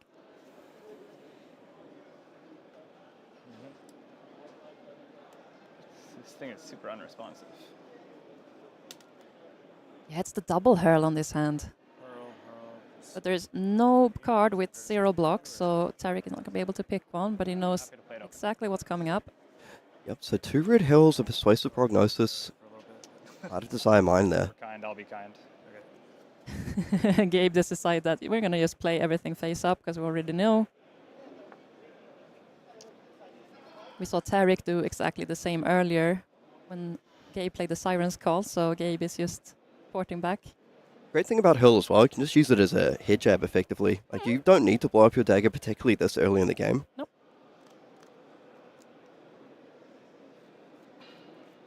But maybe something he would have preferred to see later in order to send some of those dagger through. And Will be interesting to see if he wants to hold on to one of these. Here comes another one. No shocker. Yep, Gabe decides not that interesting. Just throw down another hit jab. The question is if he's gonna leave the prognosis in arsenal, maybe send a dagger. actually, I'm gonna think on the attack trigger. Could send 2 daggers with the tunic, but probably want to keep the tunic around. Yeah, and Gabe actually holding priority to consider if he does perhaps want a tunic, use this to blow up the beckoning mistblade here. Okay. I mean, pretty early in the game, but maybe this is a tempo play, allowing him to run out both of the attacks in his hand. Yeah. But also understanding that he only has 1 hurl left at his disposal. So if he want to send both daggers, then this is the time he'd have to do it. In terms of the persuasive prognosis play as well, could look to the lead with something like the Art of Desire Mine into a beckoning mistblade to see what Tariq does and then go from there. Yeah, definitely.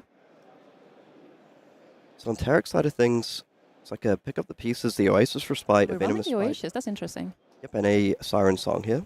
Yeah. Sorry, Siren's Call. Yeah, it leaves me to think that Tariq is just piling everything that he has into this matchup. Get the beckoning mistblade going to come with 1. Yeah, Tariq really likes this hand. Yeah, so on Tariq's side here, I mean, does have options like the pick the pieces and something like a Siren's Call, seeing where the hand develops from there. Yeah. But does he want to let this beckoning mistblade hit, potentially giving the persuasive prognosis +1? Sorry. No worries. Yeah, he may be thinking, look, if I want to block this anyway, what's the difference between 1 yeah, and 2? exactly. So he's going to give up the card either way. Yep, gives up the Venomous Bite here. I mean, that hand was looking a little starved on resources. Yeah. So both players actually working their way through quite a number of attack and defense reactions here. Yeah, and approaching the half-life total here. Ooh, and we see the Bonds of Agony and just a nick in Gabe's hand. That is such a sweet combination. And Gabe putting in the Arousing Wave here. Oh, and the Siren's Call coming down. Is that going to be able to pick up this Bonds? Exactly, that's annoying. Clutch play from Tariq here because that Bonds was about He to does get... not know how important this Siren's Call was. Yeah, that Bonds was about to get very, very nasty very quickly. Definitely. With a just a nick, it's the best you can ask for. Just a nick, the Tunic available for the Arousing Wave. Exactly. Oh, it even had the Path While Traveled as well. He had everything in this hand. Yeah, Tariq having a think here. What could your turn look like? Yep, just what Tariq is thinking on this one, I do want to point out that, you know, the Traverse the Universe is live now as well. Mm-hmm. So, yeah, I'm definitely keeping an eye on when that Traverse is pushed in. Probably going to look to see how many cards can I get into, you know, blue cards into Graveyard, into Banish to make, like, the maximum use of that Sacred Art. Yeah. Now there must be... And Tariq having a solid think on this one. But it must be the Bonds, right? It feels like the Bonds is the... The clear winner. Yeah, it's sort of the obvious pick, but hey, I mean, these players, absolute top of their game, will know this matchup inside out. Yep. I mean, maybe considering something like the Justinic as well. Problem is, if you take the Justinic, you still... You don't draw the card, yeah. Yeah, and you still leave your opponent being able to go something like Bonds, Path While Travel, Transcend. Yeah. You know, still threading off the Arousing Wave, off the Undertow Stilettos. Indeed. Feels like Bonds is the pick here. You're good to... I'm good to resolve. See what Tariq draws into here. I'm going to pick this up for my comfort, but if you ask me the cards, I'll tell you. Oh, it's a hiss. Oh, his Oasis Respite. Does he have an attack in Arsenal? That's the question. Is there something he can do with this? Yes, so far, I mean, not that much juice, really, in the hand, to be completely honest. I think Tariq hoped for something else. He doesn't look that happy with this. Just trying to call. Is that still that same red hiss in Arsenal from like I believe so. 12 turns ago, or however long ago it was? I haven't seen it yet, so I believe so. So then without an attack to send the hisses on. Surprisingly, I have to think about this one. So Gabe just having a bit of a think here. No float, but tunic up. Yep. Sirens 1. Sirens 2. Yeah, but really interesting position to having this hiss in Arsenal for this long in the game. Haven't been able to find an opportunity to get good value out of it yet. You know, it feels like, I mean, if we're correct and it is a hiss, it feels like Gabe potentially may have forgotten, you know, talking about how many sirens are available. I mean, there's so many things to think about in these new mirrors, wouldn't exactly blame him. The pitch decks, the graveyards, what's available in your banished. Tariq just sort of smiling away to himself there.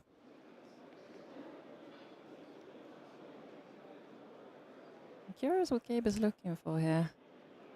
So he's talking about sirens. Perhaps, I mean, if he has forgotten the card, potentially looking for things like defense reactions as well for his turn. Products of frailties. Yeah, thank you. Yeah, well, he lost the Bonds of Agony, so his turn is not as offensive as it was prior to the Siren's Call from Tariq. Sorry about that. So let's see what we can do with this now. Okay, so both the Arousing Wave and the Undertow Stilettos have been defended with on Gabe's side. So both those very much live. Yep. Scale Peeler coming through. Yeah, I know you have just to make an Eradicate, right? Yes, sir. So, I mean, the thing about the Eradicate here is with the... If Gabe wants to follow up with Eradicate, which he does have that tunic available to crack the Arousing Wave if need be. Yep. So that's something Tariq needs to take into consideration here. He's not going to be able, or he's going to be able to equipment block, but decides not to. Card to have. Yep. Yep. So probably not worth, I think Gabe making the decision, probably not worth cracking the Arousing Wave just to banish one card off the top. Right. Now Tariq has that information that the Justinic is available in Arsenal. Ooh, and that's a Sacred Art drawn on Gabe's side. That's it. So it looks like a Commander Conquer, Bonds of Attraction, Sacred Art. Bonds of Agony in the bot. Is that another Bonds of Agony? Gabe's like, can I please keep this one? This could be a huge tempo turn here if he's able to hold on to his hand. Definitely. But as we know, Nu has a lot of tricks. And most of them says you don't get to keep your hand. Absolutely right there. I mean, I will be looking to traverse the universe this turn as well, seeing if Gabe wants to get quite aggressive with it. Ooh, that would be huge. This is one of the turns that if you're able to hold onto multiple cards and actually pull off... Oh, and before I finish We that have thought, a Bonds of our own here. we have a Bonds of Agony on the other side. Not preempted by a Beckoning Misplay, so he's just going to come in for one, but... And Tariq going to go ahead and hide his hand even from us. Looking a bit cheeky. Gabe thinking.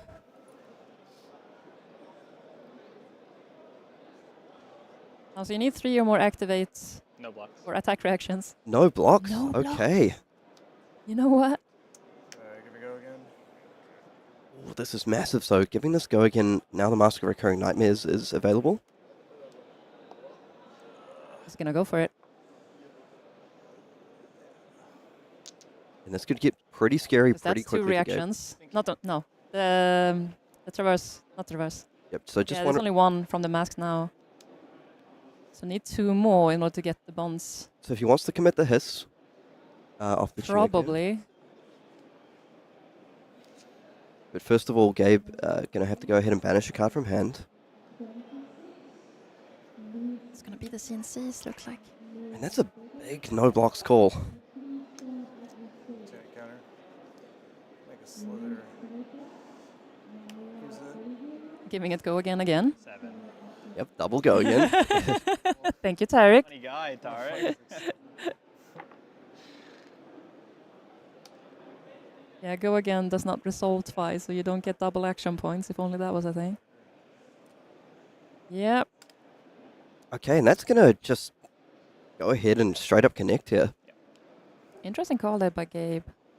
Oh my god. Yeah. Tariq agrees. My thoughts exactly, Tariq. So some very nice targets here. Now, one thought on the side of so Bonds of Agony, Sacred Arts, and Yeah. Bonds of Attraction here. Just thinking on Gabe's side, perhaps thinking, look, no matter what you take, I have a pretty good turn with that Justinic, a really threatening one coming up at this point. But we've seen already a lot of Bonds of Agony, so he's probably not too concerned to lose this one, this turn, and leave him with the Sacred Art and the Bonds of Attraction this turn.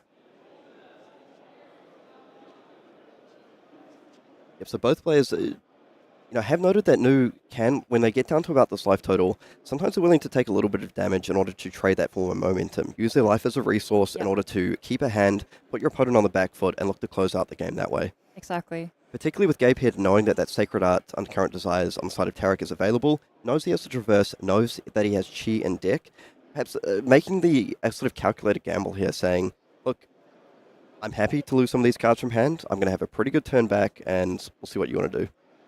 Then becomes the question if Tariq is even gonna send something Gabe's way, deny him the ability to block with Traverse the Universe just to shut down. If he, for example, takes the Bonds of Agony, then he doesn't let him have the inner Shi from the Traverse the Universe block in order to fuel this turn. I just think I take away bonds. That might actually be a nice play here from Tariq. Yep, so Tariq may not necessarily look to get aggressive this turn, but just on Gabe's side, might have made the calculation that on a future turn, push the Traverse in front of something, start to get active with the game. Okay, so Gabe only had played one. He had one left in his deck there.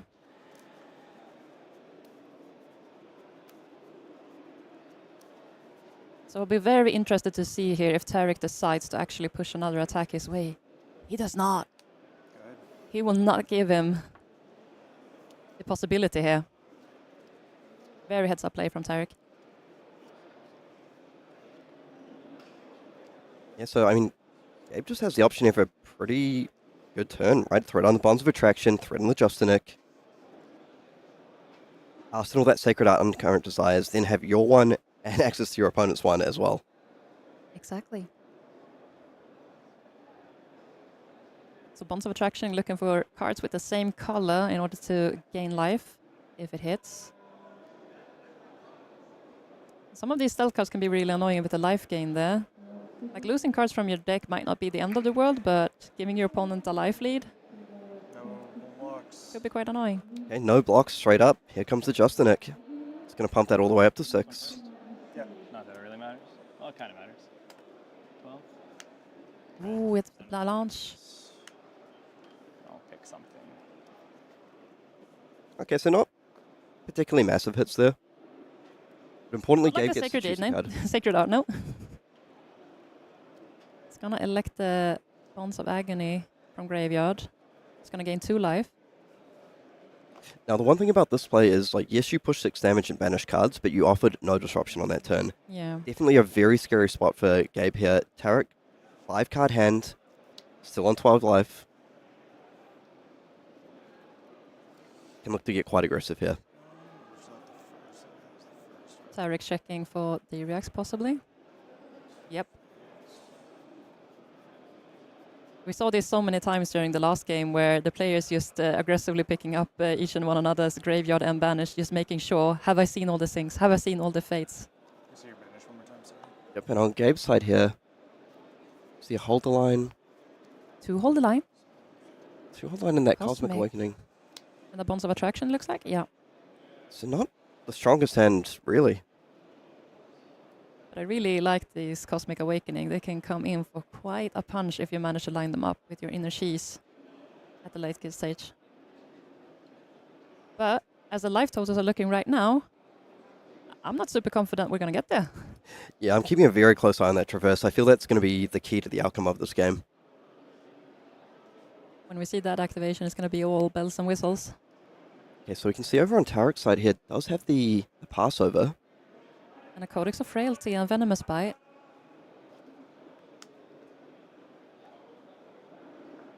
It's probably trying to go again. And it's going to be successful in that. Is Tariq going to be able to transcend on this turn? Ooh, and a double trouble. It looks like he is, so, I mean, pretty nice here. That double trouble's at 2 already.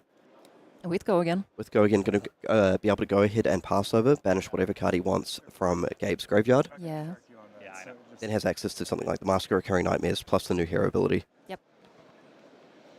So probably could activate the Venomous Bite on this one to get power off. Then into Codex of Frailty possibly.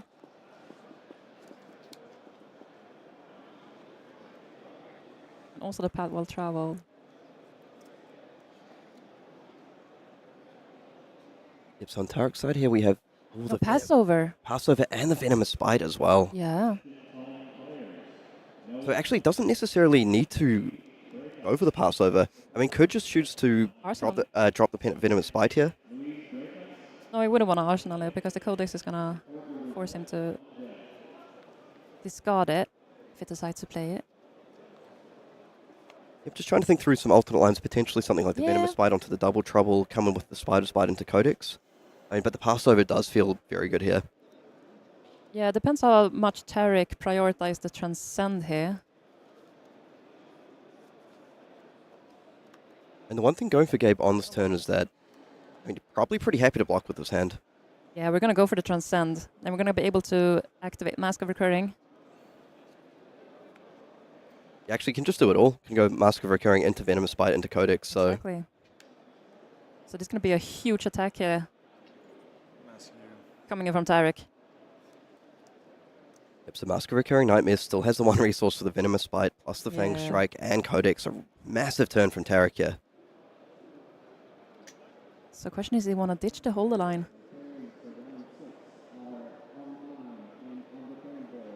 And that's the thing, if he is going to go ahead and banish this Hold the Line, that's something relevant for later on in the game. Yep. This goes to 3, and then it goes up to 7. Yep.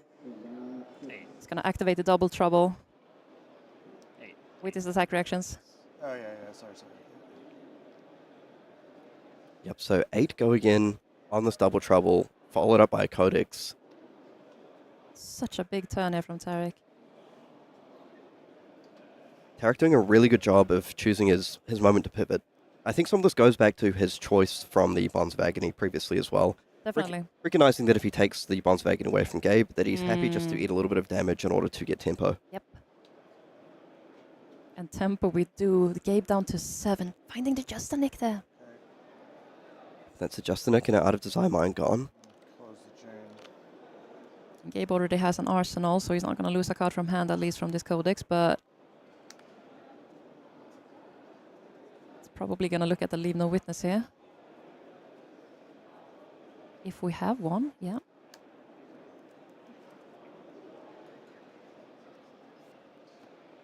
So yeah, Leave No Witness is not something you want to see at this point. Are we going to see the Traverse, or is he going to keep holding on to that? One thing to note as well, Eric, I'm not sure if we've seen a single surgical extraction on either side this game. Makes me wonder if like the players decided to side some number of copies out, just recognizing it's such a powerful card if it gets banished on one side or the other. I had so many discussions regarding that exactly with various new players throughout the tournament this weekend, and it's a big debate, big hot debate. Is that something you want to leave in or take out? The argument here is that Surgical Extraction is such a good card on the offense, and if you take it out, you feel that you are lacking in the offensive capabilities, but at the same time, you run the risk of your opponents just snagging your Surgical Extractions away from you and pushing them right back at you, so it's a bit of a big win or lose scenario there. Yeah, I'm also trying to think about levels of enlightenment. Not sure we've seen too That many one, copies yeah. played out.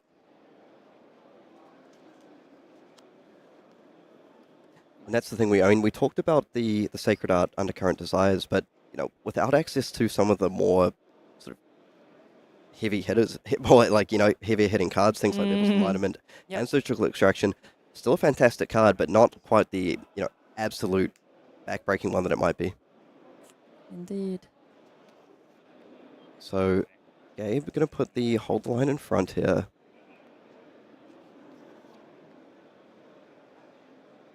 Trying to pick a card.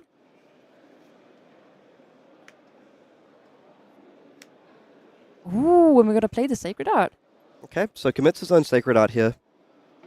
So is going to transcend one of the nice things about the... so basically getting around the Leave No Witnesses a little bit. Yeah, not losing that arsenal.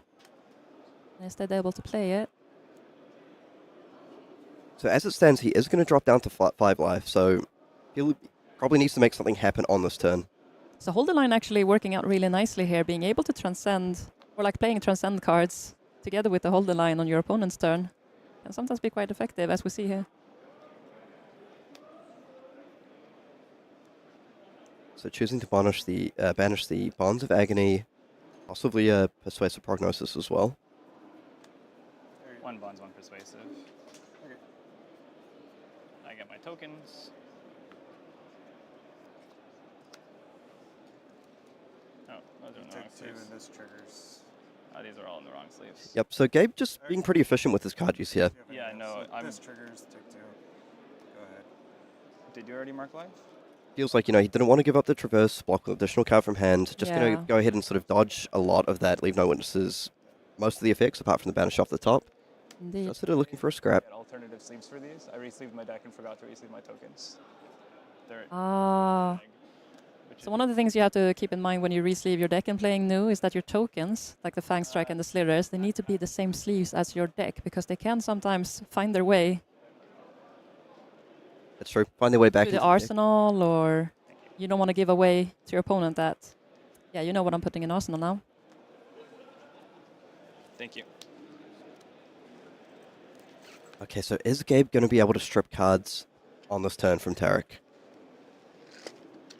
Already being down at 5 life, he has to make something happen in order to... Nope, not in this one. Yeah, so effectively just on the 1 card hand. So he's got the Slither, the Fang Strike, the Chi from the Sacred Art. Prefer it. Right. Feels like +1 card. So I mean, Tariq does appear to be in the driver's seat at this point. 5 card hand, 7 life lead. Yep.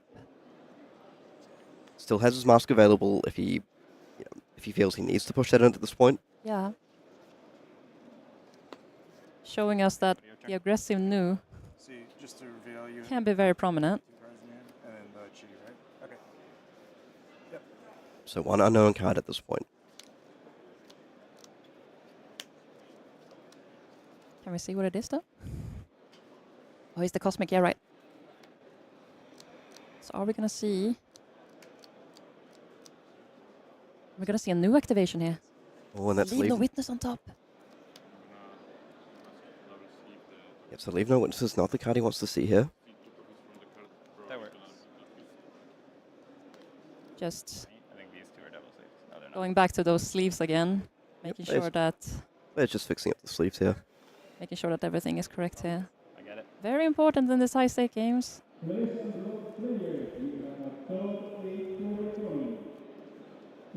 So the Bonds of Agony actually pretty threatening here. So Gabe still has access to the Arousing Wave and the Undertow Stilettos, so it's going to be able to get that one online. And of course the Fang Strike and Slither in hand as well. Exactly. So there's going to be some annoying on hits at least. Okay, he's going to kick things off with the Sacred Arts, Undercurrent Desire. So wanting to play that first so it doesn't transcend and go back to Tariq's hand. Exactly. And he needs another... And I gave Everett. Maybe a Slither? Is what he's opting in for here? Just to go even wider, presenting more on hits. I wasn't sure how many attacks So it we looks have like, available to us here. so we know there was Persuasive Bonds. Could be 3, I believe at least 1 more Persuasive in there as well. right? So then a Slither So really would just, work quite well. Gabe just wanted to make things as awkward as possible for Tariq on this turn. And rightfully so. Yeah, we're going for the Slither. Yeah, but on Tariq's hand here, okay, so Granite tips the scale and a Blanche, so a no block and a 2 block in hand. Okay. Yeah, we're going with the bonds here. You have 2 Fang Strikes and 2 Slithers and 1 unknown. What an interesting hand It's easier for both of us. from Gabe.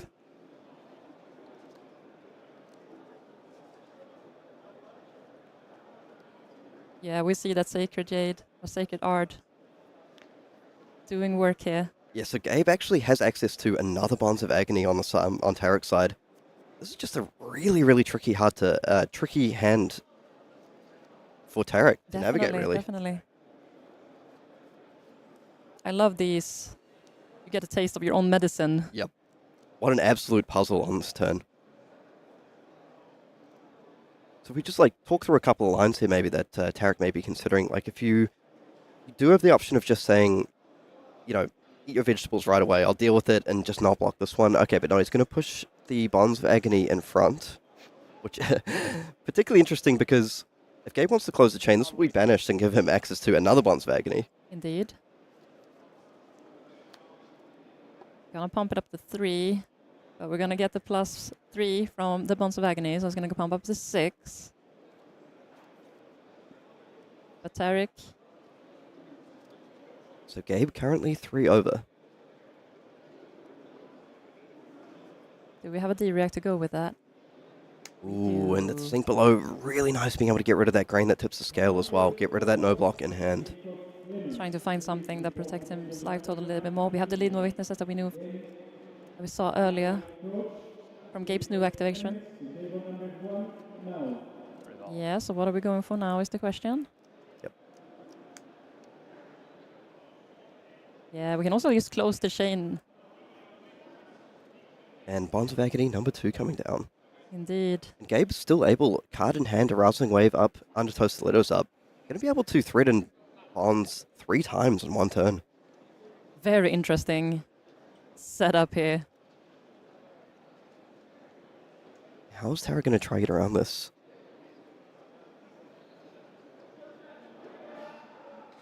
Yeah, with Tunic on 3, Tariq doesn't know if there's another attack reaction. So could choose to defend for 6 here.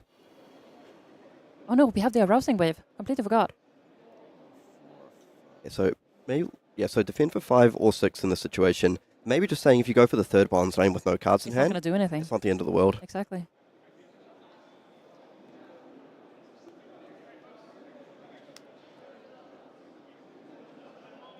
Resolves.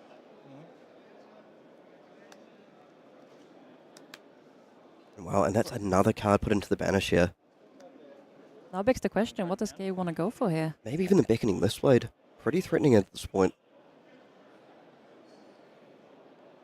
Beckoning Mistblade still leaving 2 resources available between Tunic and this spare resource. Oh, actually, the frailty means he probably won't Beckoning Mistblade this turn. Yeah, question is if we want to go with the Persuasive Prognosis. You have the possibility to crack the Stilettos, to give it go again, with a Slither, and play another Bonds, or Double Trouble, with the Arousing Wave also. There's so many lines here. Yep, so going to go ahead and lead with the Persuasive Prognosis here.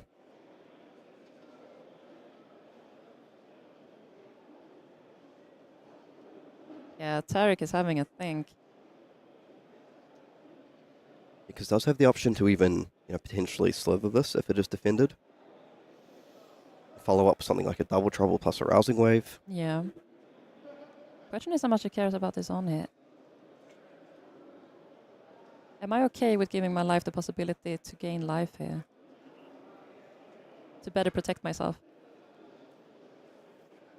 And Gabe's going to be able to pick up the mask here. That would be a pretty big win for him. Definitely.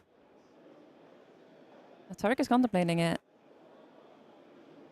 Just to protect himself from the on-hits. But it's a little bit of a gamble because only blocking with the mask. And if Gabe has the kiss in hand, it's going to be for nothing. Yeah. And this could be a Pro Tour semi-final making decision. Yes. So the player's really trying to think this through here. Rightfully so. It's the most nerve-wracking decision point here. It's really tossing up if he wants to push in that Recurring Nightmares. Whoop. Yeah, we're just going to block with that. You know what? We're just going to block with that. Banish. All right. Yep, so Gabe able to gain the 1 life from that. And actually, we talked about Tariq, exchanging life for tempo, and it feels like Gabe has managed to do a really good job of doing the same thing here. Interesting getting to keep the Cosmic Awakening in his arsenal as well. See if he chooses to Arsenal it here. Tunic go. Yep, so he I think is. so. We do know he pitched that 2-chi together at one point. I mean, could that be something to traverse the universe to block and line up with the 2-chi? He has the Shi in hand. That's one. But Cosmic Awakening is only going to come in for 5. Only 5. I mean, still a 5. And I think the equipment advantage for Gabe is actually really, really important at this stage. Having access to both the Arousing Wave and the Undertow. Yeah, I think Gabe is just looking to try and get as much damage as possible out of this hand. So the hit's going to come down here. That's the final copy. We do know he defended with 2 earlier in the game. Exactly. Giving it go again. It has 2 floating. For the weakest link to follow up. It's going to do a lot of damage this turn. Oh, and banishing a Bonds of Attraction. That's another target for the hero build later on. Tariq with an Onacious in hand. He does not want that weakest link to connect. Yes, it looks like he had the Justice. Tunic is not on 3, so he can't play this Oasis comfortably either. Yeah, it looks like he did have the Justinic in hand as well with the Command and Conquer and Infect. A blue. Infect, yeah. So, I mean, one option here potentially is the Command and Conquer, the Mask, and the Tunic. But the problem is there, the Arousing Wave, it's still there. Exactly. I mean, you could choose to then commit the Oasis, but again, then you've just given up all the tempo. You're down to 5 life. Gabe has another 5 hand coming to you. What a crazy turn of events here. Gabe was able to find the craziest transcend turn, putting Tariq on his back. Yeah, I mean, when you're resolving 2 Sacred Art, Undercurrent Desires. Yep. That's what happens. We're getting to the very nitty-gritty of life totals here. So Tariq actually is just going to go ahead and block. Let's see if Gabe wants to pull the trigger on the Arousing Wave here. Decides not to. Does not want to gamble if he finds a hit or not. The draw card doesn't really matter as he already has an arsenal, so probably for the wisest. Okay, so definitely some mind games here. Coming in with the Infect after blocking with the Justinic, and Tariq actually managing to hold onto that Oasis Respite with Tunic up on 3. It's a little bit of annoying on Infect. It's just coming in for 1, but on hit, you get a blood drop. Yeah, interestingly, perhaps something that factored into Gabe's decision, he said, look, I mean, Tariq knows I have this Arousing Wave up, so if he's only blocking for 6, maybe he doesn't have the no block. I don't want to commit this for nothing. Thank you. But yeah, it certainly would have put him in an absolute spot of bother if he had committed that Arousing Wave. Definitely. Is Tunic live? Yeah. So Tariq probably looking to set up that Oasis in his arsenal. Now Tunic on 3. Oh, and it looks like we're back to that double Codex of Frailty Justinic and a Transcend card. Well, the problem is that Cosmic Awakening is actually blocking off those Codexes at the moment. Yeah. Maybe committing one of the codexes to block this one out. Hoping doesn't have a pump. Both players staring each other down. Yeah, it did feel like Gabe was actually starting to edge ahead just a little bit. But now with Tariq able to set up that Oasis and Arsenal, Gabe's hand looking a little bit awkward. Yep. And critically, Tariq making the decision to hold onto that Mask of Recurring Nightmares. I think that's going to be big. As we approach the later stage, we're passing the hour now on this game. Yeah, fatigue's certainly a consideration for both players, but at this stage, not looking like they're in imminent danger just yet. Yeah, but we should have reached the second cycle. Or we have reached the second cycle over the Sodden Energies drawn from Gabe last turn.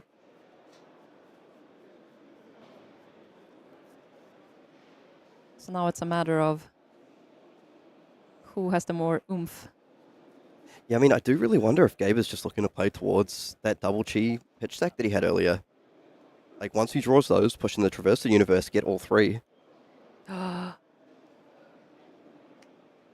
We're seeing the Traverse block.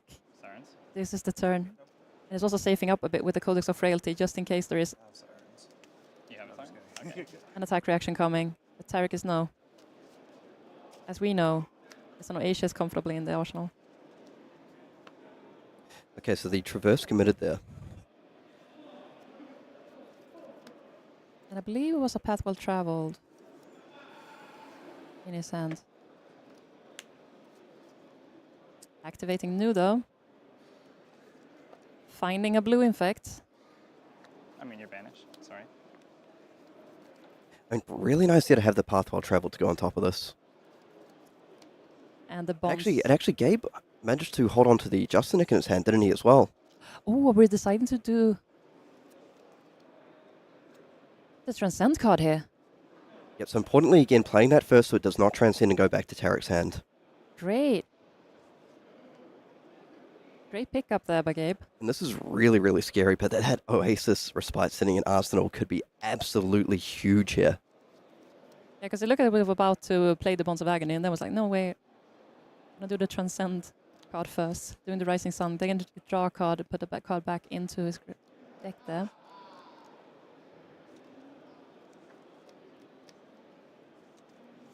So seeing actually on Tariq's side. Homage. We have Siren's Call, Weakest Link. Okay, so one no-block card in hand. I think a lot of it is going to come down to the placement of the attack reaction timing versus the Oasis at this stage. Yes. Again, Gabe with the advantage of having the Undertow Stilettos and the Arousing Wave. Pathwell Traveled is just absolutely fantastic in this point as well. An incredible sidestep opportunity. Definitely.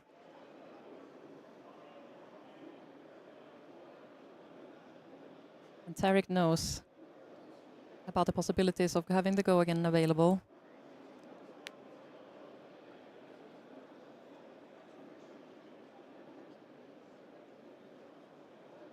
But having that Oasis in Arsenal is really going to give him a lot of comfort.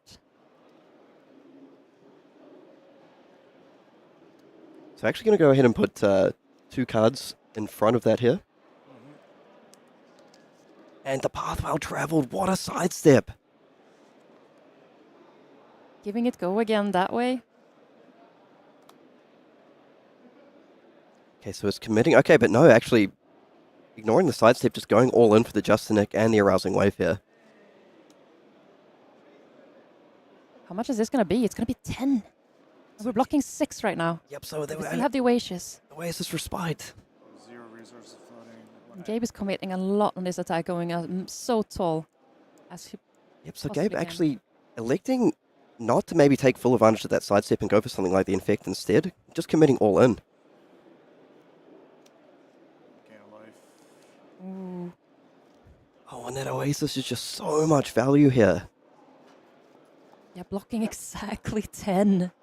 This is huge. So currently exact these, and on top of that gains the life to go up to 6.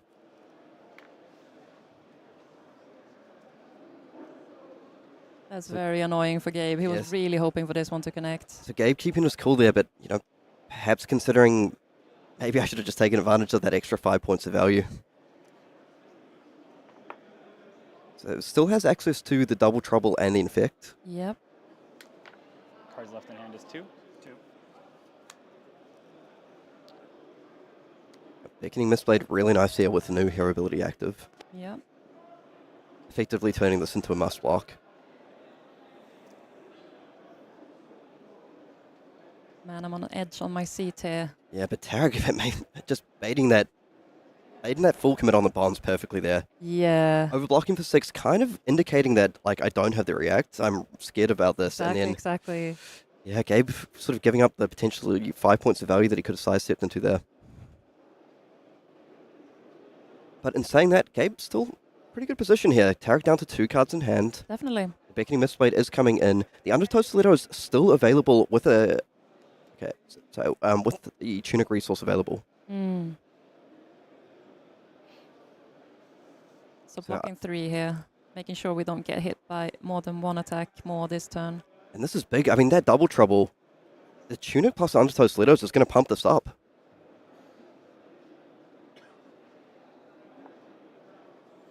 I mean, Tariq almost certainly going to have to commit some equipment at this point. Definitely. It's time to try and stay alive. Oh, and the Scale Peeler. Yeah, it's only blocking for 1. So this actually could be very, very close to lethal here. So this is going to come over for 2, dropping down to 3. So the Infect actually only going to push 1. Cards in hand is just the 1 card still. Yep, So the effect going to come down for 1, and that's going to connect here. Block 1. No, it's going to block 1 with the tunic there.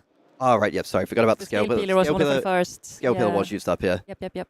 So, importantly, Tariq able to hold on to that Transcend card, which he would have had to pitch towards the Blood Rod. Exactly. Arsenal and pass back to you. These 3 are great. This one's still vanished. We have to say Gabe in a dominating position at this point. Yeah, very interesting turn of events here, as Tariq was comfortably in that seat just like 10 minutes ago. And they're looking for a scrap. So good here.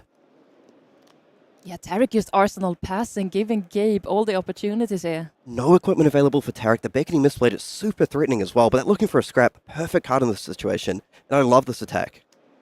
Yep, going to pick up the Codex of Frailty. Here. Tariq respecting the beckoning here. And at this point, Gabe just looking to cross his T's and dot his I's. He can see the semi-final in sight. Gabe just needs to sequence this. Looking for a scrap, going to power through for 5. And Should have a Tariq. 1. So Tariq with another Codex of Frailty in hand, Bonds of Attraction, and a Persuasive Prognosis.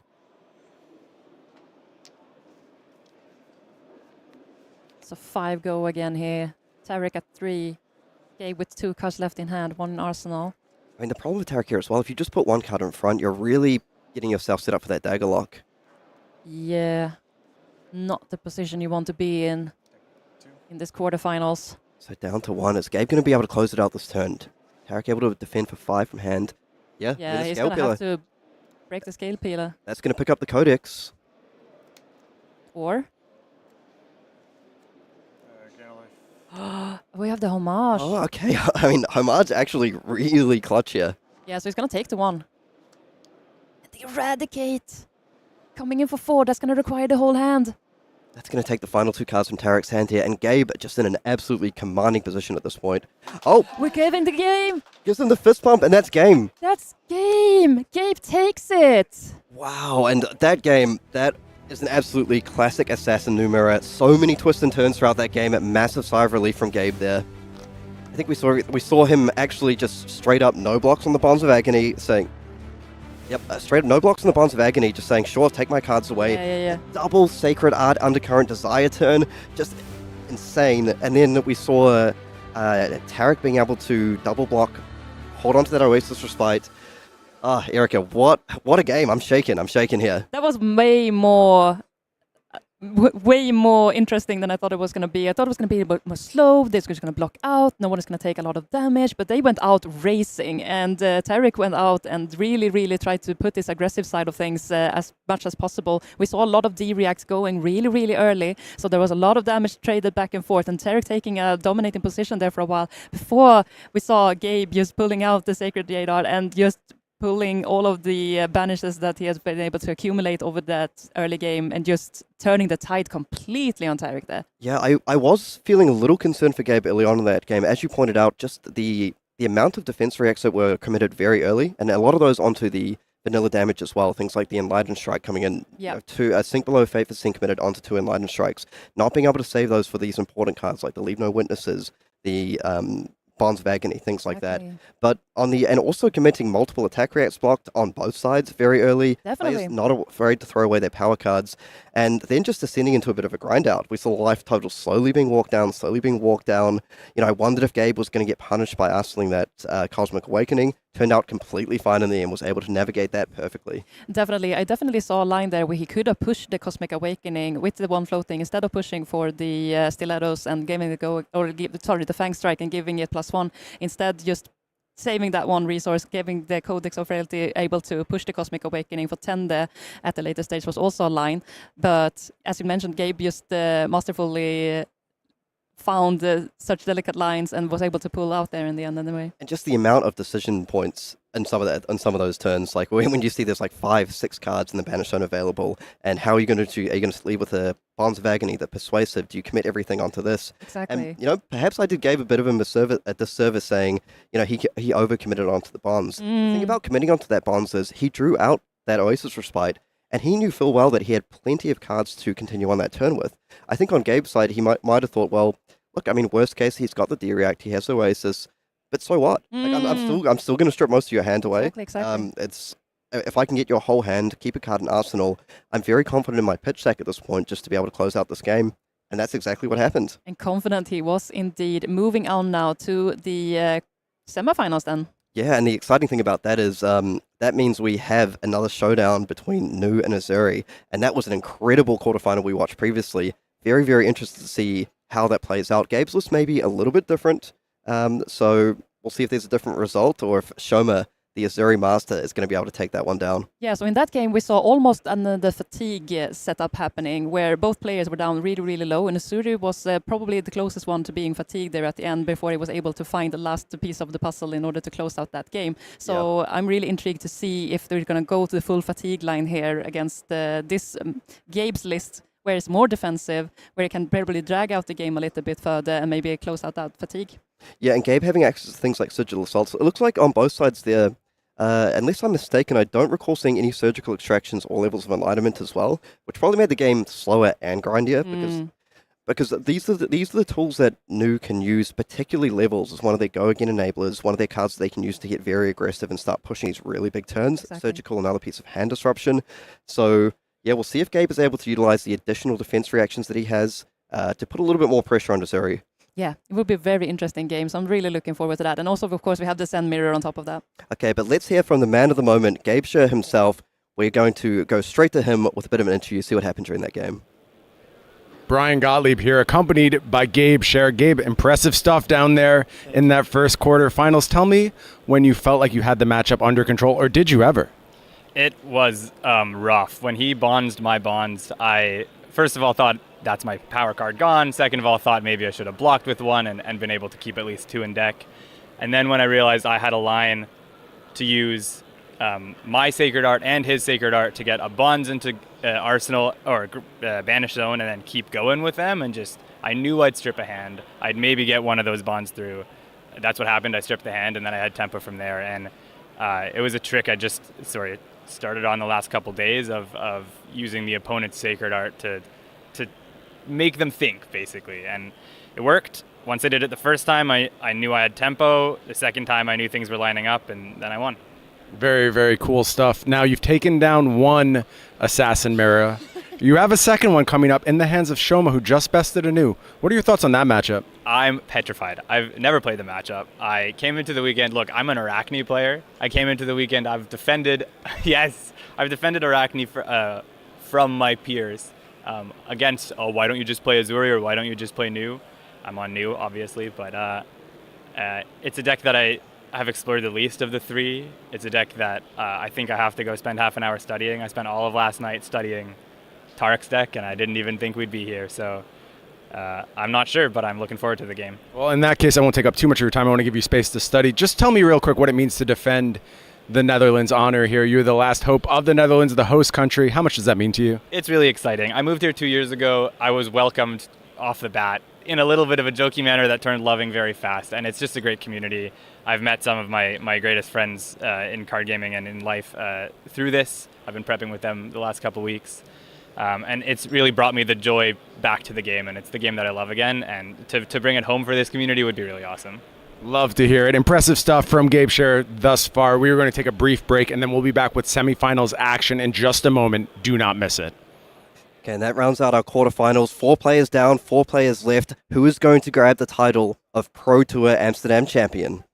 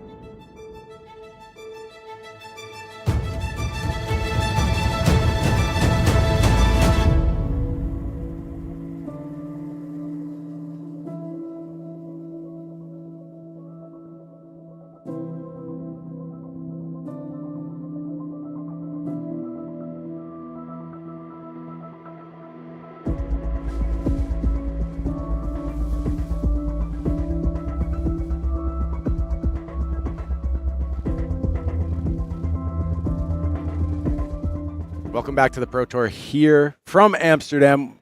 We kind of slowed things down for a little bit there. Let's speed it back up. It's time for a Zen Mirror Pankaj. Why don't we go ahead and check in with our bracket and see where we are standing right now. And we are fully into our semifinals.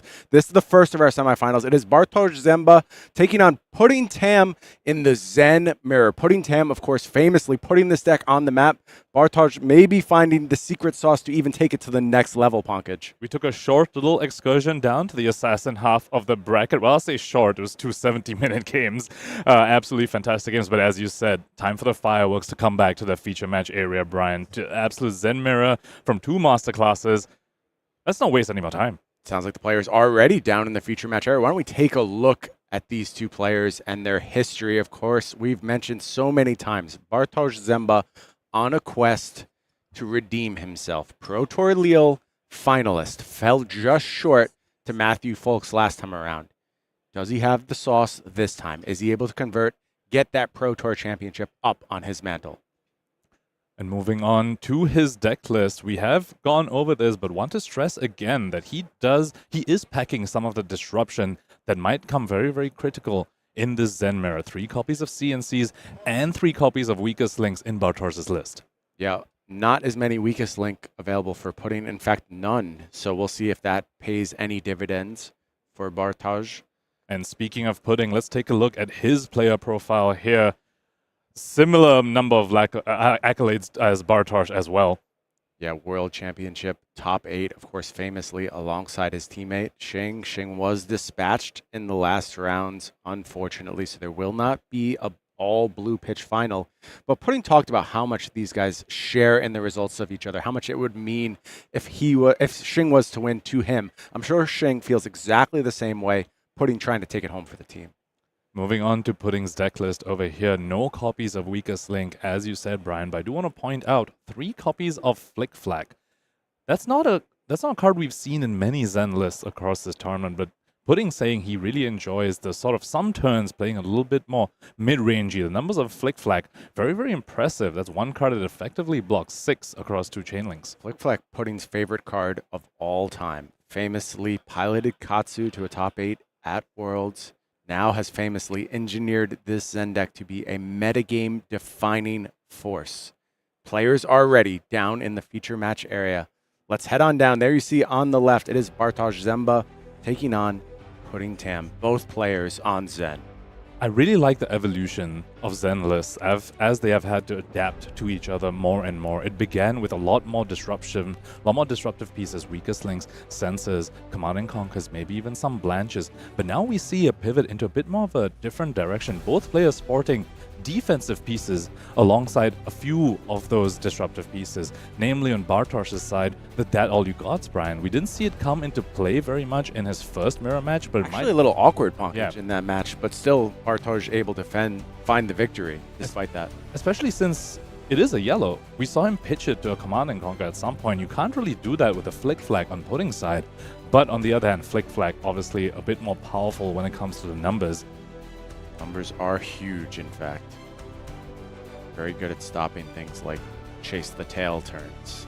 Line a Flick Flag up with that, you're going to save a lot of life. Critically here, Bartosz the higher seed. That means we assume he will go second. He did mention in his interview that he will certainly be choosing to go second. You have to imagine, even in the Assassin game, should he get there, would also be choosing to go second, but does need to go through Ninja Master in the form of Pudding Tam himself. And Pudding, this time, drawing a Transcend card. Does he have a blue to go with it? I don't think so, Pankaj. I think it is the Transcend card, but unfortunately a blue short this go-around. Going to kick things off with red 100 wins. Now, it's not bad to stash that blue in Arsenal. Not a disaster scenario. You would prefer to go ahead and Transcend on turn 1, but at least it was drawn early.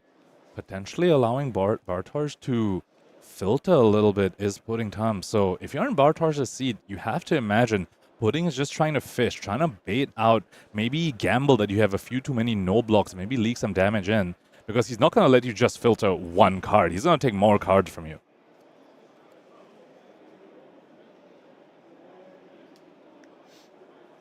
Tiger Swipe going to be the defense here. Yeah, and it is going to be a red pitched for this Chase the Tail. So only the Transcend card remaining in Pudding's grip. Interesting choice by Pudding to pitch Mauling Chi to send the Chase the Tail instead of the reverse. Now, Mauling Chi would be, one more damage represented, but either way, you're probably taking 2 cards from Bartosz.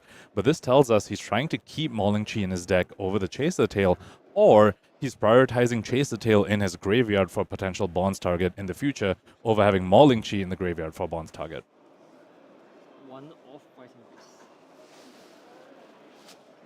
So Pudding does go ahead and arsenal that Transcend card. Turn passes back to Bartosz. So pretty strong graveyard for Pudding, already 100 wins and a Chase the Tail. 2 very, very effective graveyard targets for the Bonds of Ancestry. Looks like he has actually drawn a natural descendant into Bonds, something that doesn't happen very much anymore with the Bonds ban. Couple blues in hand as well. And I'm not seeing the Transcend card from Bartosz yet. He does have a This Round's on Me, Blue Descending Gustwave, Bonds, and Chase the Tail. So Bonds line available potentially. A little early, but you're going to need to make something of this turn. So I suspect that's the way we're going to go. And Pudding down with okay. Smelling a Transcend card. Little does he know, Bartosz actually doesn't have it. Yeah, Pudding's going to be pretty happy to see where this turn ultimately goes. Both players drawing the natural Bonds line back to back. Pudding drew his own version. Of course, he drew the reds. Just 100 wins here. And when Pudding sees that, that's going to bode pretty well. I think that's going to set off some alarm bells that things are going to break a little bit in his favor. Bartosz once again not able to transcend early. Whereas Pudding, with his hand, we know he'll be able to transcend early. So once again, but we've seen Bartosz come back from this. Remember, in his first quarterfinal. Yeah, faced on a very awkward hand. Yep, and the opponent transcended first, but Bartosz still came out on top on that game. And sometimes you get to go second. Going second can give you the advantage you need to overcome the deficit of not being the first one to transcend. Okay. Facing down natural Bonds here. So it's 4 go again. No loss. And Pudding content to just go ahead and take here. Has a nice hand set up to come back with of his own. 100 wins, just doing its best head jab impersonation. No blocks again. Zephyr Needle is the call here. Good spot for the Zephyr Needles. You've already seen a lot of no blocks from your opponent. Just Pudding break from the course here and try and break these needles. It's so tempting every time, but I have to say, every time I see someone overcommit to a Zephyr Needle break, they get so punished. And we saw that happen in the quarterfinal as well on Bartosz's first real turn of the game. Both his needles blown up on that awkward out of war turn, but didn't matter. Yeah, it didn't matter. Didn't need to swing them again. Pudding it. Put to the test here. Needs to decide if it's worth going ahead and popping this needle. And you see him reaching for the Bonds. Now, that is replaceable. We believe a Transcend card in Arsenal. So this does not take him off the Bonds line for the turn. Perhaps this is redundant Bonds here. Would be a very, very disciplined block by Pudding if he chooses to give up a natural Descendant Bonds line to blow up a Zephyr Needle. Very carefully. Decision. Yeah. You don't want to just give up aggression like that for free either.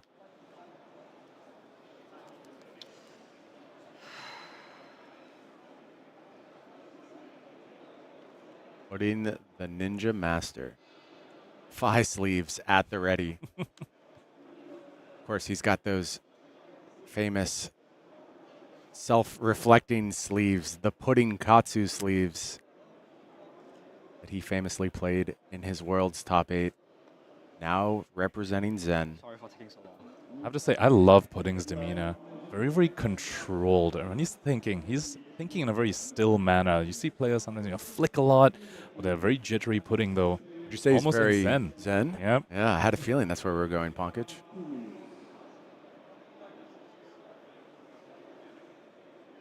Slowly considering the options here. Wants to make this block with the Bonds. Is going to finally commit to it.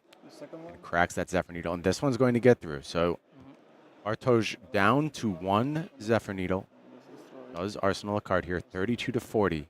Life totals in Bartosz's favor.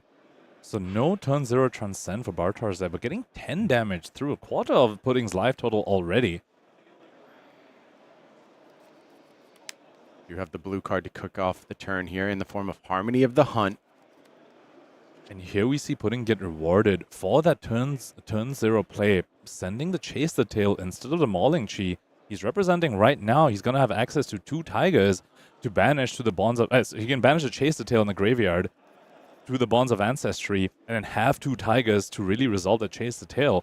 All from that turn 0 block, choosing to send... turn 0 offense, choosing to send Chase the Tail instead of Mauling Chi on that turn. Knew it, had the foresight that he would want this combo card in the yard instead of the Mauling Chi. Harmony of the Hunt does come through. And we are going to Transcend. Rising Sun, Setting Moon, a second Transcend card drawn here. That's just going to head back to the bottom. Going to be redundant here. And yeah, so one. Chi provided for Pudding. That is going to go ahead and unlock. Yeah. Sorry. That extra resource from Kasaya as well, perfectly fitting an extra needle into this turn cycle, putting us all the resources he needs. 3 resources, 1 for Descendant, and 2 for each needle. There is that Descendant kicking things off.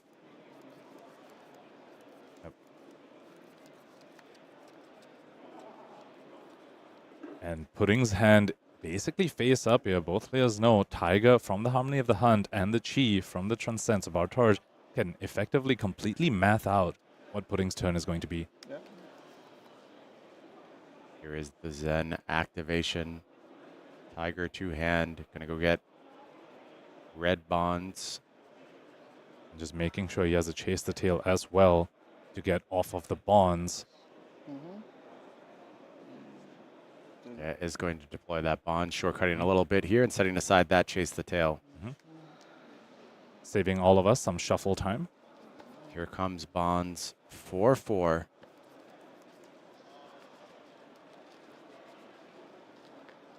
Nothing really changing in terms of Bartosz's analysis. Like you said, this was all pretty face up, pretty predictable. So Pudding will have to give up 1 needle to pay for that Chase the Tail, of course. So looks like this turn just going to be 1 needle alongside the Chase the Tail with both Tigers. Just have to commend him for that turn 0, honestly. Just getting the Chase the Tail in graveyard, recognizing which one's the more powerful graveyard target for a future Bonds turn, and instantly rewarded on the following turn. It's these small little efficiencies that we see Pudding gain that really, showcases his ninja mastery. It's a great call out, Pankaj. Is Zen a deck capable of producing huge numbers? Unquestionably. Is it a deck that still requires a lot from its pilot to be played at this level? Unquestionably. Smart optimizations are paid off time and time again. There is that expected Tiger coming down. 3 more on offer. And you see Pudding's reaction to the stride. That means a crouching Tiger headed to Bartosz's hand. Perhaps a portent of an Art of War on the return. It's like a herald almost when the stride comes onto the field, just heralding that there's an Art of War about to come Pudding's way on the following turn. Luckily for Pudding, though, no Transcend yet from Bartosz's side, so Traverse not going to be part of this offense. I don't want to die. Pudding afraid of what Bartosz has to offer. Don't double or triple. Double or triple Art of War. I will say, I'm not sure I see the Transcend card yet in Bartosz's hand. So if we're going to do it here, we may be doing it without a Zen activation. Or a potential dig for a Transcend off the Art of War. He did mention in his interview that that was exactly why he did that first awkward Art of War, to dig for a Transcend, because his opponent had Transcended before him, and he just felt the pressure. And over here, putting the Traverse on the blocks. Yeah, and also putting in that Kasaya as well. And that tells me Pudding is ready to go ahead and get a Zen state. A really proactive use here. And I wonder if that's going to change things at all for Bartosz on this turn. And we've seen him do this, very aggressively activate the Kasaya for its honestly lesser used ability in the creation of the Zen State token. We saw him do that in the quarterfinals against Levia as well. Will not block it, I suppose. Empty Tiger comes in here, chase the tail.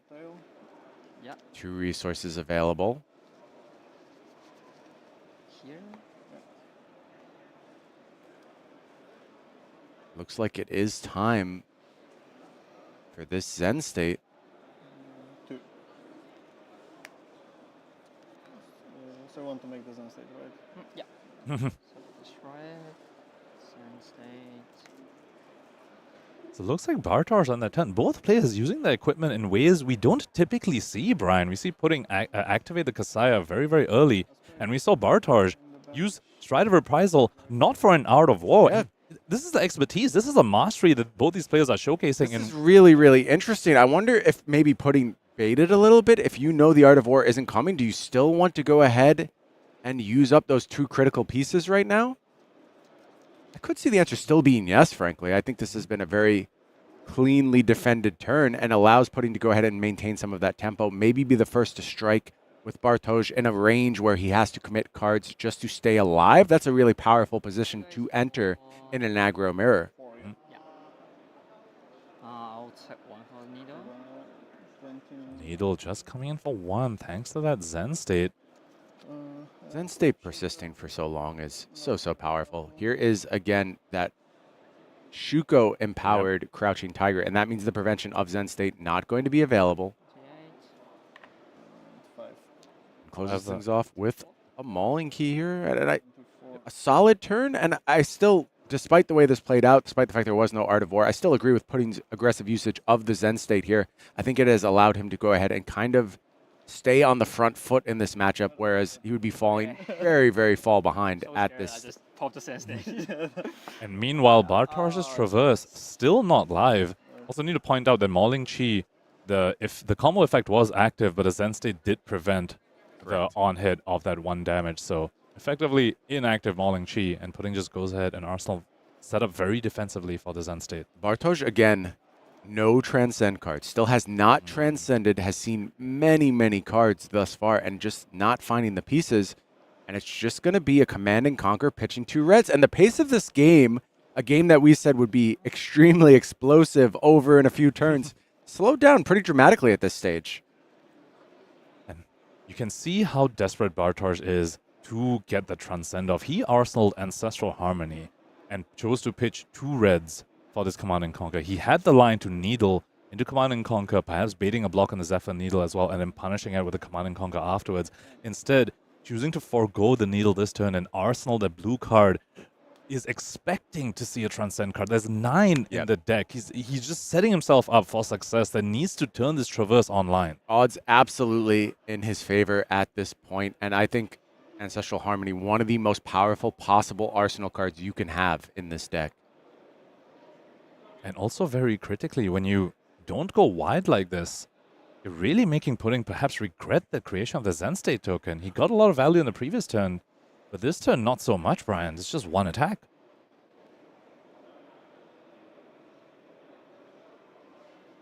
Brilliant shift in strategy from Bartosz, setting up for future turns that will not be blunted by that Zen State. Yep. It's like a needle turn here from Pudding. There is the Transcend card. Finally, Bartosz is rewarded. Also has Descendant in hand, as well as that all you got to go ahead and clean up this needle perfectly. And here we might finally see the tech piece that Bartosz brought in for this matchup. Really reward him, going to blow up the needle. Won't even cost him a card from hand. And look at Pudding's expression, knowing he just got a little bit blown out from this tech piece. We call that a mirror breaker, Ponkage. A huge edge gained from Bartosz Ziemba there. I'll take 21. Speaking of Transcend payoffs, Bartosz also holding on to a Wind Chakra in his hand. If you have Transcended that turn, that Wind Chakra is basically a Nimblism that's a blue block 3. And I'll take 5. Mauling Chi just comes through unhindered. Bartosz falls to 16, but things firmly shifting in his favor on the back of that all you got. Full grip here ready to transcend finally, as well as Ancestral Harmony out of the arsenal, potentially offering even more pain for Pudding. So the Transcend card in his hand does require an active chain link. That is a grain that tips the scale, so won't be able to just Ancestral Harmony and Transcend immediately. Will need to get an attack onto the combat chain. So you have to wonder, maybe he's looking at the blue Descendant instead to be what is going to be his first blue played to enable Transcending. What is he pitching in that case, Bonkage? Because I the believe the other chakra. blue in hand. Oh, he's got the chakra. as Yeah. blue. Okay. Or he could just Ancestral, and if he hits something off the top. Sure. Let's take a look. It's going to be a miss. It's going to be an homage. Pudding very happy to get away with that one. Still, unfortunately, off from Ancestral Harmony to deal with in this case. Kick things off with the Descendant Gust Wave. It is going to be the Wind Chakra pitched. No loss. Yeah, no reactions. Descendant comes in for 2 here. No reactions from Bartosz. No, sorry. Yep. If you mind it, I don't mind. Okay. Go ahead. Yep. Yeah, I think this is going to potentially cost Bartosz a point here. You can, of course, still go ahead and play Grain after the reaction step. Mm-hmm. It's a bit too quick on the no reactions there. Look, Pro Tour Championship on the line. Have to play clean. Have to play clearly. Have to play precisely. Our judges on the table, ready to sort it out. Make sure the correct resolution is reached here. Well, anyway, I'll play it. Yeah.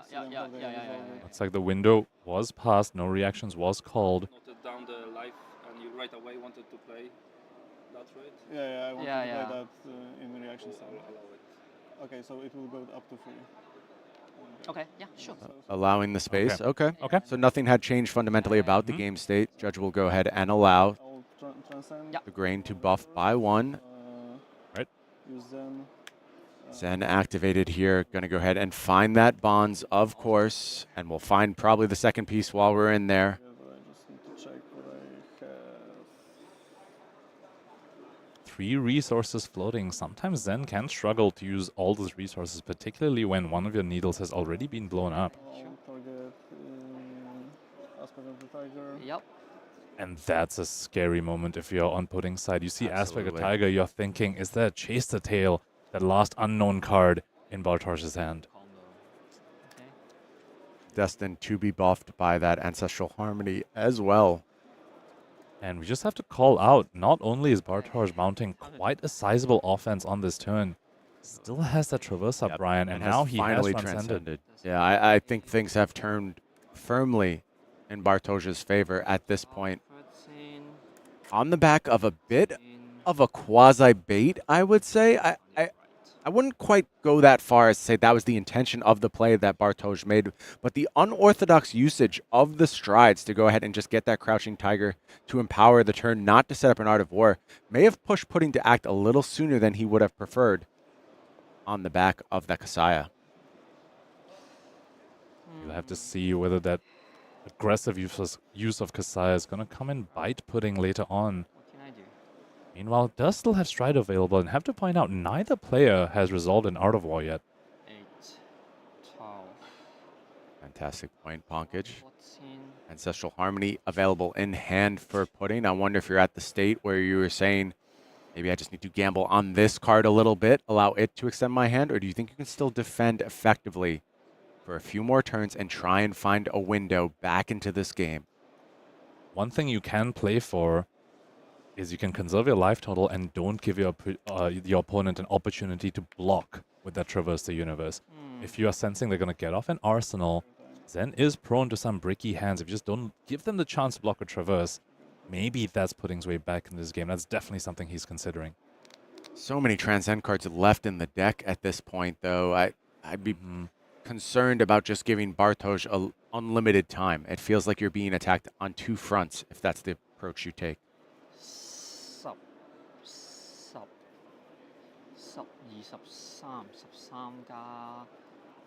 If you're waiting for your Art of War draw, though, since you still have Stride of Reprisal up, could be the out. But of course, to your point, yep, just giving Bartosz space. You aren't blocking it out completely. You're always leaking damage if you go for that sort of strategy. And he can find his own Art of War in that time as well. Mm-hmm. Create one of those explosive turns that Zen is known for.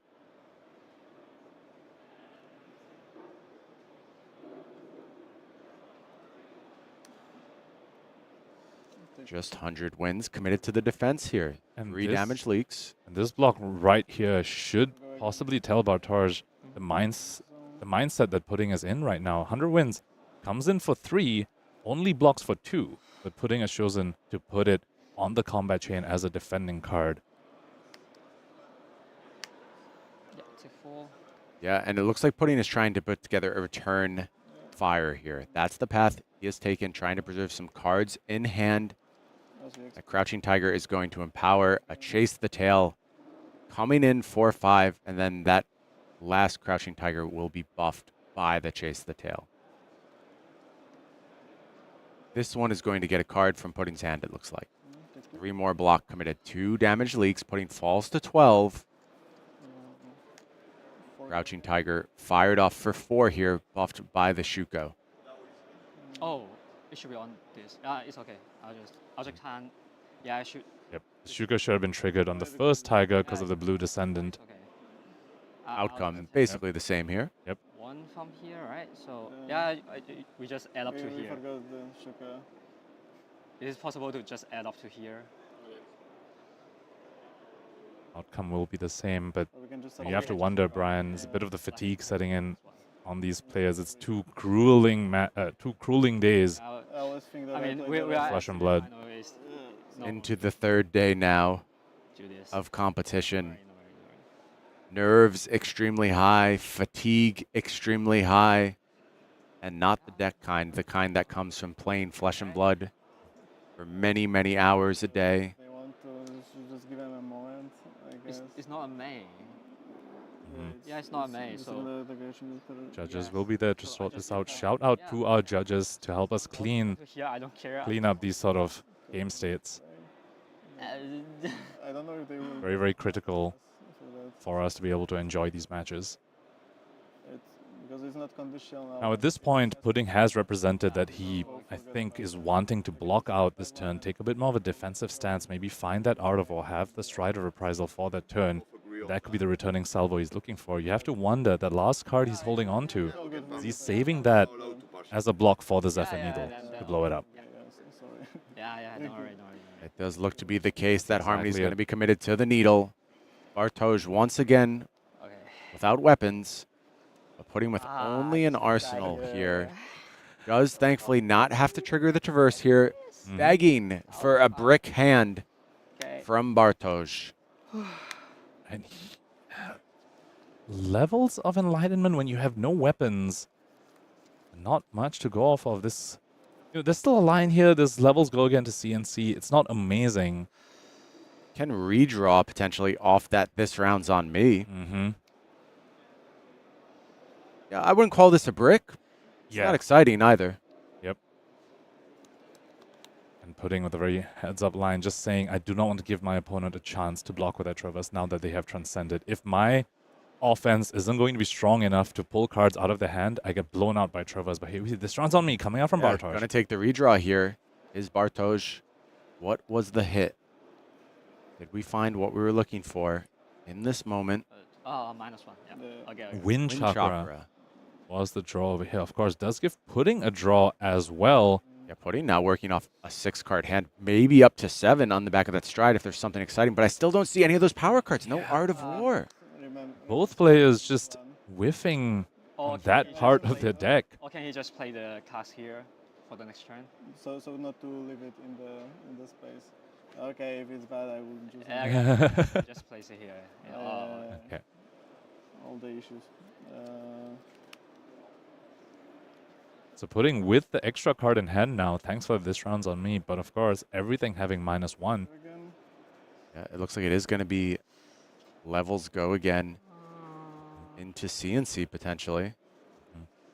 It's like a pseudo Zen state token. This round's on me. Of course, comes at the very real cost of giving your opponent a card. Yeah, and Pudding just content to play defense for the time being. Yep. Could, of course, defend out this Command and Conquer as well, potentially. Come back with a Command and Conquer of your own if the block values line up, which I'm not quite sure they do. I think an awkward 2-block in hand for Pudding here. Yeah. I think especially since Bartosz is also going off an arsenal and you are under this rounds on me, feels bad to send an offense, feels bad to send Arsenal Disruption when they have no Arsenal, and feels bad to send attacks into a live Traverse the Universe. But also feels bad to IP. This is an incredibly tough spot for Pudding. What an amazing Zen mirror. So Yeah, far, it's Brian. been really intricate and a little bit off kilter from what the Zen mirrors usually are. Certainly, the explosiveness has not been there. I would say probably on the absence of Art of War for the most part. But this is exactly when you see these Whole ninja players hand shine. goes. Yep. I was gonna say, I think there's a very good chance that Pudding goes into this next turn and just doesn't do anything, but he's going to use Filtration as well and try and find a better hand. And once again, praying for Bartosz to go ahead and miss, and it's a double Transcend hand with Descendant Gust Wave to kick things off. That's not a miss, Ponkage. Could even be weakest link to kick things off, pitching the Descendant, and one of those Transcends is a path well traveled, so you can double Transcend on the weakest link, giving it a go again, and continue the turn after that. But once again, Brian, both players just whiffing on Art of War. If this game goes much longer, there's going to be some real explosive turns, Ponkage, double, triple Art of War turns. But I think Bartosz has found a very, very nice hand here. Probably gonna die this turn. Pudding thinks his time is over. I wouldn't go that far, but you have some problems to deal with, Pudding, that's for sure. Yep. Looks like Bartosz might be trying to end on the weakest link after sending a bunch of damage, perhaps baiting blocks out of Pudding. And you said we might see massive explosive turns down the line. We might even see massive bricks, Brian. You draw 2 or 3 Art of Wars in the same hand. Could be extremely bad for you. Funnily enough, in this top 4, I'd say both of these players kind of showing some of the downsides of Zen. For all the explosiveness that Zen has, it does have fail states. It does have moments where it doesn't look all that impressive. Those have kind of been on display in this match so far. The other thing on display, honestly, is how to navigate out of those fail states, and that's why these two players are the ones at the semifinals of the Pro Tour. You're playing 14, now 15, 16 rounds of Classic Construction. I guess not that many Classic Construction, but lots of rounds of Zen. You need to know how to navigate out of those fail states that you're talking about. Bartosz considering very carefully where the turn's going to go from here. Rising Sun, Setting Moon is the play. And what did he draw? Is it this round's on me? That looks like that's just going to go ahead and head to the bottom here. Yep. And going to gain a resource off of the Kasaya. Thinking about what he can do with that this round's on me. Maybe again thinking about a redraw? Yeah, dig further to find that Art of War. Looking like not going to be a play here. The time for a Zen activation. Any guesses on what he's going to find here, Brian? I think it's going to be Bonds, Ponkage, I got to say. Just seems like it's time to go ahead and complete the combo once more. It is the red bonds, the last of the bonds, the final bonds. Still legal to play in this classic constructed format. Also, while he's searching for that, just taking a look through the deck, making sure that whatever he targets with the bonds is also available in the deck. Ascendant is going to hit for 1. Here's the follow-up. It's bonds. Coming in for 4. Waiting on more information before he decides on the blocks, waiting to see what this Bonds of Ancestry banishes from the graveyard before he decides if he wants to put any cards on blocks. Once again, he's surely just thinking about the Traverse that's very live on Bartosz's side. But as we spoke about when he started this defensive stance, we spoke about how, sure, you can do it, and you're buying yourself time, but you're also leaking damage the whole way, now putting all the way down to 10. Bartosz's turn still going. Yeah, Tiger Swipe, Chase the Tail, both viable options here for this bonds. Got the extra resource. Chase the tail disguises your hand a little bit. Yep. I'll search for chase. Pudding would be expecting a tiger generator of some sort, because so far only one tiger in Bartosz's hand. Might not expect that weakest link. Yeah, I like this deceptive play here from Bartosz. It's a small piece of deception, but could potentially force an erroneous action from Pudding. Also plays into the cost curve very well. He had the one excess floating. Defends for 3 on this bonds. Yeah. Remember that, Pankaj. Yep. Because there is going to be a problematic Get the Shuka, this on one, hit so it's at fine. the end here. That Crouching Tiger going to be buffed by Shuko, coming in for 1. Assume that will hit. This time, though, Pudding not able to send his whole hand on defense. Does have that one drop in the ocean. Part that does not block.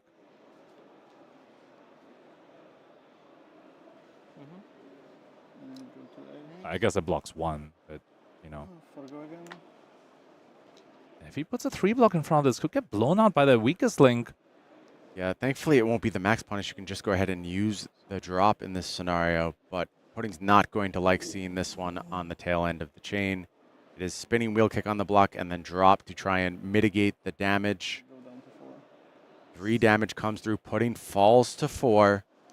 And once more, Bartosz Ziemba will redraw, looking for just a little bit of power. And Pankaj, it's not long till those Art of Wars come, but not yet somehow. Yep. This hand, though, looks very powerful. Transcend card at the ready. And that Transcend card does work with Ancestral Harmony. Not a Transcend card that needs an attack on the combat chain. Still has Kasaya up as well. So we'll get 1 extra resource floating. Gust Wave as well. I'm not sure if there's another Bonds yet. Is mercifully a miss Stop the pod. on this Harmony, but Stir the Pot going to come down and transcend. Use the chi immediately. Just skips past the shuffle a little. Just does a quick one. Knows he's going to search again with Zen. For the Zen. And let's see whether he has that 3rd Bonds. And if he doesn't, that Descendant looking not like a very, very good card, but still, with Ancestral Harmony live, that's still a 1 for 4 when your opponent is at 4. Just damage matters at this point. Pudding's hand, 2 blocks, a 3 block, and a no block. So not a solid defensive hand. Only 3 points left. It is going to be Tiger Swipe. So Bonds are done and dusted. No more Bonds in the deck at this point. Tiger comes in for 0. This Tiger Swipe's going to come in for 6, buffed by both Shuko and Harmony. And with the Mauling Chi in hand, bit of a sneaky relevant on-hit on this Tiger Swipe actually would turn on the Mauling Chi if Bartosz has an extra Tiger. It looks like Pudding's time has run out a little, Brian. He took that defensive stance, wanted to find that Art of War. Perhaps thinking about using the strides here to cover this one up.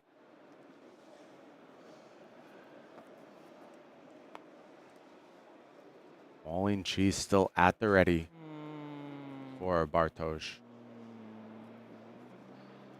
Pudding Tom was playing to his outs, playing to just hope that Bartosz breaks at some point. But Bartosz has been relentless. These past few turn cycles have been very, very strong for him.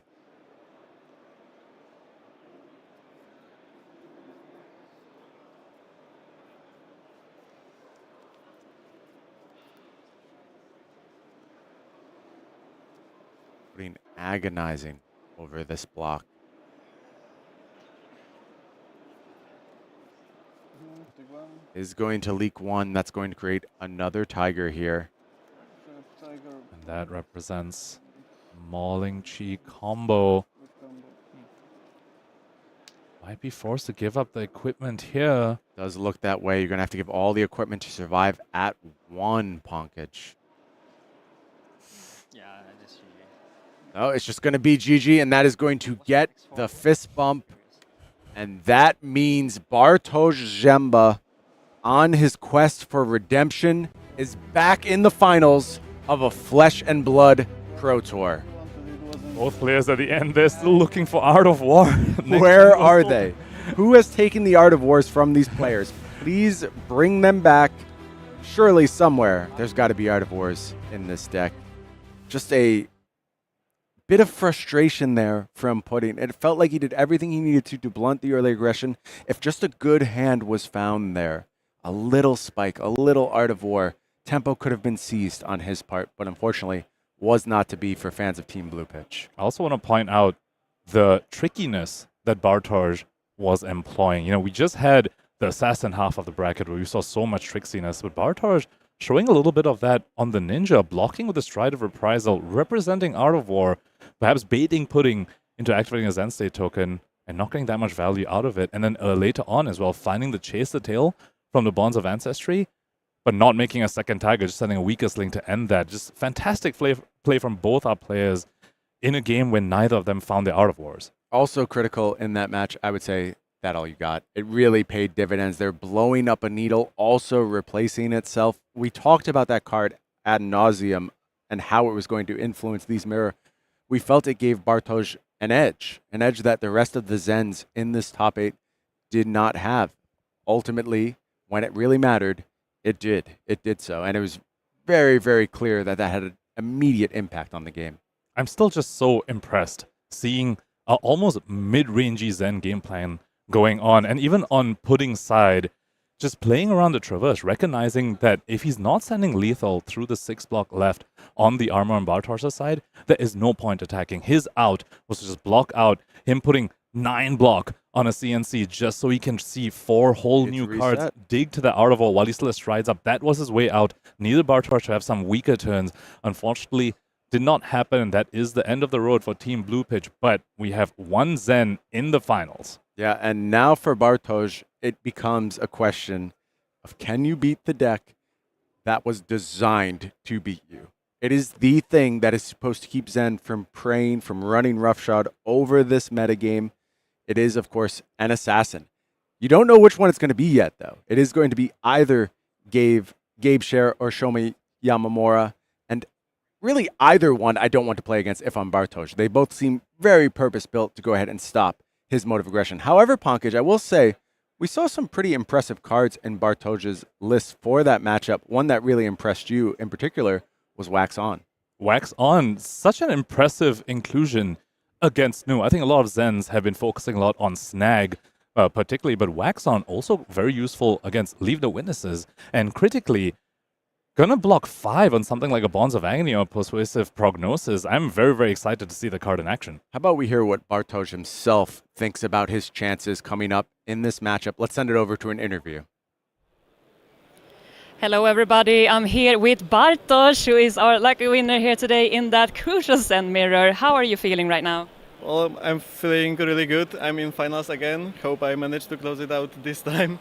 And our game was actually really decent Zen mirror. It wasn't as one-sided as it would sometimes happen because none of us drew Art of Wars. The game was really close, and I was happy to play against the Blue Pitch guys again.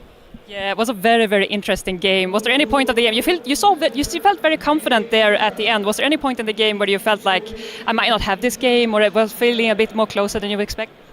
Whenever Pudding started blocking me out, I thought that maybe he will try to fatigue me and I will break once, but yeah, it didn't happen, so I was lucky with that, and yeah, just did the Zen thing.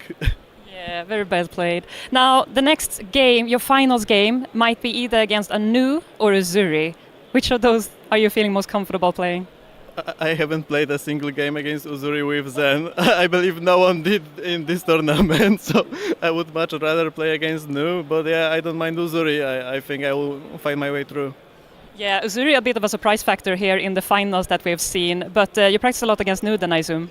Yeah, I played a lot of games against Nu. I believe we have the best sideboard out there against Nu in the tournament. With my list, my friend is now in top 8 of the calling with the same 80, so yeah, I hope we both win.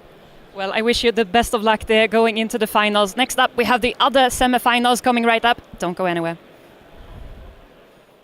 In just a moment, we'll be back with the semifinals here from Pro Tour Amsterdam. Yamamura, Sher. Who advances?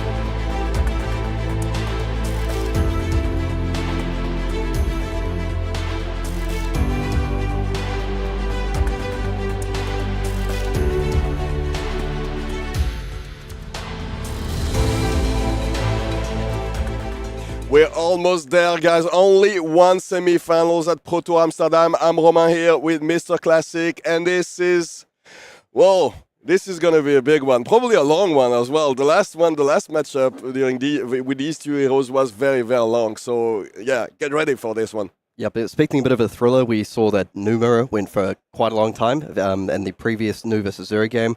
And the thing I love about the Assassin mirrors is they're quite high skill cap games, and like lots of mind games, lots of bluffs going on.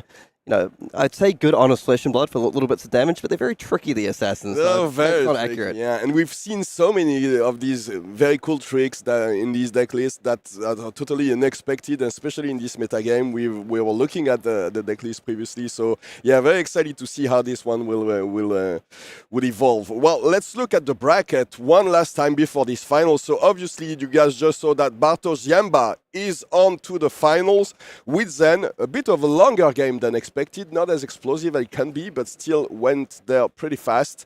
And now this is Shoma Yamamura from Japan versus Gabe Sher. So he plays in the Netherlands, but I've heard that he's Canadian, actually. He's only studying in the Netherlands. And only actually committed to locking in Nu last weekend. Yeah. So obviously, fantastic decision for him. He played a masterful game against Tariq and the Yamamura in the quarterfinals there.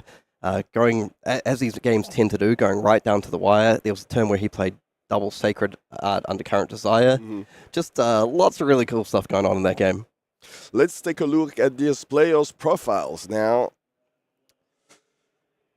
Shoma Yamamura, Pro Tour Amsterdam top 8. Well, obviously, yep, and now first big accolade, but I think he was the runner-up this year for the national championship in Japan, right?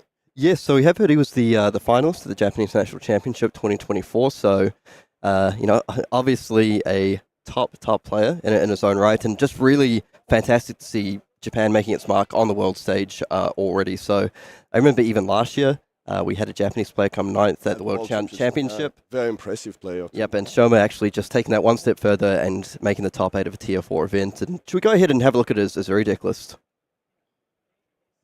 So we were mentioning some of these very tricky cards, the spreading plate, for example. Yeah, one thing I like about this deck is just a very clean deck list. If you look through it, just all the power cards, the blue and the yellow isolates. When we move on and look at the defense reactions and attack reactions, everything is just so efficient. You know, blocking for 3, we have the Fate for Scene and Sink Belows for your 0-cost 4 defense reactions. We have the Inertia Trap, which is just like fantastic in this metagame as well. Being able to wipe away, you know, if Nu comes in, tries to buff up their attack, being able to wipe away their arsenal for a turn, so they're only playing a 4-card hand. Able to get quite aggressive as well with cards like Looking for a Scrap and Enlightened Strike, and then just a whole lot of disruption. A whole lot of disruption, obviously. You think he's going to get rid of some of those blue cards maybe to avoid letting them get used by the new hero power? Yeah, may get rid of the surgical extractions, we'll have to see. But we'll go on and have a look at Gabe's deck now. Yep. Gabe's profile first. So calling Antwerp top 4 in 2023, Battle-Hardened Bangkok top 8 in 2023 as well, and Battle-Hardened Toronto. So yeah, he's Canadian in 2022, and he went into top 4 there. Yeah, so Gabe, a bit of a globetrotter here, playing Flesh and Blood looks like it, yeah, all around the world. You know, play the game, see the world, as we say. So let's go ahead and have a look at Gabe's deck list here. Very, very quickly, because it looks like they're setting up for the game. So yeah, we were talking once again. We were talking about some of these very tricky cards, and the Eradicate can do a lot of damage, right? Yeah, we'll be really interested to see how that Eradicate comes through. And as we sort of mentioned previously in one of the quarterfinals, the Gabe's deck actually a little bit more defensive than some of the other new decks that we have seen. So we see the full 3 copies of Fate for Scene and Sink Below, also running cards like Sigil of Solace. So maybe a little bit happier playing the long game compared to some of these other decks. Some late game cards to play towards like Cosmic Awakening as well. And then also, like we see in quite a lot of these Assassin decks, able to get quite aggressive with the cards like Enlightened Strike, Looking for a Scrap, backed up by a whole lot of disruption. Yeah, there are even some cards that we don't see a lot recently, like Annihilate the Armed, which I haven't seen in a very, very long time, especially the blue version of this card. So very surprised there. I hadn't seen actually the full deck list. You think there's any chance that we see this Cosmic Awakening this game? I'd be very excited about that. Yeah, well, it nearly came through last game, so you never know. When the game goes a little bit late, if he looks to set that up, it sounds like the players are pretty much ready to go. Let's go and take a look. Oh, Gabe is getting trying to calm his nerves, apparently. Yep, just getting in the zone. He knows he's got a tough challenge ahead. I actually spoke to him previously, and he mentioned he hadn't played basically any games against Uzuri, so he's going in a little bit blind. That's one thing I want to point out. When you bring sort of a dark horse or underdog deck like Uzuri, you kind of get that hidden buff or hidden small advantage in that you know how to play these matchups, but your opponent doesn't necessarily have those repetitions, knows like an overarching game plan of how to approach it. Yeah. The thing is, though, his countrymate, at least, I don't know if they're friends, but Tariq Patel faced Shoma Yamamura yesterday. So maybe they talked about the matchup, maybe they explained how to approach this particular matchup. But yeah, there's definitely something to consider. That it might be more difficult to approach this matchup for game. Yeah, let's see who's starting. It looks like it's Gabe. Yeah, so I mean, if we just while Gabe's making up his mind, if we have a quick look at some of the equipments here. Actually, no, I'm sorry, we're kicking things right off into the action with the levels. With the levels of enlightenment, so not trying to push for much damage. Apparently, they're just attack for 3. Go again. You're obviously sure that this one will not hit. This is only turn 0, obviously. There you go. Oh, but able to transcend right away with the preserved tradition and getting the levels. Very precious cards, so very important to get it back into your deck and being able to put it back with the preserved tradition. Yep, now Gabe able to get a little bit of information here, and critically as well, because he is running Traverse the Universe as a setup, one of his sort of mini quests he wants to achieve during this game is transcending as quickly as possible. So happy to not even really give up a copy of levels because it went straight back on the bottom of the deck, but importantly now he has the option to block with that Traverse whenever he wants to get that critical chi into hand. Look at that. He's got the Cosmic Awakening. So once she has been pitched, if he manages to pitch the Cosmic Awakening, maybe we will see it this game, which would be very exciting. First an Isolate with Dominate for Shoma Yamamura.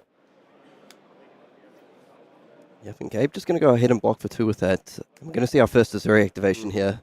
Not much you can do there, yeah. Oh, and that's a CNC. Straight into the Command and Conquer. So Shoma getting aggressive off the bat. And that's the power of Uzuri. Like, you never know what you're going to face down. Is it Arsenal? Is it hand disruption? Oh, yeah. Yeah, don't forget to lose that Arsenal. So that was a hiss. So losing the red hiss. Now, Gabe actually doesn't run Venomous Bite as well, but more of a defensive list. So that hiss makes up one of his sort of quite few attack reactions, mainly just the red hisses and the Tydecks. So this is the weakest link, which doesn't seem like he could target too many cards in Shoma's deck. So is that maybe a sign that a lot of the sideboard is in his deck right now, just to be able to face these very long games? Yeah, I believe there's a good chance Gabe is going to play more than 60 cards here. We see the inclusion of cards like the weakest link. He actually also has Hold the Line, which looks like he's going to put into Arsenal for this turn. Now, Hold the Line, probably against Uzuri, having as many defense reactions as you can get your hands on is pretty nice. It's also a blue. It helps you with Transcend anyway. But yeah, the inclusion of the weakest link indicates that Gabe's pretty confident this game's going to go the distance. And it's still an attack for 6, so needs to be considered. And as we were mentioning earlier, so pitching the Cosmic Awakening very, very close to that chi earlier. Okay, so Shoma just says, no problems, take 6. Yeah, very happy just to get information as well. So being able to to check out that there's a couple of shreds in his hand is definitely very useful information. And we were mentioning that he can't target much, but just having that information can be crucial. Yeah, information quite handy here. Now, I think on Shoma's side, because he's pretty happy just running out his hand, he doesn't care too much about the information. It feels fairly face up, going the Enlightened Strike go again, potentially into, just playing his other card out from hand. And here we see the Sigil of Solace in Gabe's hand. May end up losing a bit of value if he wants to block out on this hand. Does have the Enlightened Strike of his own, though. Slowing down just to consider his block. No, not even blocking there. Yep, so we're just going to have that E-Strike straight into the weakest link. On this side of the board, the weakest link is way more threatening, obviously, but this hold the line won't protect it entirely, but at least playing the Sigil of Solace means that you don't get it discarded. Yep, so Gabe pretty happy just to clear out that hold the line from Arsenal. Sometimes, it's nice to have these defense reactions available. You don't want them to get stuck on a certain turn when you're playing towards the Codex of Frailty. And also this sets up an Enlightened Strike with the draw a card option here.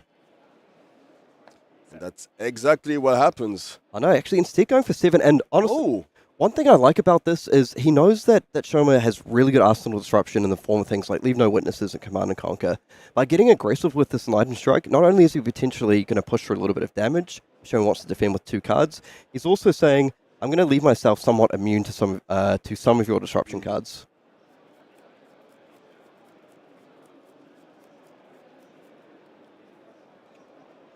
And if we take a look at Shoma's hand here and see what he does have available, so it looks like there's... At least a blue isolate, looking for a scrap as well, a Bonds of Agony, and the last one might be another isolate. Yeah, that's 2 blue isolates, actually. Yep, so may look to block with one of these here. And Gabe's probably going to be pretty happy pushing 4 damage. For sure.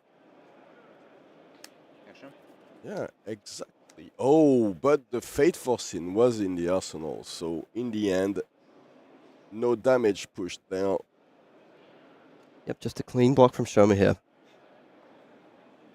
So we'll see a couple of lines available to him on this turn, so could choose to go with looking for a scrap, banishing that isolate. I mean, may even just play out the isolate to bluff a little bit. Yeah, that's what he did very efficiently last game, actually. Last time we saw him during these top 8, he would just attacked with one of these big dominate attacks. I mean, these threatening dominate attacks, which could be used with the Uzuri hero power, and didn't do anything with it, but just happy that his opponent blocked with 2 cards, for example. Yep, so Spider's Bite going to come in for 1, followed up by looking for a scrap. Looks like he's going to banish that isolate, put that up to 5 with Go again.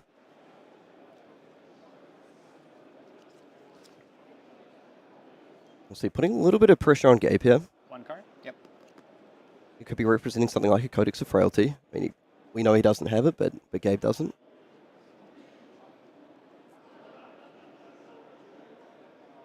And actually looking at lining up that sink below. No, doesn't work. So, okay, so he's just going to go ahead and put that sink below in front of this here. Choosing not to use the sink effect. So far, Gabe's playstyle is, it looks like he understands that the importance of the chip damage that comes through. He knows that Shoma's comfortable taking these games late and then winning them off the back of something like Uzuri's hero ability. Looking like he wants to just mitigate as much damage as possible. And the arm coming in for 3 there. It looks like he has a Transcend card in his hand, but he won't be able to use it. I think that's the Undercurrent Desires. Yeah, so interestingly, choosing not to come in with one of the weapons first as well. No Beckoning Mistblade, no Scale Pillar. Very much representing some form of attack reaction here. Yeah, but in this situation, it would mean that he can only pay for it with the Tunic resource, so won't be able to use all modes for the card. I think there's any way he uses it this way. Yeah, looks like it. So Sacred Art, Undercurrent Desires used. Yep, thank you. Yeah, with the first mode, creating a Fang Strike and a Slither in hand. So not too many blue cards he's able to target here. Mm-hmm. One thing is by getting rid of something like the Command and Conquer, it does remove the Codex of Frailty targets available to Shoma. So it looks like there are just things like Enlightened Strike and Weakest Link remaining there. Mm-hmm. Also going to go ahead and activate the new hero ability. No hit. But the Fang Strike. Pumping this Annihilate the Arm just a little bit. Leak some damage. Keep the Slither for later. And actually choosing to leave that card on top with the Annihilate the Arm, knowing he could pump this up there.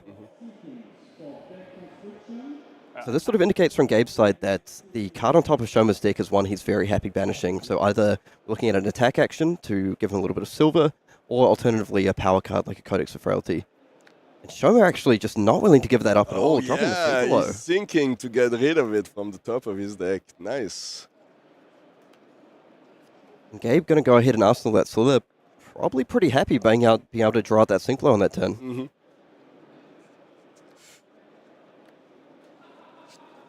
How many Energy did he pitch so far? I think that's at least 2. So this Cosmic Awakening, whenever he comes back, might be actually pretty big. Yeah. And Gabe here still has all his equipment available, so playing the pretty sort of classic setup of the Arousing Wave, Undertow Stilettos, Findale Spring Tunic, and the Traverse the Universe. Traverse very much live, with Chi active in the deck. Over on Shoma's side as well, we see the Black Tech Whisperers, the Crown of Providence, the Flick Knives, and the Findale Spring Tunic. Tunic on 3, and this is a pretty threatening Bonds of Agony coming through here. Now bear in mind... Stealing News Fairy Toys, so Bonds of Agony, very threatening there indeed. And bear in mind that Gabe knows one of the cards in Shoma's hand here. Because Shoma actually went for the sink below, putting a card from his hand on the bottom and drawing it.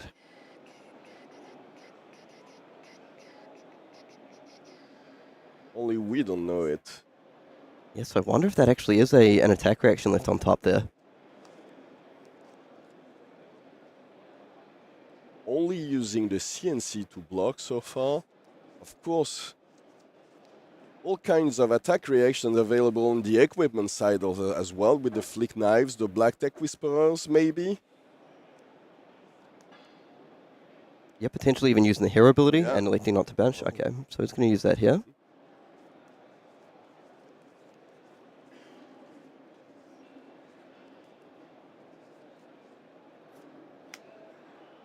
This was only a shred. He was trying to bait him into using maybe an attack a defense reaction, I guess. Yeah, really interesting play there from Shoma.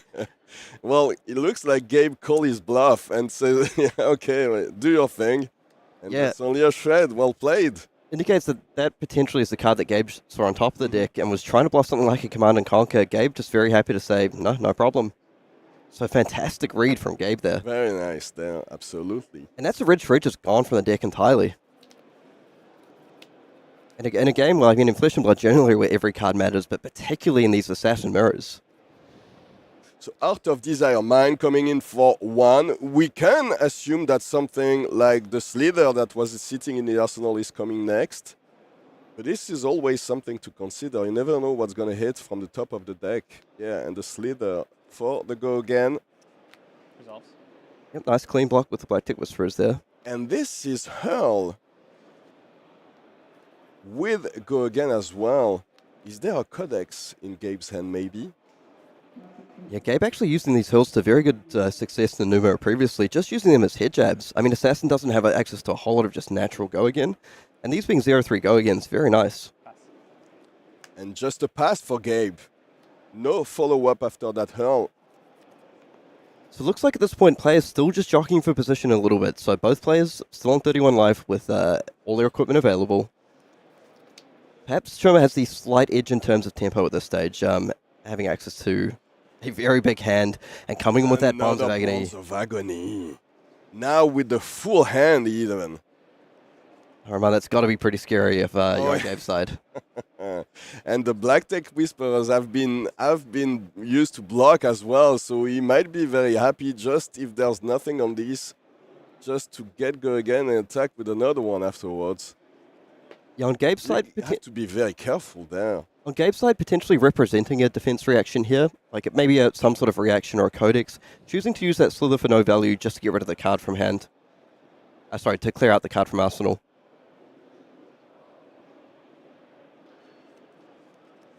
So going to put the Hiss and the Surgical. And the Surgical Extraction. Very strong cards in the matchup as well, so very much respecting these Bonds of Agony there. And yeah, pick to pieces. So this... the Justinic here. Yeah. With the Nerve Scalpel, so using Flick Knives to make sure that his defense for 1 less. No, it's not. This hasn't resolved yet. Or I don't know actually, but... Okay. No. I don't know whether this is. I don't know whether. Oh, I think there's some kind of miscommunication between the two players. He doesn't know if. Gabe explains that he doesn't know if the nerf scalpel is active yet. Yep, so they're just going to check in with the judges on this one. Yeah. It seems. But in any case, the thing below is there to cover everything, so. Now this can resolve if you want. Sorry, I think we'll. I already did it and then forgot to draw. And take one. Yep. 30. So taking one from the flick knives. Very sloppy. But still covering all that damage.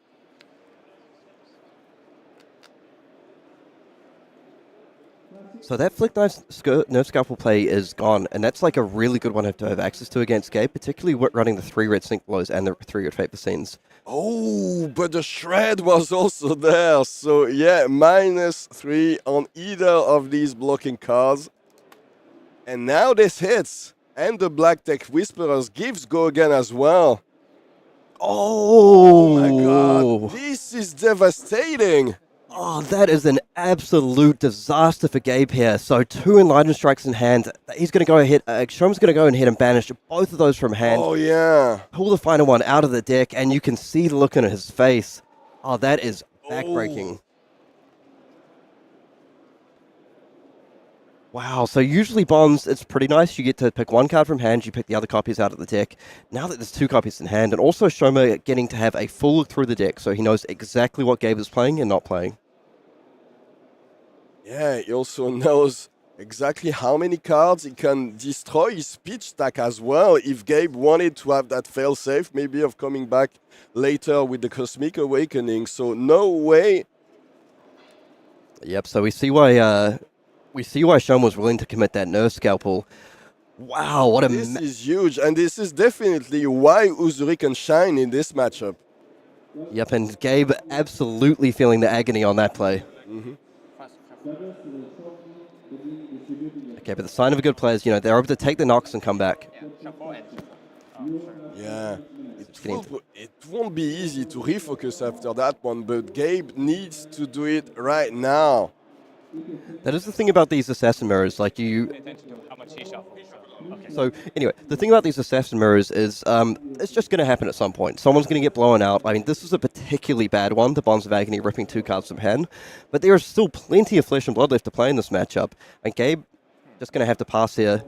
The life total are still pretty close, so it's definitely not over, but it was probably will come back at some point during this game and see that it was one of the most important turns in the game.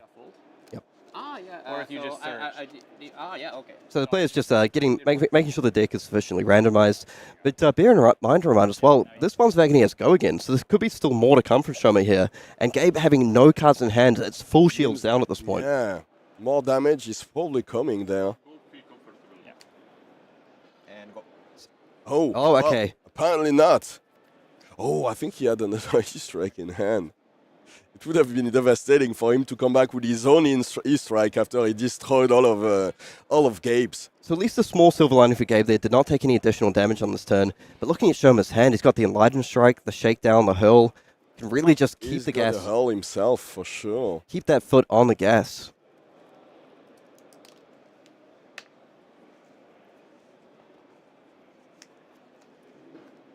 Five, we'd go again for this E-Strike. Who says assassins can't go wide? Once again, I mean, we've talked about it time and time again, but this deck building and this Uzuri deck list, I'm very impressed at what Shoma Yamamura managed to bring to this event to the top of this Pro Tour Amsterdam. So the Fate scene thrown down here, it looks like they're potentially a Shakedown remaining in hand, depending on what Shoma put on the bottom. Spider's Bite coming in for one go again. We haven't seen a single Codex yet this game, so that might be...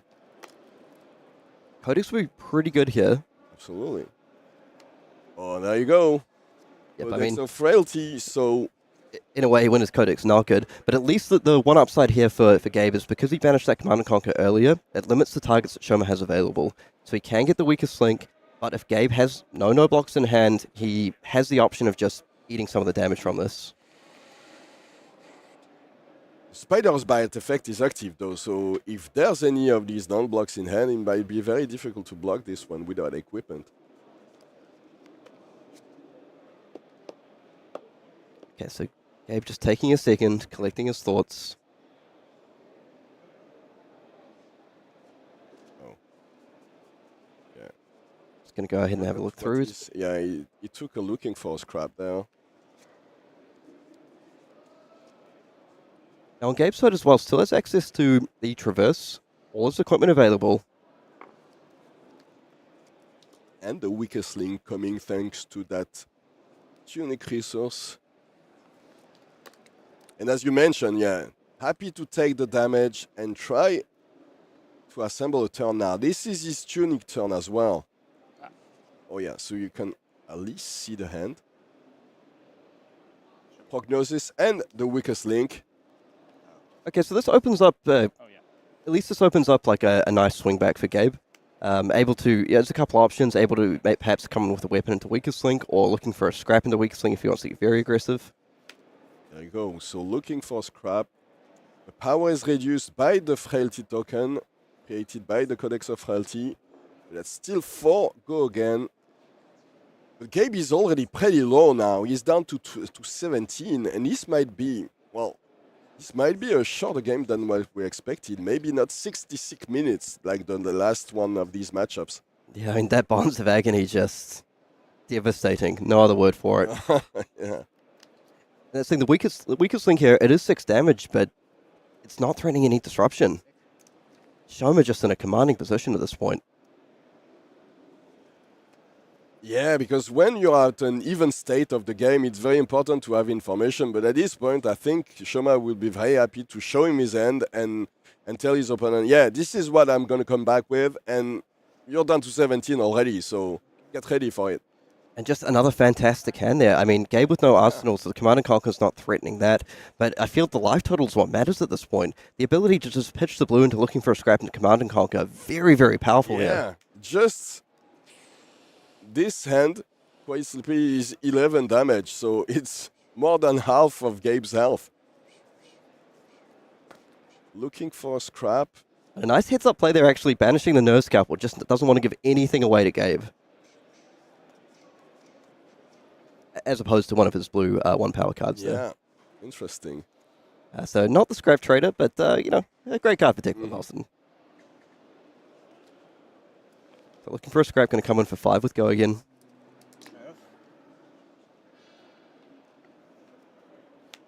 Yeah, I think at this point it's Gabe, if he wants to come back into this one, needs to agree to take some damage. But this Command & Conquer for 6 might be a little bit too much, so he's considering blocking at least with 1 card. Wow. Yeah, so Gabe's significantly on the back foot here, and this is, I mean, Shoma, just an absolutely dream sequence for him, how this game has gone so far. Yeah, needs to give away 1 piece of equipment, so dropping down to 10. Gabe Sher, you need to do something, friend. Yeah, so Gabe actually going to push in that arousing wave, so he's able to get the value from it and threaten the +1. So Gabe does still have some, you know, does have a path back into this game. Has the Traverse the Universe, has the boots available. No, looking for a scrap. The Chi into the hero ability, probably not too threatening here. This becoming Mies Blade could be interesting if it hits. I think there's a prognosis in Gabe's hand. Yep, the Persuasive Prognosis is looking for a scrap. I mean, he just needs to eke out any points of damage possible here. Just be absolutely as efficient as possible. I mean, I wouldn't be shocked if he had a spare resource left over, if he looked to even crack the arousing wave just to get that Fang Strike into Arsenal. On the other side of things though as well, Shoma still has the protection of that Crown of Provenance available if he were to get caught out by something this like is it, something that we didn't talk much during the setup phase, but this Crown of Providence is very interesting. Not an equipment that we haven't seen too much recently. With all these mystic heroes. One thing to note as well, Gabe still has access to 2 Sigil of Solace in the deck.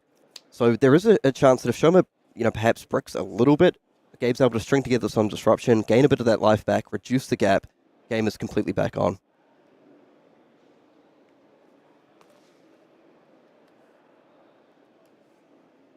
Okay, definitely a little bit of a tough decision from Shoma here. Doesn't necessarily want to give Gabe some of that life gain to get back in this. Doesn't want to get blown out by a big attack reaction here. But on the other hand, Gabe is representing something like a CNC maybe, so if it comes back and he keeps his defense reaction in the end, I think he has at least one. Yeah, I wonder if that'd be an issue. Potentially even considering the Crown of Providence here. We know the CNC isn't there, but Shoma doesn't know it. Yeah, look at this. Exactly. Yeah, I think he was just wanting to check the graveyard there to see what he has access to if a Codex of Frailty came down.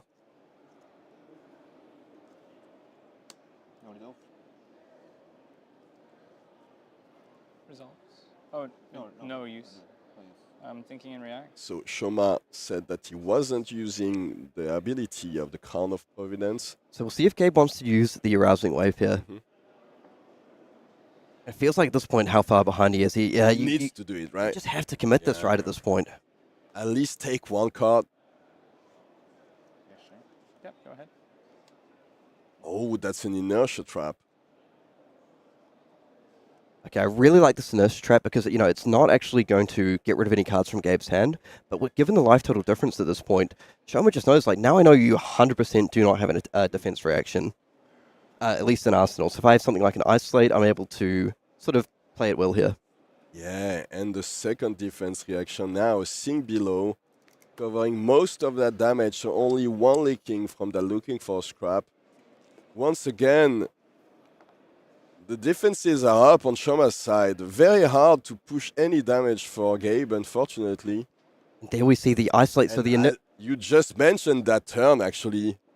Yeah, the inertia trap setting up the Isolate into an Uzuri spin. Just love this play. So good. Yeah, and apparently Gabe's hand doesn't block too well either, so... Yeah, I mean, Gabe, again, I keep mentioning it, but does have access to the Traverse and the Undertow Stilettos, so he may look to push that in at some point, but I think he knows that's his lifeline back into this game. He has to make that decision correctly. Now, Shoma on the other side could even be bluffing here, potentially. Which he's done numerous times. Yeah, we saw that red shred vanish. The shred used with the hero power, for example. So we see a Surgical Extraction, a Codex, a CNC, and a Transcend card over on Gabe's side. Really nice hand there.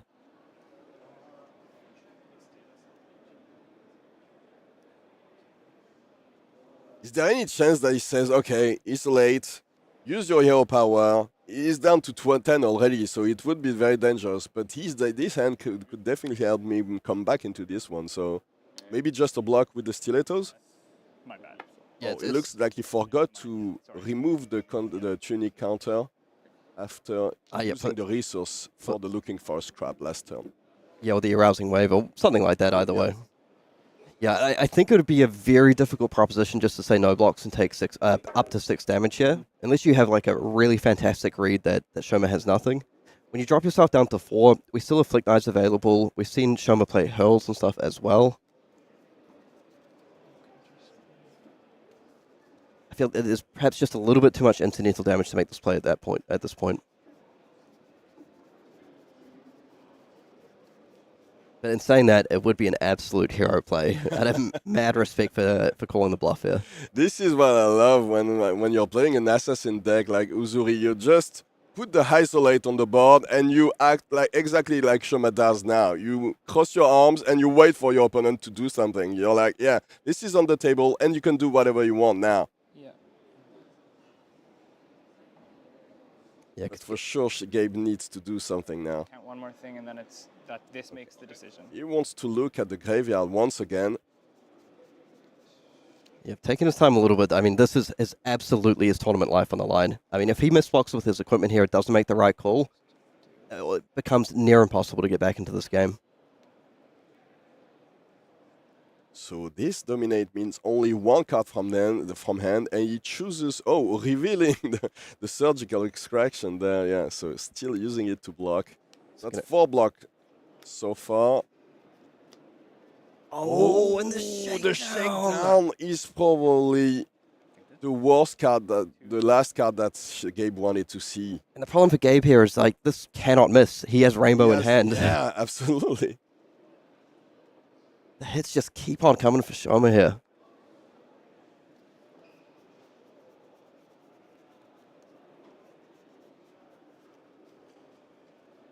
I mean, potentially thinking of playing the... Couldn't quite make out what that Transcend card was, but... Well, I think it's a path well traveled. I'm not 100% sure, but... Oh, that's a passover. Yep.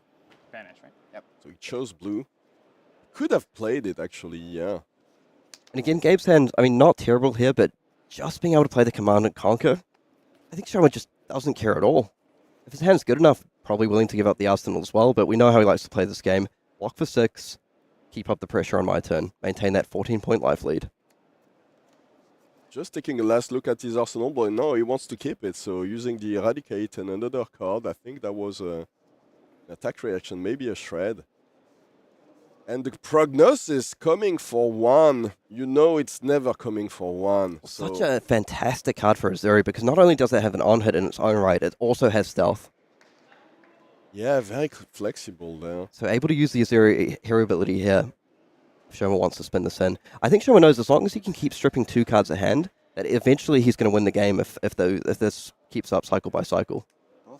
Oh, that was a just a nick. Oh, and a second double one. Oh my god. So that's 11 damage. Wait, he's dead on board, right? There's no defense reaction. And Gabe Sher is dead. Wow. So much for a long game. I think that was quicker than I was It was quicker than the Zen Mirror, absolutely. Wow. And look at this. This stone face killer. No emotion on Shoma's face. He's just destroyed Gabe Sher. So Shoma books his ticket for the Pro Tour Amsterdam final. Japan in the finals of Pro Tour Amsterdam. Very impressive display of what Uzuri can do in this meta game. And what an absolute highlight finish as well. Finishing off 2 games in a row with that Justin Nick. I mean, if he wins this Pro Tour, I'm going to buy a copy and get him to sign mine. I mean, he's the absolute master of using that card. I want to play Uzuri now. It is very impressive. I'll tell you what, Roman, I feel after this Pro Tour is done, you know, win or lose in the final, this Uzuri list is going to shake up the meta a little bit between now and Rosetta. No doubt in my mind whatsoever. Just an absolute clinical display of how to play this deck. Yeah. I mean, I just love that, yes, Nu is the assassin, which potentially has more disruption overall, potentially, not saying that's the case, but the fact that Uzuri can just hold back so much information. I mean, if you're playing into it, we've seen it play into Nu, but even if you're playing into a deck like Zen, I'll be really interested to see. I mean, Zen really loves this play pattern of being able to push in their equipment, right? So get the game to a spot where they push in all their equipment on a disruption card and then pop off with a huge combo turn. I mean, good luck doing that when your opponent's just playing an isolate. You want to block 6 and isolate? Fine by me. Absolutely, yeah. And what's notable as well is that these Uzuri decks don't have any of these cards that don't block at all, like the Transcend cards that you find in Nu. So that's already also one of the improvements, in a way, if you're playing an Uzuri deck. Very much defensive, but you can also have these blowout turns that we saw in this one when he managed with the Bonds of Agony, banishing 2 cards from his opponent's hand and making sure that he had nothing to come back with. Very, very impressive. That Bonds of Agony was just like an absolute blowout. Yeah. I mean, you could see the pain written all over Gabe's face there, and like completely understandable with the. But that's just, you know, another play for the highlight reel for Shoma. Just making his indelible mark into Flesh and Blood history. The first player from Japan to make a Tier 4 top 8, and he's all the way to the final now. Yeah, I'm very excited to watch this one. Well, unfortunately, we won't be able to do the commentary on this one. I think this will be Pankaj and Brian, but I'll be watching from the sidelines, and I'll be watching from the edge of my seat for sure. Yeah, I can't wait, because we've seen him just dispatch 2 Nus and I mean, some of the games are quite close, but in fairly convincing fashion, you have to say. The second one, at least, the one that we just saw, was convincing for sure. Yep, so the first game a little bit closer. So he's taken down, I mean, everyone said coming into this tournament, the 2 boogeymen of the format, it's Zen, it's Nu. We've just seen Shoma take down 2 Nus in a row. Let's see how he handles Zen. Is he going to be able to take down the final boss, Bartosz on Zen? But let's have let's see what Shoma has to say about that last game. Brian Gottlieb here with Shoma Yamamura advancing to the finals on the back of double Just a Nick. Double Just a Nick, yeah. Tell me about that last turn. So it was lucky. I put Just a Nick one maybe before turn. I thought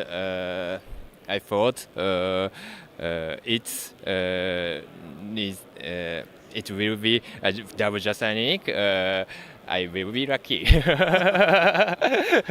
Look, you have to be lucky to win a Pro Tour, and that's just the way it works. You have one more match left against Bartosz Ziemba on Zen. How do you feel about your chances? Zen is so strong, but I have a plan that been to them. So I'll do my best. I'll just do my best on the final two. That's all you can do. Do your best. And of course, so many people back in Japan watching you, rooting for you, cheering for you. Is there anything you would like to say to the folks back home in Japan? And please feel free to speak in Japanese to them if you would like. Yeah. ここまで来たらトロフィー持って帰ります。 Excellent. Inspiring words, I'm sure for Shoma. I'll work on my Japanese for the next time we meet up. But one more match for Shoma to find out if he can go ahead and crown himself a Pro Tour champion. You are not going to want to miss this. Do not go anywhere. And double Just a Nick does the trick for Shoma, booking his ticket to the Pro Tour final. Do not go anywhere. We have an incredible final coming up very shortly.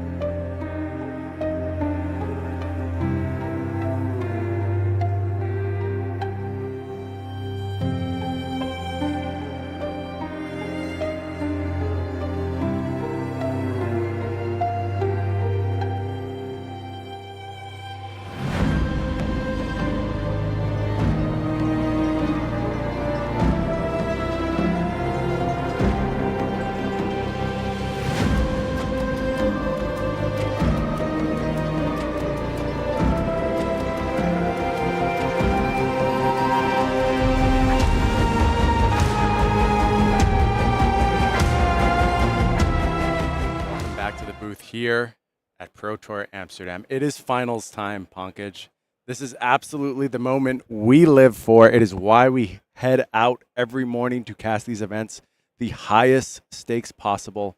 And what a Cinderella story. I really could not have written this top 8 any better. Why don't we go ahead and review the bracket, remind ourselves how we got here. It has been a long day, although that match moved much more quickly than I anticipated it would. In our lower bracket semifinal, you just watched Shoma Yamamura run over Gabe Sher, quite frankly. Absolutely demolish the second new in a row. And as one of just 2 Uzuris in this entire Pro Tour, Shoma Yamamura has completely redefined the expected metagame at this moment in time. That match ended up being faster than the Zen mirror that preceded it. Shoma just putting on a masterclass. And that's what happens when your Bonds of Agony rips 2 cards from your opponent's hand and you also close it out with a fantastic Just a Nick. That card been taking a lot of names already in this top 8, Brian. And Shoma Yamamura now in the Pro Tour Finals on the back of Uzuri. Going to be taking on none other than Bartosz Ziemba. Second time around for Bartosz. This is an absolute redemption story. Has played nothing but Zen mirrors so far in this top 8. Has been successful. Obviously very well built for that matchup. Now for the first time going to be tested by the class designed to prey on these ninjas. It is his first assassin matchup of the top 8. We spoke to Bartosz. Says he feels very comfortable. Pankaj, you've looked over the list. How do you like his odds going into the deck designed to prey on him? He has the defensive tools he needs, I believe, to maybe overcome some of Uzuri's tricks. He has 2 wax-ons, has the That All You Gots, and also, I believe, has 1 copy of Snag in his list. Probably gonna see all that come in very, very handy. But of course, Shoma has already shown that he is somewhat resistant to the classic tech that people are bringing in against Nu. Will those tech pieces be as good against him as it is against the Nu? We're going to have to wait to find out. And Pankaj, there is only one way to go ahead and find out. It is by heading down to our feature match area. The players shuffling up for what is unquestionably the highest stakes match of their career. Although in Bartosz's case, it's a tie. It's a tie. We've played this finals before. And unfortunately for Bartosz, last time around was bested by Matthew Fulks in the finals of Pro Tour Lille. Now on a quest for redemption, playing Zen, of course. My heart goes out to both these players, frankly. Bartosz has been here before. This time doesn't want to fail again after coming so close. But on the other side, Shoma Yamamura, first Pro Tour ever, hailing from Japan as well, coming up all the way to the finals, all the way in Amsterdam. Impressive stuff. Why don't we start things off by taking a look at Bartosz's deck, and let's talk about exactly what the upside is here for Bartosz. There's a particular card, Pankaj, that you've been very, very impressed by in this list. Yep. So 2 wax on. We didn't see it come in against the Zen mirror. As we pointed out, not too many targets against Zen, but against Uzuri, though,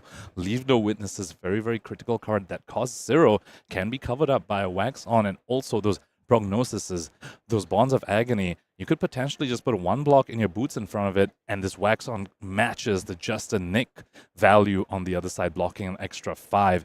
On top of that, That All You Got's very, very good to deal with those pesky little daggers that Uzuri can send at you. And of course, the 1-off Snag in the blue slot as well. Now, that Snag has multiple uses. Not only are you going to be able to cover up something like a Just a Nick, it can also, in a critical moment, help you turn on your Transcend. Bartosz mentioned he thinks he found the secret sauce with this deck list. His friend in the calling top 8 with the identical list right now, apparently. So something special going on with this particular build of Zen. Going to have its work cut out for it, though, against Shoma Yamamura. We just heard from Shoma.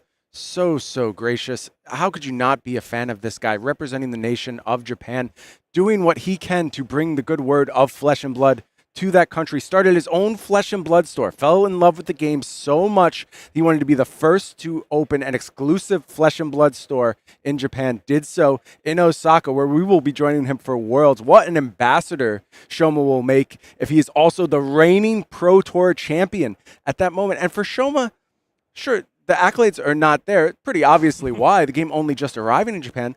But this is the first time Shoma has left the country before. Never been on a trip like this. And to find yourself in the Pro Tour Finals on a hero that nobody respected coming into this event. You just can't write a better story, Pankaj. Not only is he representing Japan, he is also just representing the entire Assassin class, it feels like, drafting new both times in this MST draft at Pro Tour Amsterdam, and of course, piloting Uzuri in the CC portion of it. Let's go ahead and take a look at Shoma's deck list. So many tools here for this matchup. You almost just could point to any particular card and say, yep, that's pretty good. In the Zen matchup, there's plenty of defensive tools. There's plenty of disruptive tools. There's damage. It's all present here.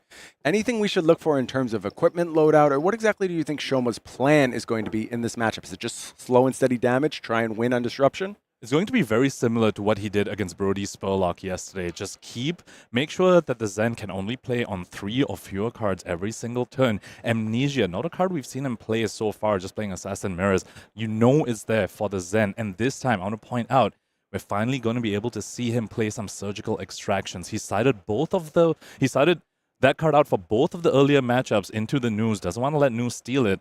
However, into Zen, that's yet another disruptive piece that's available to him. I played a ton of Zen in the lead up to this event, and obviously there are a bunch of hate cards that everyone is targeting against Zen right now. There are things like the Weakest Link, Command and Conquer, just general disruption. No card was more annoying for me than Amnesia. It really is an absolute problem, and I think most decks don't have space for it. They're trying to hedge across as many matchups as possible. But Shoma, with the dedicated slot, goes ahead and adds Amnesia to the list. Is it going to pay dividends in this Pro Tour Finals? Only one way to find out. Our players are ready down in the feature match area, and this is it, Pankaj. This is for the Pro Tour Championship. It's Bartosz Ziemba taking on Shoma Yamamura, Zen versus Uzuri. Gonna get right down into it, and you know Shoma Yamamura almost wants to see this matchup. This is the reason he brought Uzuri to this event, prepared to face the Zens and players with the fist bump. We're gonna get right into it. Equipment loadout on Shoma's side, this time running the balance. He was running the Crown of Providence into both news earlier today. Ounce of Justice gonna be very, very critical for him to survive some of those Art of War turns coming up from Bartosz's side. Bartosz, of course, does have the choice here, going second once again, as you would expect. Meanwhile, over on Shoma's side, going to try and just maybe tinker with Bartosz's hand here. You can't really go full disruption. You could also just pass, a very valid option in this matchup. You don't want to let your opponent get closer and closer to their power cards. Let's see how Shoma wants to play it. So we saw him in the first quarterfinal of today go first and start with exactly this. Yeah. Isolate with Dominate, saying this is how I make up the deficit of going first over here. Unavoidable damage represented by this Dominate. Yeah, and a couple options here. Has the swap, has the Just a Nick as well to just go ahead and buff over the top. And it does look like it's going to be Just a Nick here, representing 3 damage from Shoma. Potentially playing into a snag. Looks like Bartosz does not have it. Gonna take that 3 damage and a banish off the top as well. Of course, only 1 snag in Bartosz's list as well. So very, very unlikely that he had it in that opening hand. E-Strike off the top. Shoma just hunting for E-Strikes right now. We saw him devastate Gabe Sher in the last matchup, taking 2 E-Strikes out of hand. Bartosz just gets 1 fresh card here. Not a Transcend critically. And that's what Bartosz needs. Bartosz, he knows he's going to be under a lot of fire, a lot of disruption from his Uzuri. He needs to turn that Traverse live as soon as he can. Get that 7 block on that fridge. Though, of course, Shoma on his side with that Scale Peeler, he'll have something to say about that fridge.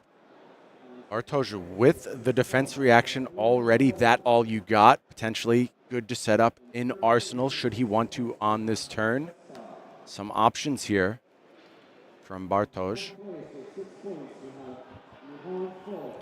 Have to point out, holding the defense reaction in the face of that Isolate, he was set up to potentially use it if Shoma went for the Uzuri swap into a card that didn't have Dominate or wasn't CNC.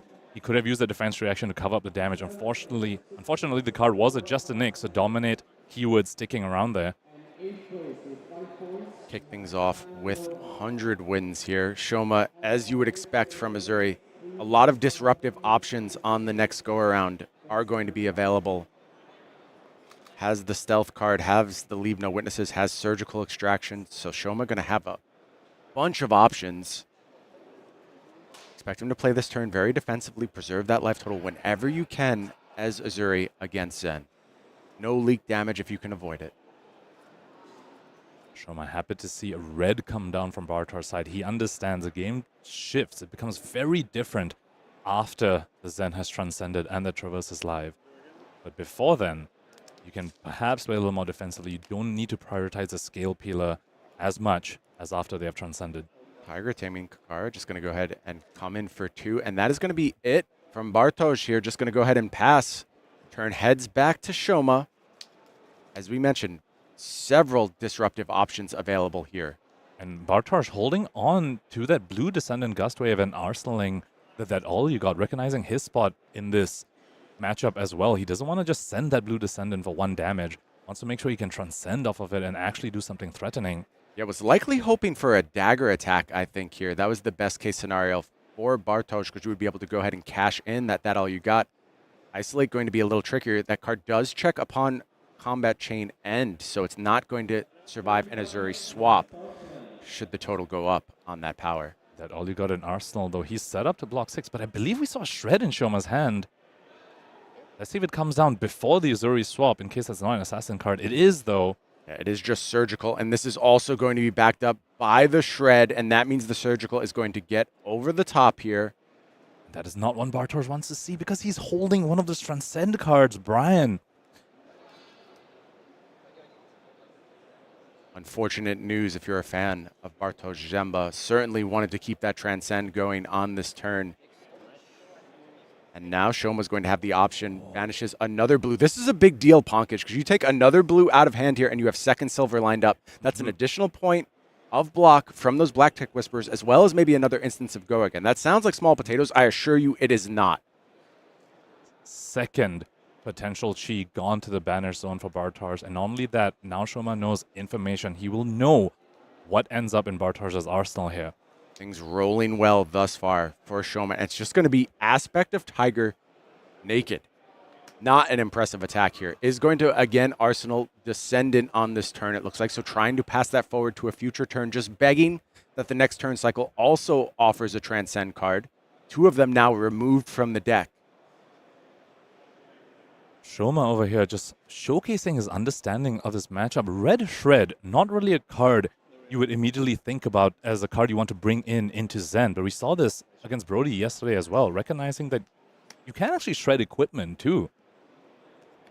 Yes, certainly has found value from those shreds all day long. No Transcend card for Bartosz? I don't think so. So a Chakra, Bonds, Aspect, and a Descendant. Okay, Natural Bonds line. Natural Bonds line, but no Transcend, very, very critically.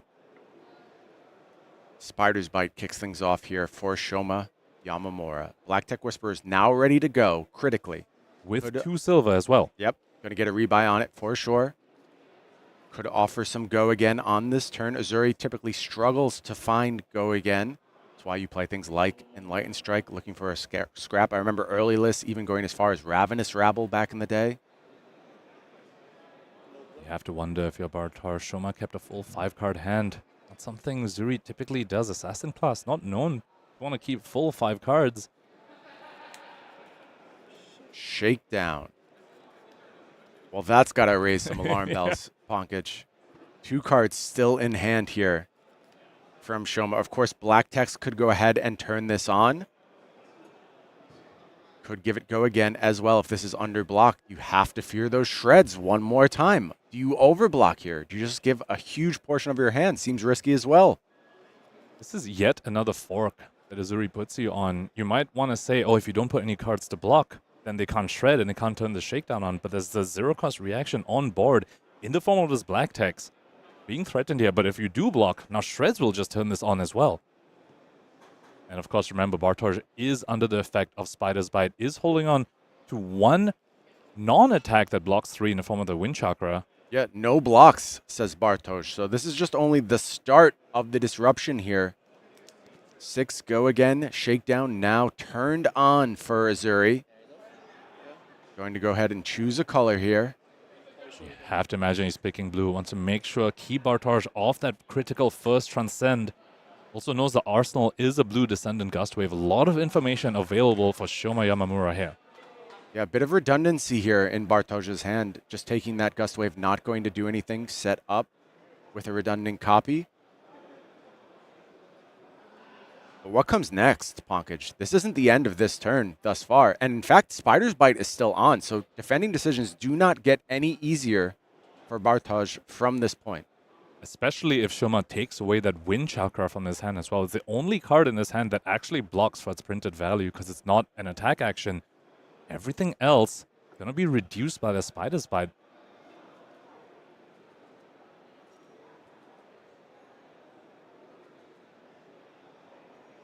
Shoma taking his time to make this decision. Live totals in his favor. Tempo in his favor. Still 3 cards remaining for him.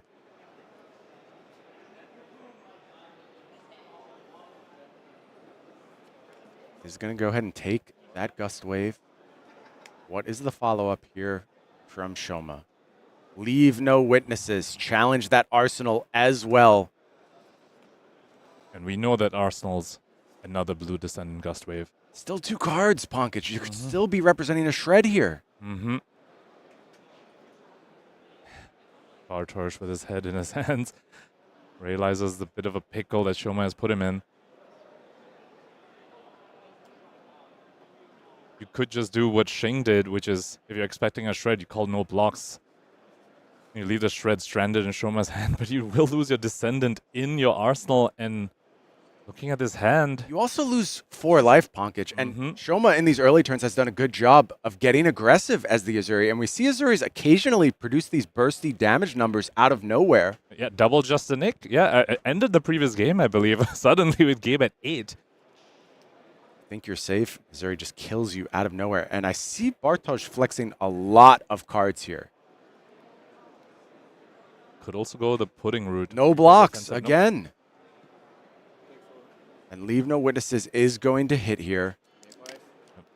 25 health for Bartosz. Goes ahead and clears that Descendant. Another card off the top. It's the Chase of the Tail. That's going to be a 3rd silver for Shoma. And this hand, Brian, from Bartosz doesn't look very impressive. Shoma thinking on the arsenal now. Heads into the next turn. Looks to just be Kakara into Aspect of Tiger Body. Remember, Shoma, again, has all the information in the world. The turn might as well be face up from Bartosz.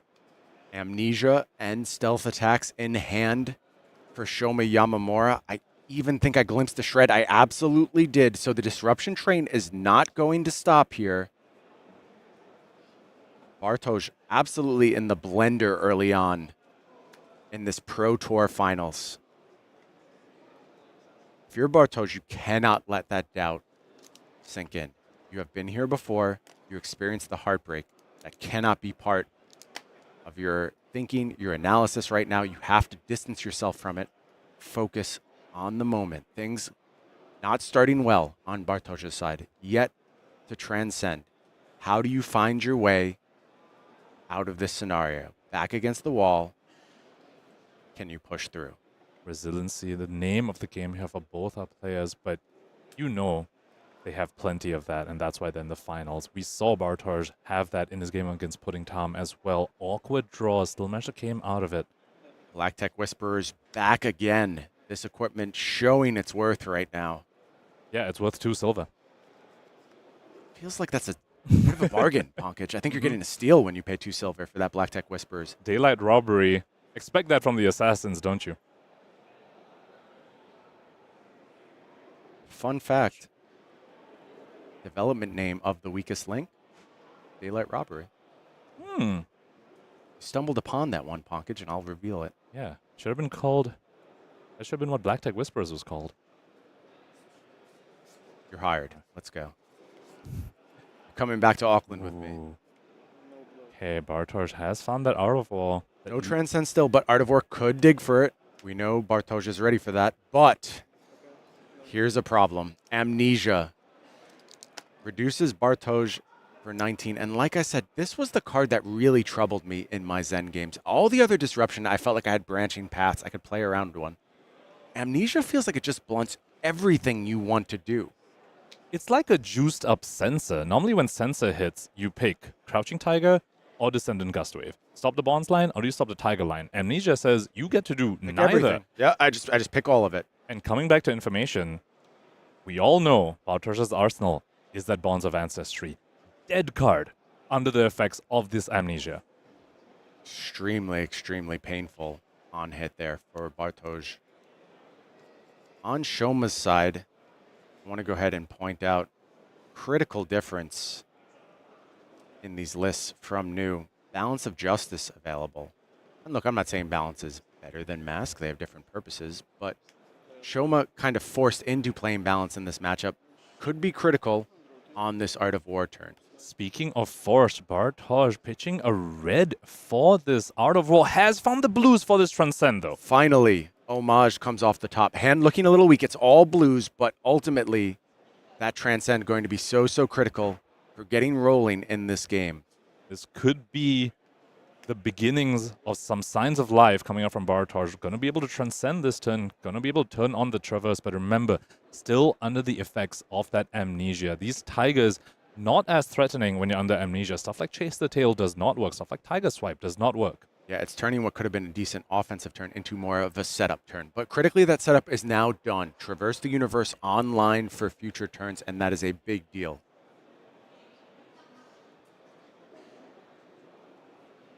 Shoma Yamamura probably debating about the Balance of Justice block that you brought up. Could be critical. You want to save it for an Art of War turn, but do you need it on an Art of War turn when your opponent's under the effects of Amnesia? Is this the power turn you want to cash that in? It's a good question, Ponkage. I will say this is a rare on-hit from Zen. Certainly incentivized to use your equipment in those moments. Rare. Once again, Shoma working with that shred that has been passed turn after turn. He hasn't needed it, just carried it forward. And I wonder if Bartosz is starting to get that read. What is this card that you would go ahead and pass forward turn after turn? Mm-hmm. Well, we say rare on-hit from Zen, but again, under the effects of Amnesia. Crouching Tiger not that relevant. Yeah. Well, Art of War, it is +1 damage because of the Art of War, but still, you know, no real combo effect being threatened. No Chase the Tail, no Tiger Swipe. So Shoma just goes ahead and lets that go, saying, you know what? You run some CNCs, you might have other on-hit effects. And Zen still is going to be activated here, and I suppose this is just about raw damage at this moment. As you mentioned, those Crouching Tigers will get the buff from Art of War. You can go ahead and get something like a 1 for 5, the Mauling Chi. Just go ahead and present as much damage as possible, even if you're not going to be able to full combo. It is going to be Chase the Tail here. It's an interesting decision. Yep. Cards that Bartosz owns right now don't have the names. But we've seen him do this before. Remember, in the game against Pudding Tom, he found a Chase the Tail, not for the combo effect. He just ended with the weakest link after that. But of course, this time, Chase the Tail won't even have the go again. So perhaps maybe using it as just a finisher. Maybe just prioritizing getting that copy out there in the graveyard to find it with a future Bonds. That makes a lot of sense. Mm-hmm.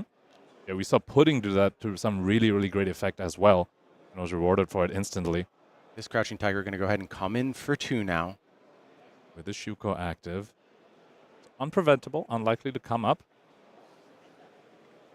Now I wonder if we're going to see Shoma's offensive plan start to shift around that Scale Peeler. With that Traverse online, with the disruption potentially available, is it time to make sure all of those equipments are a little bit stunted in effectiveness? Balance of Justice does defend here. This time on the Tiger. Maybe a bit of a leak there, potentially. Could have closed off the Biting Breeze. And, yep, Shoma just checking everything face up now for him.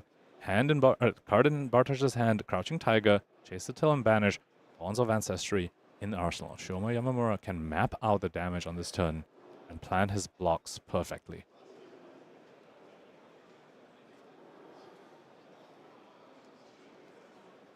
Bartosz going to take another read of Amnesia. Time to cash in the balance. Let's see what the draw is here from Shoma. 5-card hand, just a nick now part of the equation. With the Black Decks bought back as well. Yeah, I wonder if that means those Black Decks are looking to get in on the defensive action this go around. For now, just going to go ahead and take the 2 from this Tiger taming Kakara. Another Crouching Tiger as the follow-up, coming in for 1. Should be 2 on the back of that card. Oh, we are correct here. Yeah, good spot from Bartosz. Not going to have the name, therefore Tiger Taming Kakara not able to do its thing. Just 1. Again, another benefit of the amnesia.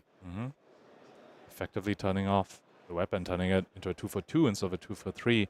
And Bartosz also recognizing the Chase the Tail, won't even have go again, going to use it at the end. And there is that black tech, going to go ahead and come down, and this is just raw damage, a naked chain ender. Prioritize the Chase the Tail to go ahead and set it up in the graveyard for a potential future Bonds turn. Chose that over the damage. Makes a lot of sense. Still quite a bit of damage, given that he had a bricked Arsenal on this turn in the form of that Bonds. I would agree. For an Art of War turn, kind of tame for an Art of War turn, frankly. Also, I'll point out the fact that Shoma has 5 cards in his hand right now. And the one in Arsenal as well. Yeah, it looks like a lot. Total output, 12. For an Art of War turn, yeah, not so good after all, actually, but Chase the Tail going to go to the graveyard with the Bonds of Ancestry set up in Arsenal as well. Leave no witnesses, going to do a little defense here. 2 more damage leaks. And you have to be nervous about that. You see your Uzuri opponent go to their turn with 4 cards in hand, 1 in Arsenal, and they just blocked with an Arsenal disruptive piece in the form of Leave No Witnesses when they know you have Bonds of Ancestry in your Arsenal. CNC, Persuasive Prognosis, Just a Nick, Shred, I believe, among the options that Shoma is working with in this case. What do? You could put your cards down on the table, Ponkage, and I would have no idea how to defend against this. So one thing you have to be nervous about, if you're Bartosz, is that your opponent has Scale Peeler. They know you have Transcended. They know you have 7 block on equipment. They're giving you the opportunity to spend it. They didn't send the Scale Peeler. What does that means say? They have a plan, even if you shove that 7 block in, and we know what that plan is. Just a Nick plus Shred will go over 7 block on the equipment. The nightmare scenario.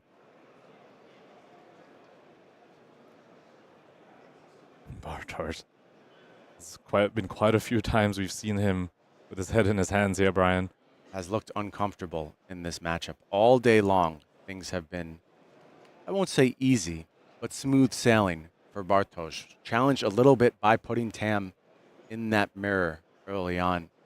Ultimately found the path forward. But now, things starting to get a little uncomfortable over on our first seed side. Take a look at Bartosz's hand here. I see double Ancestral Harmony, Tiger Swipe, and an E-Strike. Bonds of Ancestry in Arsenal. Well, potential output on that hand is somewhere between like 5 and 1 million. Yeah, if the Ancestral Harmony hits a Descendant off the top, would be massive. But of course, you could also traverse to guarantee the Descendant. Well, I say guarantee. That's if. For now. Shoma has nothing to say about that. For now, this hand would be set up extremely well in that scenario, but no blocks once again, and that is going to be just a Nick combining with the Black Tech Whisperers, and 6 more damage heads the way of Bartosz, but also disruption, and the turn is not over. Even more disruption to follow. And life gain as well. This combination, Persuasive and Just a Nick, just gives you so much life. That's 2 actions banished. And if you banish another action from Bartosz's hand, that'll be 3 life gained. Absolutely massive. Going to go ahead and take an Ancestral Harmony here. That was 6 damage. Take a card from your opponent, gain 3 life. Talk about value. And the turn is not over, Ponkage. It's Leave No Witnesses from Arsenal. Hand right now, I believe, Shred, Command, and Conquer. So, more disruption coming in the future.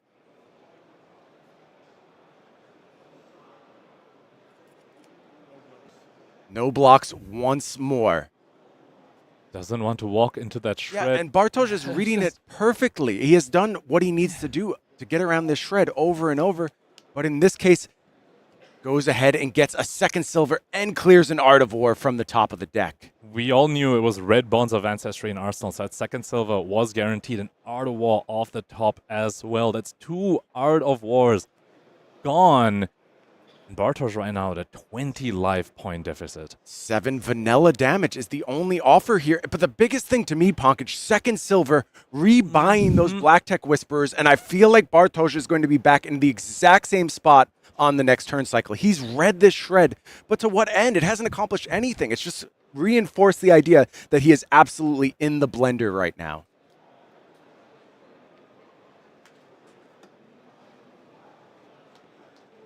For the first time this game, it seems like Shoma working with a bit of incomplete information. Did take a look at Bartosz's hand, but E-Strike bottomed one of those cards. You can't know for sure what his arsenal is going to be, but that looks like it's going to be just very slim reprieve for Bartosz now in his seat. You see Shoma gesture towards that leg slot. Yeah, and just going to take the damage. And if you're Bartosz facing down another 5-card hand from an assassin, the nightmare continues.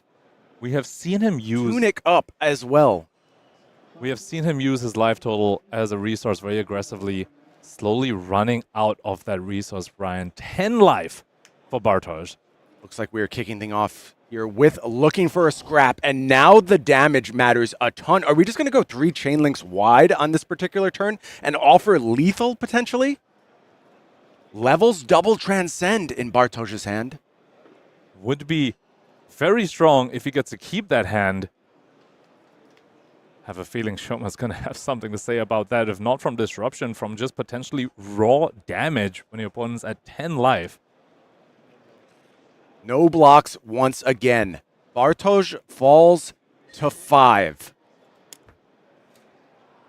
Action points still at the ready. It's scale peeler time, and a perfect time for that to come in. When you're looking at a hand with 2 no blocks, you often look at the equipment to potentially bail you out. Scale peeler, though, saying that equipment gonna be substantially reduced. 7 block on that fridge. If this scale peeler hits, goes all the way down to 3.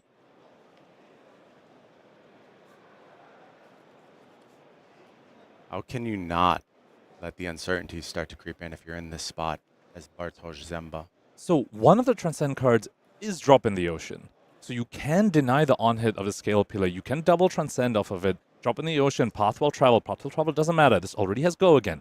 Reduce this down to 0. Now your fridge still blocks 7 for what could come after that, and you're holding 2 chi already. Some cost there, though, Pankaj. You do give up the resources from the 12 Patel Kasaya, but still, you might be exactly right. That might be exactly what the doctor ordered on this particular turn cycle. You also give your opponent a lot of information, but if you can still just shove 7 block in front of something, Shoma might not be able to do much with that information. Is that going to be the play here for Bartosz? Scale Peeler looks almost innocuous, but not when you're a hero like Zen. It really relies on that fridge. 3 cards still at the ready for Shoma. Bartosz Ziemba has played around Shred practically every single turn of this game.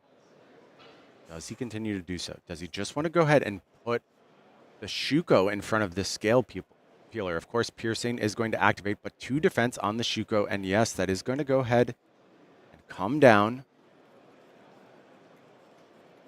If you're Shoma, alarm bells to some extent need to be ringing. Where does that leave the follow-up defense? Now only 5 potential defense. Well, any future block.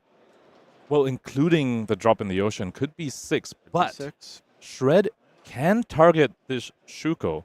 Shred does say Assassin Attack. The dagger is an Assassin Attack. Doesn't say Assassin Attack action card. You have to wonder whether Shoma is thinking about that. This Shuko block, very, very almost aggressive from Bartosz over here. Doesn't want that Scale Peeler to hit. Is Shoma just going to cash in the Shred right here? No, it is just going to be Command and Conquer paid for with the Shred. Very interesting. Win for 6. Bartosz has the line to block 5 with equipment and double Transcend off of the CNC. Is that worth 24 damage? Without an Art of War, would be quite a tough ask, I think. It's my read as well. Of course, you have options to things like partial blocks here. We talked a lot about splitting the stride and the traverse across multiple turns. We see that more and more from these Zens.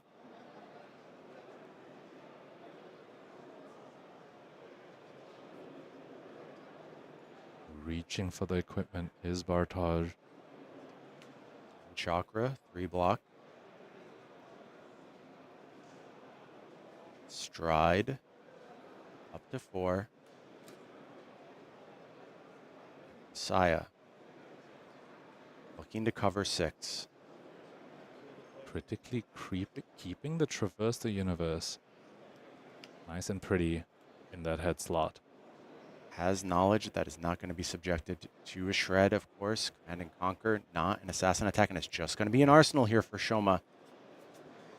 Pankaj, this turn feels like the Pro Tour in the balance. If Bartosz Ziemba doesn't find offense here, I think he's in a world of trouble, barring something like an absolute brick on Shoma's next turn.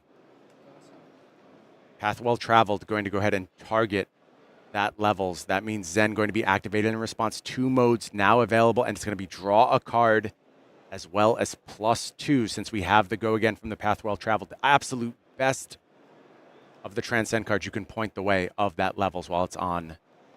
Effectively getting all 3 modes off the level with just 2 blues pitched. Tiger Swipe, the find here for Bartosz. Find of the Zen, still going to have a random draw off the top. Could find a 3rd Art of War here, potentially. Currently levels coming in for 5 with go again. Draw again going to be resolved. Draw a card going to be resolved after the shuffle. This feels like a big draw, Pankaj. 1 Art of War left in the deck. Bonds of Ancestry. However, already has activated Zen to find that Tiger Swipe. We don't quite know what his arsenal is. Bonds might just be a dead card here. Did that Bonds show up just a little bit too late to capitalize on its appearance? Now, though, Shoma needs to decide how he's blocking. His levels for 5. Still plenty of offense being represented by Bartosz here. Fate Foreseen coming out of hand. Just 1 damage going to leak. Shoma moves a card to the bottom of the deck. Falls to 23. 23 to 5 right now in Shoma Yamamura's favor. Chain close. Ancestral Harmony. Big reveal here. This round's on me. It's a miss for Bartosz. And that brings us to Tiger taming Kakara now. And you just know he was digging for a Descendant there. Just 2 more damage. Crouching Tiger comes in for only 1. And No 1 defenses again, 20.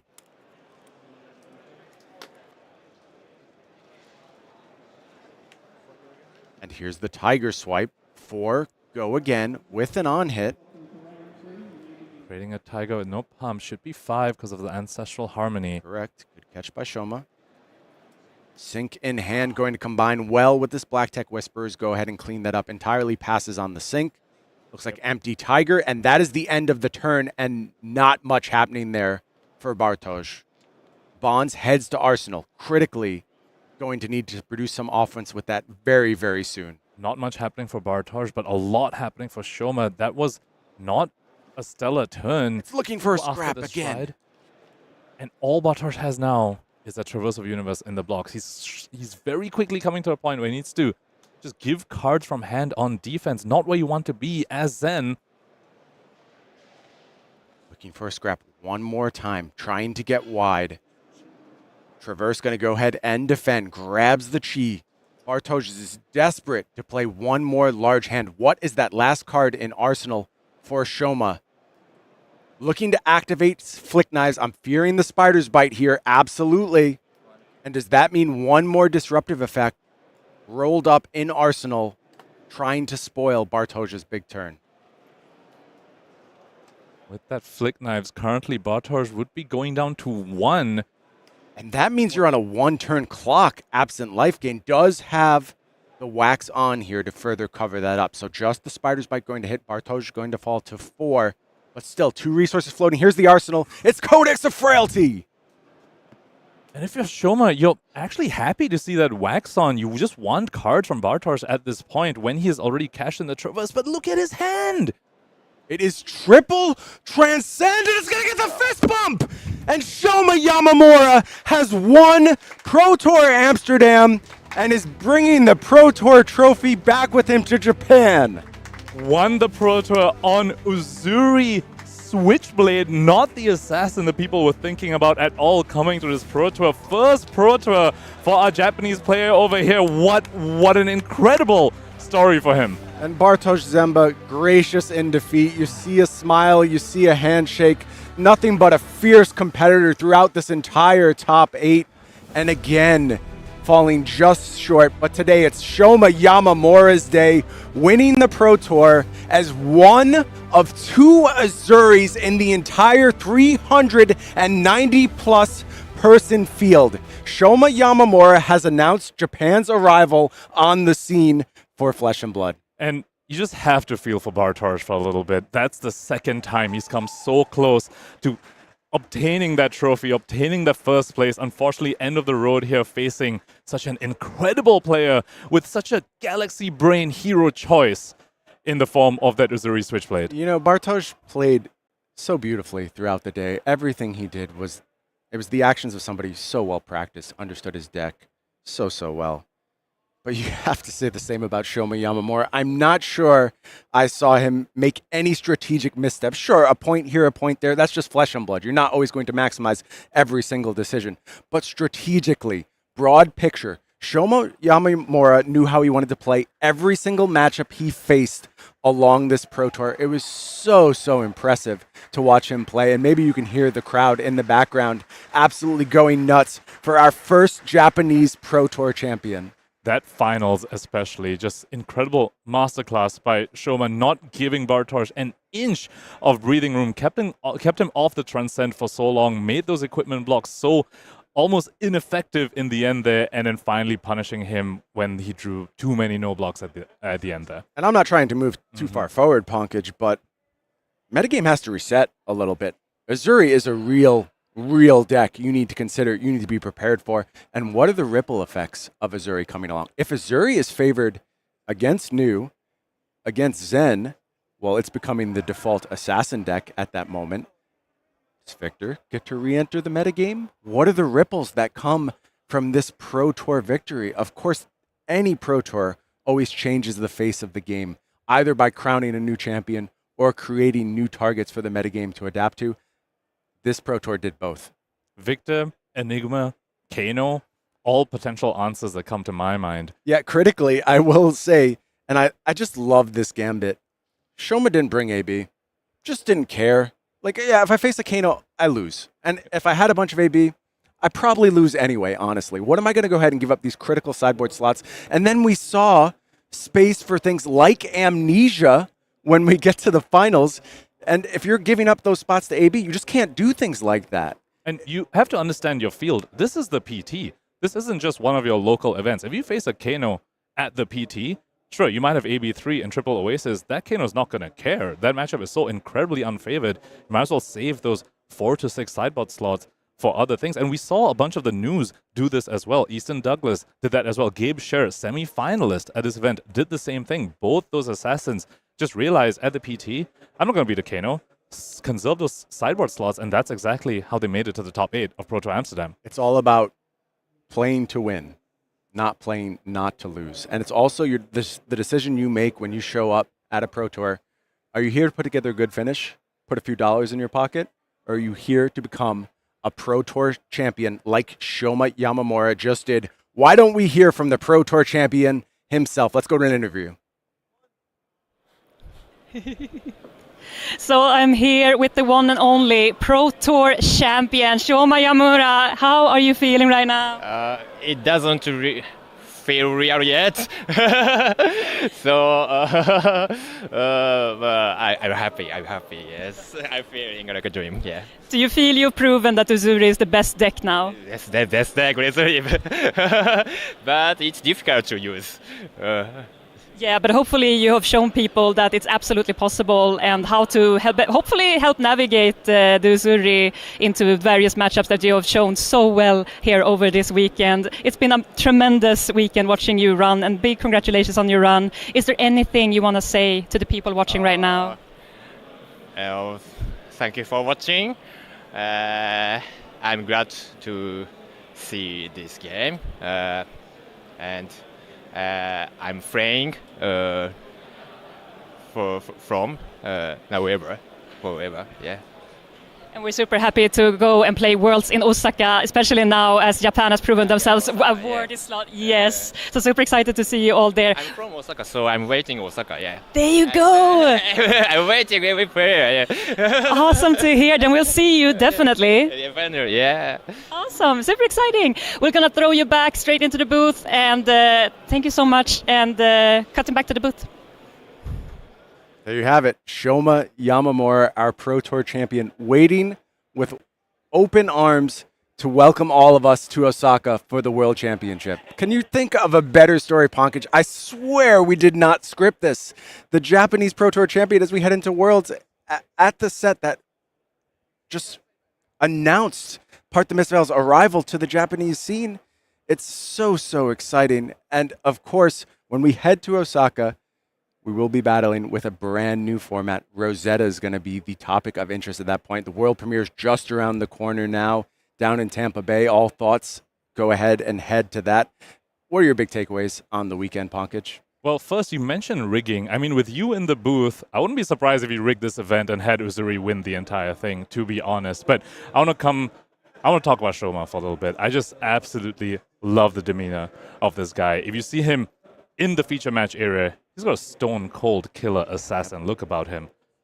In the interview, though, when he speaks to the guy, nicest guy on the planet. The sweetest guy ever, ready to welcome all of us to Japan, as you said, and probably, looking well-positioned to take it down as well. Sure. You have to love that hometown advantage. We saw Gabe Sher leverage it this weekend. Shout-outs to all of our top 8 players. We saw such tremendous play throughout the weekend in a metagame which certainly had its share of controversies. There was a lot of talk.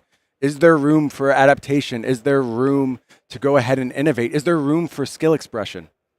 Watch that top 8 and tell me there's not room for all of those things. Exactly. All of those. Even the Zen mirrors, very, very, we saw the skill expression available in that matchup, putting Tom and, of course, Bartosz, our finalists, both showing amazing skill expression in that mirror as well. And we talk about innovation. I mean, it's all Shoma. If that is an innovation, I don't know what is. And maybe, potentially going to inspire a whole host of deck builders out there to try new things as well. What other heroes are just waiting for someone brave like Shoma to just be one of 2 people showing up to the Pro Tour with them and then dominating? And I do mean dominating. That was a dominant run through the top 8. Really impressive stuff from Shoma Yamamura. That's going to about do it for us here at Pro Tour Amsterdam. There's so many folks I would love to thank right now. Of course, our partners on putting on this tournament, Fanfinity, all of my co-casters, including, of course, Pankaj Bajwani. Got to give a shout out to Man Sant over in the production side. Also, Cedric Phillips producing this show. So many talented folks behind the scenes or right in the scene right now that conspired to bring you this Pro Tour this weekend to make it such a memorable event. Of course, all of our cosplayers, our artists, our vendors at this event. All of the players, whether you're in the Pro Tour, whether you're in side events, whether you're out there battling in Living Legend or the Calling right now, we could not do weekends like this without your support. So one final time, signing off here from Pro Tour Amsterdam. Thank you all so much, and we'll see you at Worlds in Osaka.